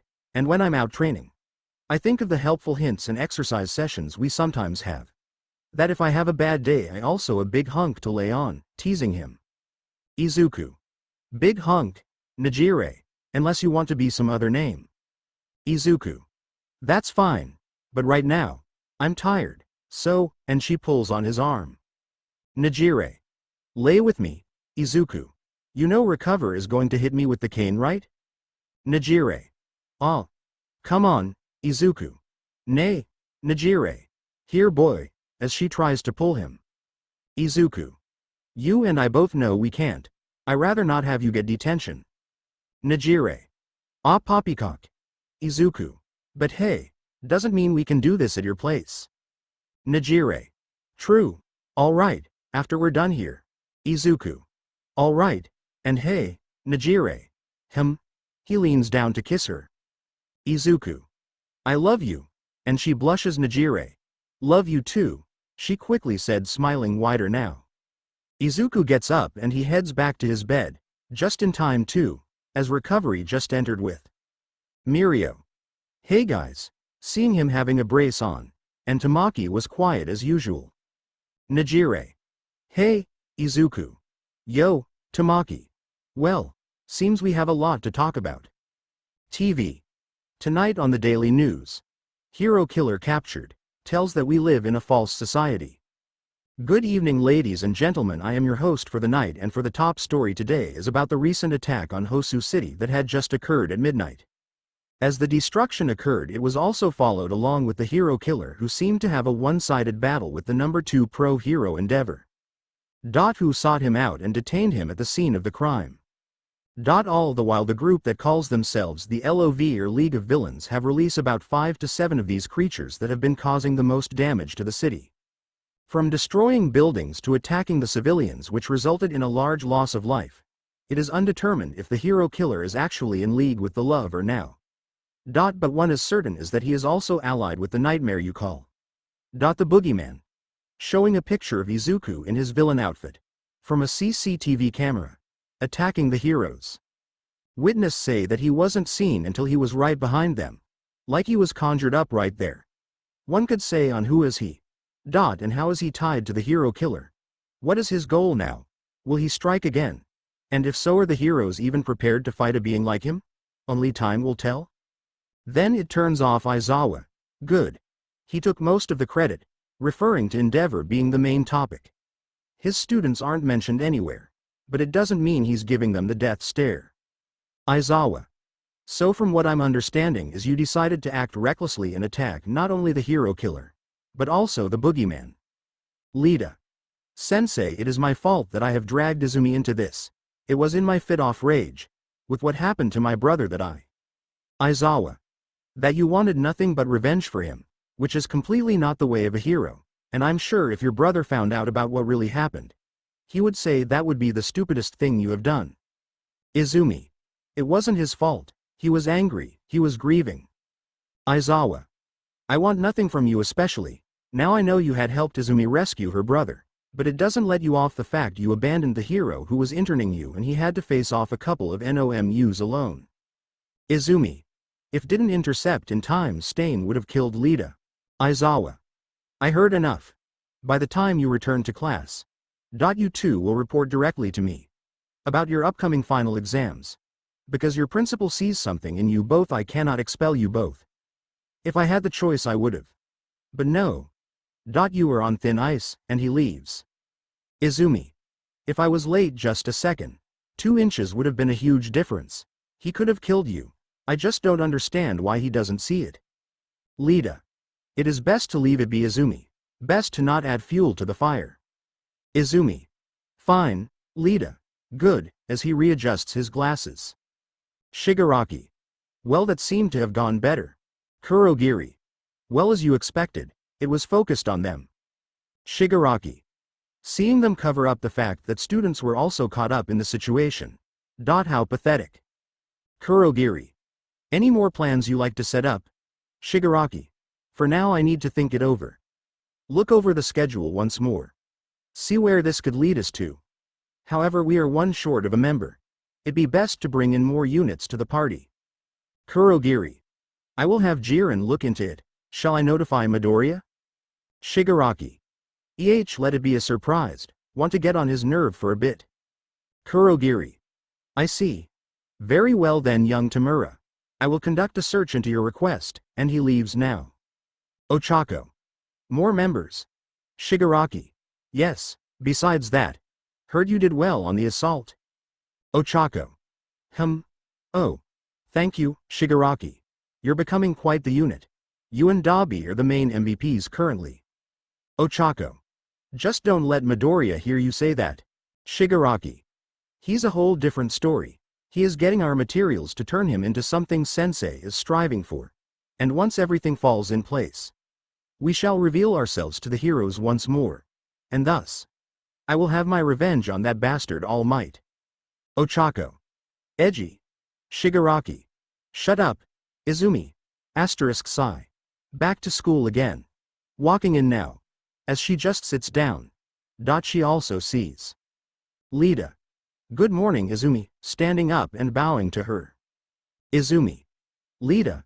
And she just jumps on him. Lida. Personal space please, and she gets off. Izumi. Sorry. I was just happy to see you. Your arm, seeing the brace on him. Lita. Not a big worry.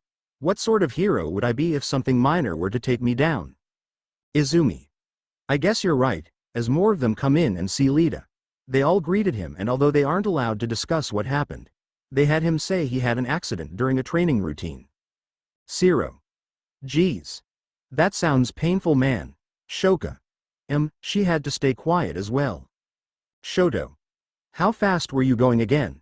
Lita. Well, it was only 40 miles. And that pipe happened to be sticking out.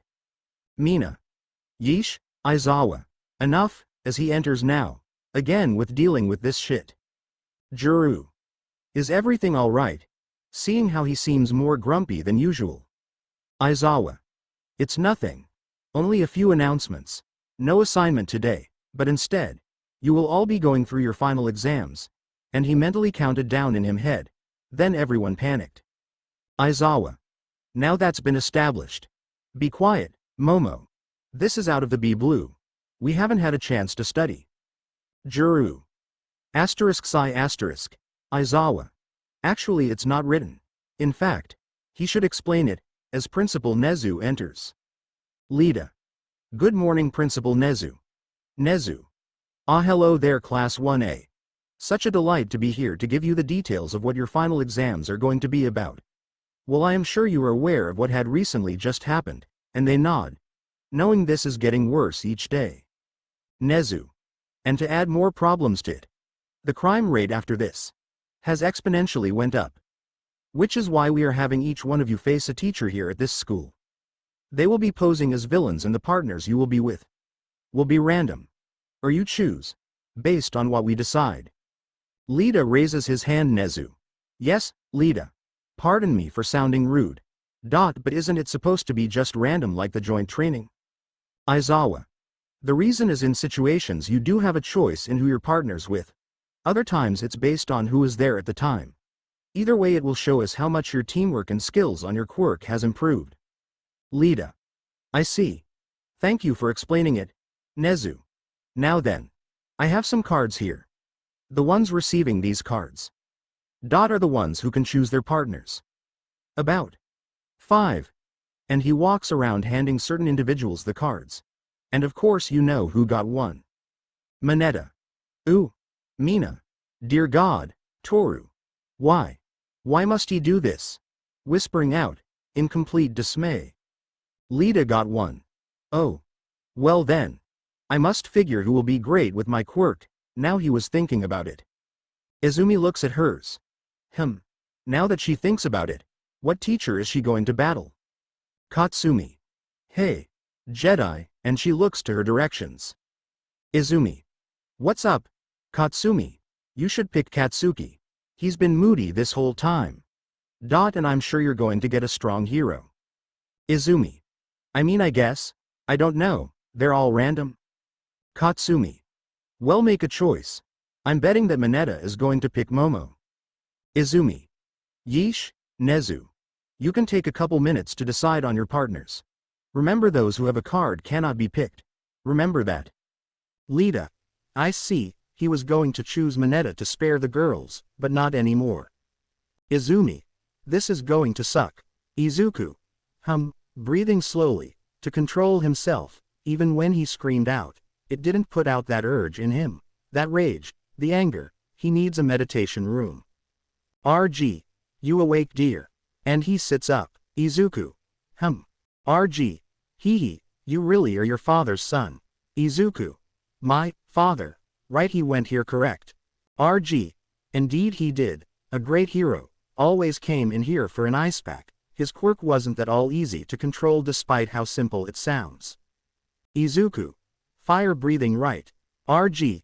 There's a minor detail left out. It was based on his emotions. He was a very emotional kid, always angry, short-tempered, but over time, he grew to control it. Izuku. How did it depend on his temper? RG. Well, when he gets from irritated to being downright hateful, it affects the temperature of the flames he spews out. Izuku. RG. And at times, there would be this look in his eyes, that just tells you, he is full of anger, and shouldn't be messed with. That's the same look you gave the heroes when they took you in, now he shudders. Izuku. Right. RG. And you have every right to be angry with them. I never forgot that slime incident, even if All Might teaches here. I still remind him of what he did. Izuku. I hope so. RG. That's another thing. I just did a blood work on you. Izuku. Oh no, RG. And it seems you have quirk cells present in your system. Izuku. What? He needs to act dumb. RG. It seems you're not entirely quirkless, but they seem dormant. Do you feel any different? Izuku. No, I don't. RG. I see. Quirks themselves aren't fully understood. So something like this could be a possible occurrence, especially that whole thing about a child's quirk coming in once they turn 4. To some it's later, like your gal Nejire Hato. Izuku. I know about that. Hers didn't come in until she was like 12, I think. RG. So if your comes in right now, it would be pretty rare for your age. But it could also mean it's already there and hasn't shown itself. Or it's a passive type quirk, now that I think of it. You didn't really have much injuries when you were brought in. From being pinned down by rubble in the heat of the flames, it could be possible you might have a version of your father's quirk. Izuku. You really think so? He knows why. His extremophile quirk is the main reason, but for now he needs to act dumb. RG. I believe so. If you feel any different, you can come back here. I can do another diagnosis on you. A better one than the one your doctor did years ago. Izuku. I see. Well, thank you, recovery girl. Big fan, by the way. RG. Oh, you flatter me. Oh, here are the clothes Miss Hato picked up for you, giving the bag to him. Izuku. Hey. She really cares. RG. Well, of course she does. She isn't the type to be pretentious about anything. Izuku. Well, I appreciate the talk. Maybe I could come back and talk to you about my father more. RG. I'd be glad to, and I'm sure others would also do the same. Izuku. Well, thank you, recover. I best be going. RG. Be safe now. Don't be dense like your father. Izuku. I'm sure I'm more cautious, and once he gets the cloths provided to him on, he takes his leave, now leaving. RG waves, but once he was out, she takes out another document, showing pictures of the previous scars he's had. Some seem to be there when he was possibly 4 or 6. RG. Possible abuse, possible neglect, abandonment, the list goes on, talking to Midnight, who was watching. Midnight. I saw it. Inko. You deceiving bitch, before she was hit on the head with her cane. RG. Language. Izuku. Well, I can't thank you enough for showing me the way out. That was stupid of me, talking to present Mike. PM. Not a problem, listener. Just remember to ask next time. Izuku. Yeah, I'll keep in mind. Suddenly feeling him pat his shoulder caused him to flinch. PM. Geez, you work out a lot. Izuku. Sort of a hobby. PM. Well, I'm sure you could even give a heck of a punch. Izuku. I guess, now approaching the front gates. PM. Well, just remember to ask for recovery if you want to get another test done. Izuku. Oh, so you heard about that. PM. Doesn't take much for fire to spread among the staff. Izuku. I see, now opening it. PM. Well. See ya around, listener, waving him goodbye, as he walks out, and he heads on home. Pulling out his phone, he sees a missed call from an unknown number. Izuku. Could one of two things, Sensei or Shigaraki. What if it's from me, looking to the left to see. Izuku. Oh right. You had enough bullshit, we need to talk. Izuku. Not here, over here, heading to a nearby alleyway, and he leans against the wall. Izuku. So, what brings you here to these parts? Your little event in Hosu cost me a contract. Beast killed him before I could get him. Izuku. And I barely had any control with it. Either way, I need to speak with your leader. Izuku. Sure, I can trust you. At this point I'm desperate for a job. Tight on money, and I have to pay off rent. Izuku. Killing people for money and yet you have trouble with rent. Just take me there. Izuku. Fine. Fine, by the way, Never really remembered your name, Beyblade. No you idiot, it's Spinner. Izuku. Right, and the portal appears and they both walk in now. Aizawa. Alright, you all are expected to have a partner already, otherwise we choose for you. So let's see here, looking at the pairs of students with one another. Seeing Lita with Zero. Interesting. Then Mineta. Obviously picked one of the girls. And that was Mina Ishido. Next one was Shoto Todoroki, who picked Momo Yaoyorozu. Kirishima with Kaminari. Then lastly, Izumi. Aizawa. Who is your partner Yagi? And she points behind her. To see Bakugo just grumbling. Izumi. Him. Aizawa. I see, alright. Get your hero outfits on and head to the area you are assigned to. The teacher who you are about to face has already been decided, and some of you will wait until one group is finished, and they nodded and headed to the locker rooms. Changing now. Mina. Hey Izumi. Izumi. Mina. Have any strats on dealing with a perverted grape? Izumi. I mean you can spray acid at him, just to irritate his skin, not doing any permanent damage, right? Mina. I guess that could work, but you're stuck with Bakugo, don't know why you choose him. Izumi. Either that or have some other poor soul deal with his short temper. Mina. Well, your sacrifice will not be forgotten. Juro. Well, I got Kutra, I'm sure it'll be alright. Shoka. Yeah it won't, seeing her appear behind her suddenly. Juro. Ga. Jumping a little. Katsumi. Bah whatever, I'm gonna kick the ass of whoever I'm going to get, you can count on that. Momo. Well, I hope we can get some pointers after this, but I'm not feeling great about this. Meanwhile, Kirishima. You think it's going to be very difficult. Lita. We are students of the finest hero school ever. It is of standard that it will be difficult. If we are not up to the task then it's problematic and we have to ensure to get enough training in. Shoto. Zero. So Tenya. You asked out Izumi yet? Now he stutters. Lita. What? Kaminari. Oh come on. Don't think we didn't notice, especially after the joint training, you got the hots for her. Lita. Kaminari, it is inappropriate to have such thoughts about our female classmates. Chopping his arm. Kirishima. Hey, let him be, guys. Not manly to just keep on forcing the questions on him. Bakugo just keeps on grumbling. Kirishima. So Bakugo, you hyped up for the test? Bakugo. Whatever. Fucking bitch picked me, Mineta. You mean Izumi. She's the green babe. You should be lucky. Bakugo. Fuck off, Lita. Language. Bakugo, it is not condoned here to be insulting your classmates. Bakugo. Fuck you, Four Eyes. Ojiro. You mean he doesn't do it 24/7? Sato nods in agreement, then he stumps away Zero, and there he goes. Lita. Sigh. Adjusting his glasses, he walks off as well. Kirishima. Hey guys. Me and Mina are thinking, we should all hang out somewhere after this. Tokiyami. And whose idea was that? Kirishima. Both of ours. Kaminari though was listening. Had his attention somewhere else now, seeing Mineta creepily rub his hands. Standing next to where he seemed to take down a poster. Kaminari. What's up? Curious now, Mineta. He. You know that a gift was left. A very wonderful gift. Showing him a hole. Kaminari.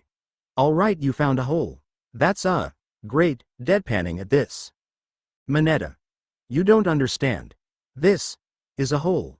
Burrowed all the way through the other side. Seeing a clear view off the girls' locker room, now red and drooling. Kaminari. I mean I wouldn't say something like that out loud. Mineta. Watch. As I view into it. To see the glorious things life could offer. The bust and asses in full view, barely covered. Seeing him peeping right into the hole. Was immediately forced back, by a sudden gust of wind. Izumi. Pervert, Juru. Thank you, now hearing a commotion from the other side of the wall. Likely freaking out the rest of the guys. Bakugo. Fucking grape. Hearing Mineta screaming now. Lita. Bakugo, enough. Mina. Pretty sure things escalated quickly. Izuku. Now of course everyone except the leader or my sensei know of my true identity. So therefore I must ask you to keep this to yourself. Spinner. Yeah. Sure. Now entering the hideout. Kurogiri was tied up and he hears Shigaraki screaming in the background.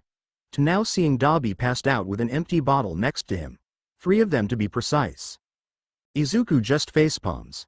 Spinner. Some group. Izuku. Shut up, walking up to Kurogiri who just kept silent.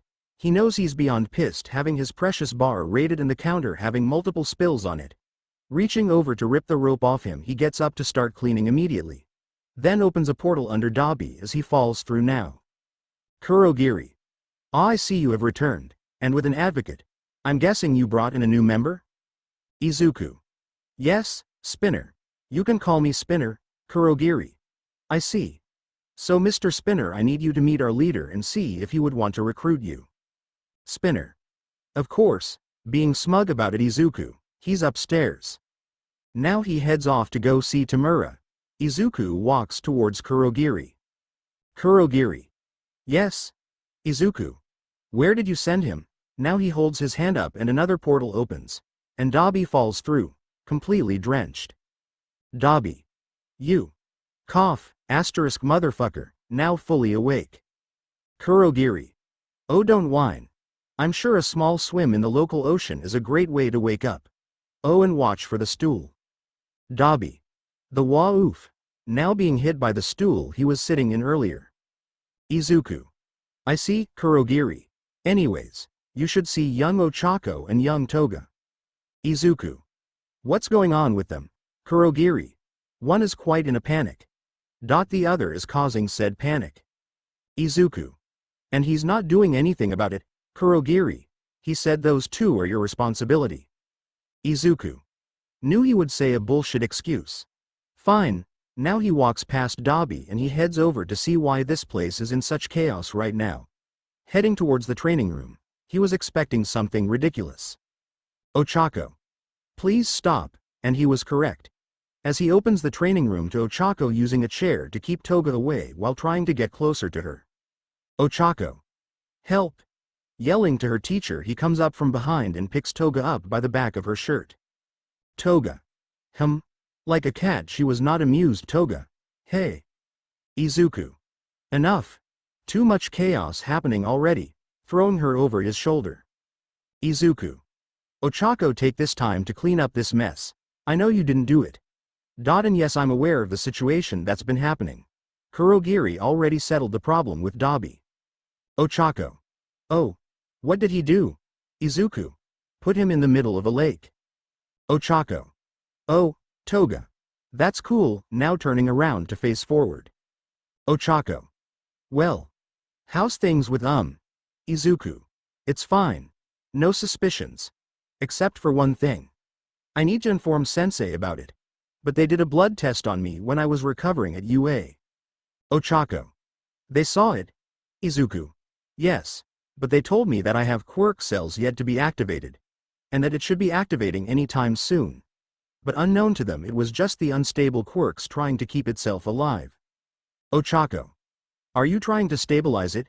Izuku. Yes, but then again I would end up as a Nomu. The type being me losing all of my humanity and being a brainless ape. Ochako. Oh, Toga. That's no good. I love your work. Izuku. I'll take care of this. Now go on, and she nods. As he walks away with Toga. Again. Why is he babysitting? Shigaraki. So you know our local nightmare because you did some contracts with him. Spinner. Yes. Shigaraki. Whatever. Sure, you can join. Need all the allies we can get. Spinner. So what's the benefits, Shigaraki? Simple. You listen to me, as well as your old boss. You get paid for each mission we set up. And you get to live here for free. Just keep in mind that we have to maintain this place, to ensure nothing gets out. Spinner. Fair enough. Shigaraki. Plus. You look like an Argonian, now Spinner deadpans. Spinner. Flattered, Shigaraki. Now go on. I have a game to complete, and he heads back upstairs. Kurogiri. I see you have been recruited. Well, let me congratulate you for becoming a member of the League of Villains. If I may ask, do you have a place to stay? Or would have me prepare a room for you? Spinner. Old place was shit. Besides just got kicked out today, so yeah, I don't mind. Kurogiri. Very well. Follow me please and I'll show you. To Izumi. Dad. A bit shocked seeing her father in front of her and Bakugo. Bakugo. Fuck. Cursing out loud. They have to face the symbol of peace himself. AM. Yes, it is I All Might, and for your finals you will be facing me. Izumi. Oh great. AM. Now the rules are simple. You have two options to complete this test. The first being that you must escape through the door behind me. To ensure you pass, but this only applies for one of you. Both of you must enter to pass. If one enters and leaves the other behind, only they pass while the other fails.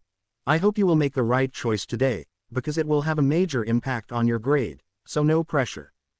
Izumi. Wow, rolling her eyes. Bakugo. I will beat you no matter what. I strive to become the next #1 hero. Izumi. Bakugo. AM. Haha, I can tell you are very excited, young Bakugo. But you must remember the important rule of this test. I'll tell you once it's over with. Give me 2 minutes to get in position. Once the countdown ends, enter, and now he enters the facility. Izumi. Okay. Katsuki, I think I have an idea on how to beat him. Bakugo. Grr. Can't deal with you right now. I'm fucking taking him down. To prove that I'm stronger than all of you. Izumi. Enough with the ego talk. We have to take this seriously. Remember, it affects our grades. Bakugo. No, it only affects our grades individually. You can fuck off and do whatever, I'm going to fight him head on. Izumi. You're not listening. AM. Enter, now the gates open and he rushes in. Izumi. Ing. Groaning out of frustration, she follows from behind. As she jumps up using OFA to head on the roofs. She tries to look for Bakugo. Izumi. Come on, come on. Where did you go? Then she hears an explosion. Izumi. Bingo. Sighing, and she heads towards that direction. One Momo was shivering out of fear. Of course, hearing that she was facing Aizawa was unexpected, but she was still seeing him pop out of nowhere. She hates. Trying her best to ignore it, but her mind thinks it's real. Shoto. Yaoyorozu, snapping her out of it. Momo, huh? Shoto. What's your plan? Waiting for an answer. Momo. My plan? Shoto. Yes. You always seem to have one thought up beforehand, please. Momo. Now trying to think up a plan. Shoto. Do you even have a plan? Momo. Just give me a moment, realizing she was too loud. Aizawa. Found you. Seeing him peek over the ledge with his scarf ready to capture them. But Shoto freezes it on time. Shoto. Come on, as Momo now makes a smoke grenade, she throws it. Momo. Why isn't he using his quirk? Normally he would use it, then they would be taken care of easily, but that wasn't the case. Shoto pulls her aside now to head into one of the tunnels. Momo. Okay, I think I got one. Shoto. Go ahead. Momo. Okay, so it needs to go like this. Bakugo. Screaming out in pain as he was thrown aside. AM. Where is your partner? Bakugo. Don't need one, and he charges again. AM. What are we going to do with you, Katsuki? As he charges him again to shoot out another explosion, AM comes out of the dust and grabs his arm, then destroys one of his braces. Bakugo. Damn it. And he was tossed aside. AM. Come now, is this what being a hero is truly like? Izumi. No, it's like this. Seeing her come out of nowhere with large debris being launched at him, and he dodges. Running to Bakugo, she helps him up. Bakugo. Get the fuck off. Izumi then hears AM walking through the dust, so she pulls him into one of the buildings. AM. Nice try, but I have to say using it to create a diversion is a great job. Izumi. Bakugo. We have to plan it out. Going head on without any type of strategy is just reckless. Bakugo. Shut up. You always were the golden child. The one who always thought you were better than us. Like you're good for nothing, brother. I don't need this shit. Izumi. This isn't about Deku. Bakugo. No, you were the one who thought it was great to just go on and torture the fucker. Izumi. You did the plan as well, dumbass. Bakugo. And why should I fucking care? But of course you and your family had to forget about him, and then say his dad was alive when he was dead. Some family, only to get slapped. Shocking him. Izumi. You're just repeating things. I know what we've done is nothing short of evil. I just wanted to keep him safe, and I was willing to do anything to stop him from getting hurt or possibly killed. And that day when we found out about his father, I never knew how bad he had it. And with our beatings and the way he was treated at school made it worse. Have you seen him without his shirt on? Have you seen the scars? The burns? Frostbite? And the amount of trauma we have dealt to him? You think he's fine. But his whole body is mangled. Because of us? Bakugo stayed silent. Izumi. If you want to go on and face him on, go ahead. I'm done. Getting up now to just walk, sit down and give up. As Bakugo just sits there thinking over what she said. Bakugo. Thinking tears would make me change my plans. You're wrong. I'm sure through all the fucked up things that happened, it will never change, and he readjusts his remaining brace and he heads on out, to face AM once more. Momo and Shoto got into position as they wait for Aizawa to pop back out. Of course this moment was filled with silence, except for the sound of the water flowing. In the exhibit they're in. That's all that is heard. Afraid to even move a muscle. Waiting for the right moment. They heard footsteps and now. Momo tried to create a feather to which didn't work. They're in view now. Aizawa. They have something planned. What is it? Knowing Yaoyorozu, she likely came up with something. Not wanting to move out of the shadows yet, he awaits. Only to come out from above. Using his scarf to wrap around Momo and pin her down. Momo. Now Shoto. She screamed out. Now he was stunned. From the fact that Todoroki threw a jar at him. And what was it filled with? Dirt. A lot of dirt. And a bunch of it got into his eye. As he tried to hear out for them, it was too late, as Momo managed to get herself out of the bindings. And make a blindfold to then cover his eyes as Shoto now envelope him in ice. Cover him from the neck down. Aizawa chuckles. Congrats. You pass, Momo. We passed. We passed, now happy as she grabs Todoroki.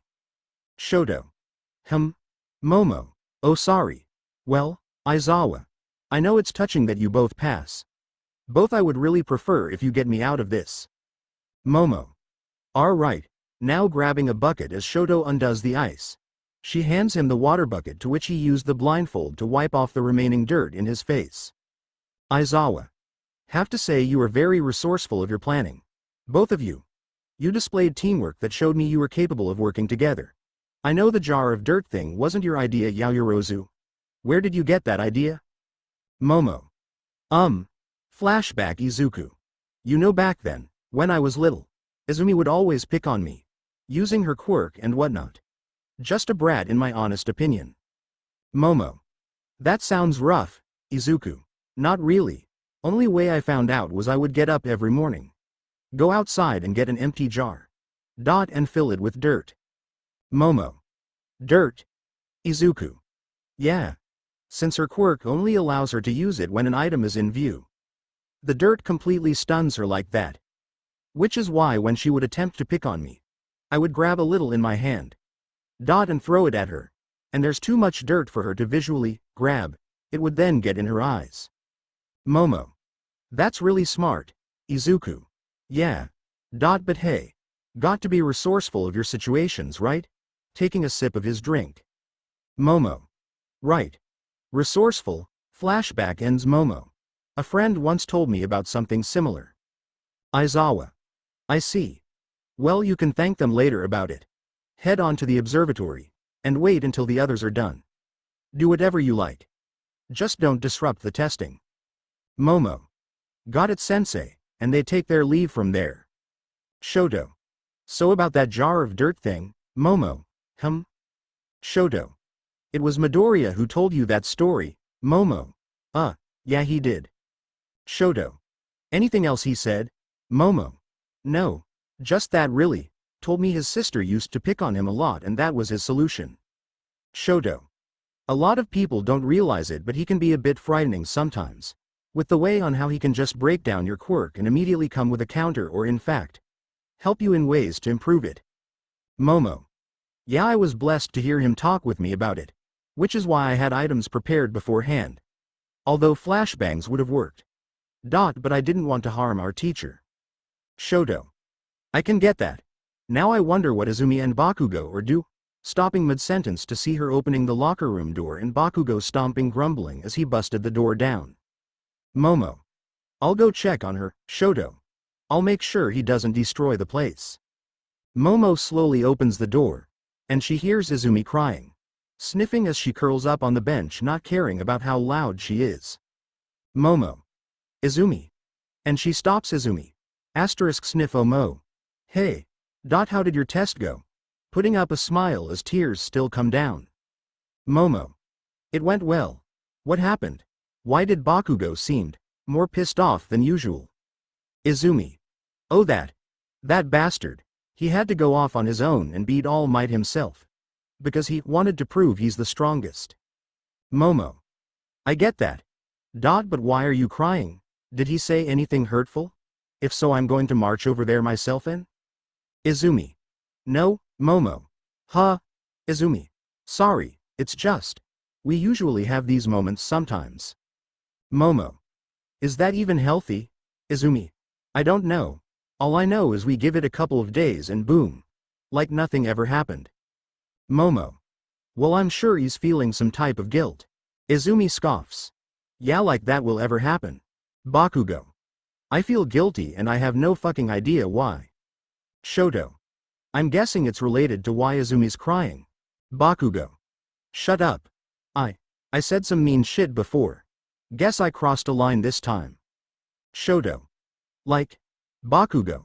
About how her family is fucked up in every way towards Deku. Shoto. Well, I mean, you're not wrong, Bakugo. Of course she brought up that excuse saying we also did shit to him as well. Saying we never saw the scars he had on him. The damage we had done. Shoto. I'm sure it's beyond that point to dwell on it. Just give it time. Soon things will cool down. Bakugo. Why the fuck do you even care? Shoto. Because I thought we were friends. Bakugo. Shoto. So I take it's not, Bakugo. Who said I said no? Shoto then gives a rare smile. Shoto. Bakugo. Shut up. Let's just go fucking watch the other extras fuck up on their test, and by the way. Shoto. Bakugo. She passed. Now walking out of the locker room, he could only guess on what Izuku looks like now. Of course his face seems fine. But that was the fucked up part about their plan. To only harm his body. He's always wearing long sleeves so it wouldn't show. God knows what type of mangled body he has now. Izumi. And that's what happened, Momo. So you managed to make it through, but Bakugo didn't. Izumi. I was too pissed off to even care. I should have went back for him, then maybe. Momo. Look, it's too late to dwell on it now. We just have to keep pushing forward. No matter what. Remember, he brought that part on himself. You were only trying to help. But maybe. You could pick Lita next time. Izumi. Lita? Momo. Yeah, he seems like a good friend, right? Or is there something else I'm missing? Izumi. Oh, that. He's really great. A trusted friend. And above all hardworking to get to his goals. Momo. Never knew you had that much praise for him. Should I write it down? Izumi. Haha, no. Don't please, Momo. There's that smile. Izumi. All right. I'm feeling better now. Thank you again, Mo. This really helped. Momo. Just looking out for the others. As your vice president, and friend. Izumi. Should we head back to the others? Momo. Yeah, and they head out now. Nejire. All right. That's that, finishing up her training for the day. She wasn't expecting the final exams for the first years to be this early. A bit surprising. Wearing her gym outfit, flying around to improve her movement and speed. She manages to improve a little of both, but lately others have been concerned for her, which was weird. She asked why, and they answered with her not asking as many questions or being as energetic and airheaded as before. She never noticed. But she does admit she is feeling a bit gloomy lately. Becoming tired more often. Not wanting to do much, and overall. Just want to sleep in. Preferably in her boyfriend's arms. Mirio. Hato, come on. yelling from the other side of the gym. Nejire. Coming, and she runs towards the Mirio. Another awesome training session, right? Tamaki. I guess so, Nejire. Yeah, it was. Eventful. Tamaki. You sure you're alright? You've been a bit more? Mirio. Depressed. Nejire. It's alright guys. I just need to get some Z's, don't worry about me. Tamaki. We're your friends. It's our choice to be worried for you, because we care. Mirio. Look, I know this is probably the 1000th time, but we should head to the mall. Tamaki. Is it to look for the All Might figure? Mirio. Yes, responding immediately. Nejire. Yeah. But I got to see if Izu wants to come as well. Lately he's been. Well, you guys know the story. Mirio. Well, part of it. And that's our other concern. I know it sounds a bit rude. Or in fact cruel.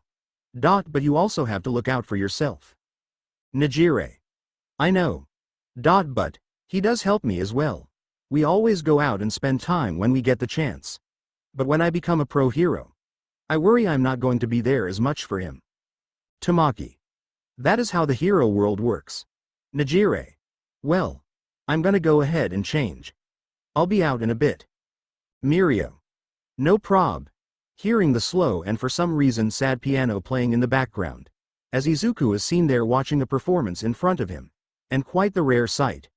Again. And that was Kurogiri on the piano playing. Of course he wonders where the hell did he get the time to play, but he doesn't care. It does seem to put him at ease. Shigaraki. Is he playing the damn thing again? Izuku. Why is that a problem? Shigaraki. Whatever. Anyway. I have a plan. But I'm going to need your help. Izuku. Alright. Shigaraki looks around. Shigaraki. Not here. Come on, following him into his quarters. Since no one would come into his room unless it's urgent, he takes his mask off. Izuku. Finally I can breathe. Shigaraki. So, from what I heard from an outside source, his UA is going to be doing a camping trip for the hero wannabes. Of course it's a training thing for them. And it's in the middle of nowhere.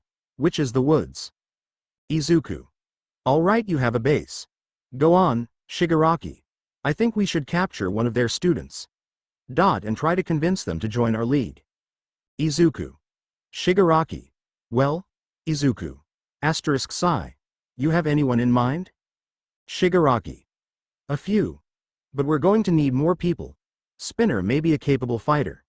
But one extra unit isn't going to be enough. We need more. Izuku. Spinner was the only one I knew outside of the league. We have been in partnership for a while. So I could ask him if he also has any contacts besides me. Shigaraki. Good start. I need to make some calls then.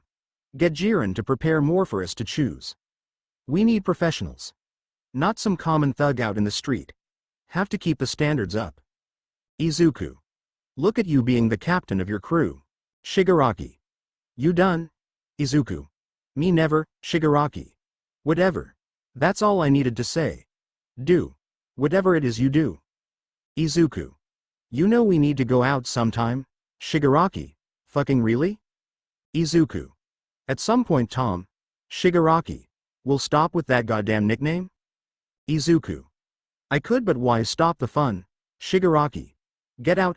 Chuckling, he puts the mask back on and he leaves now. And of all times to receive a message, it's from Nejire. Izuku. I sometimes wonder about your timing, Ochako. Whose timing? Izuku.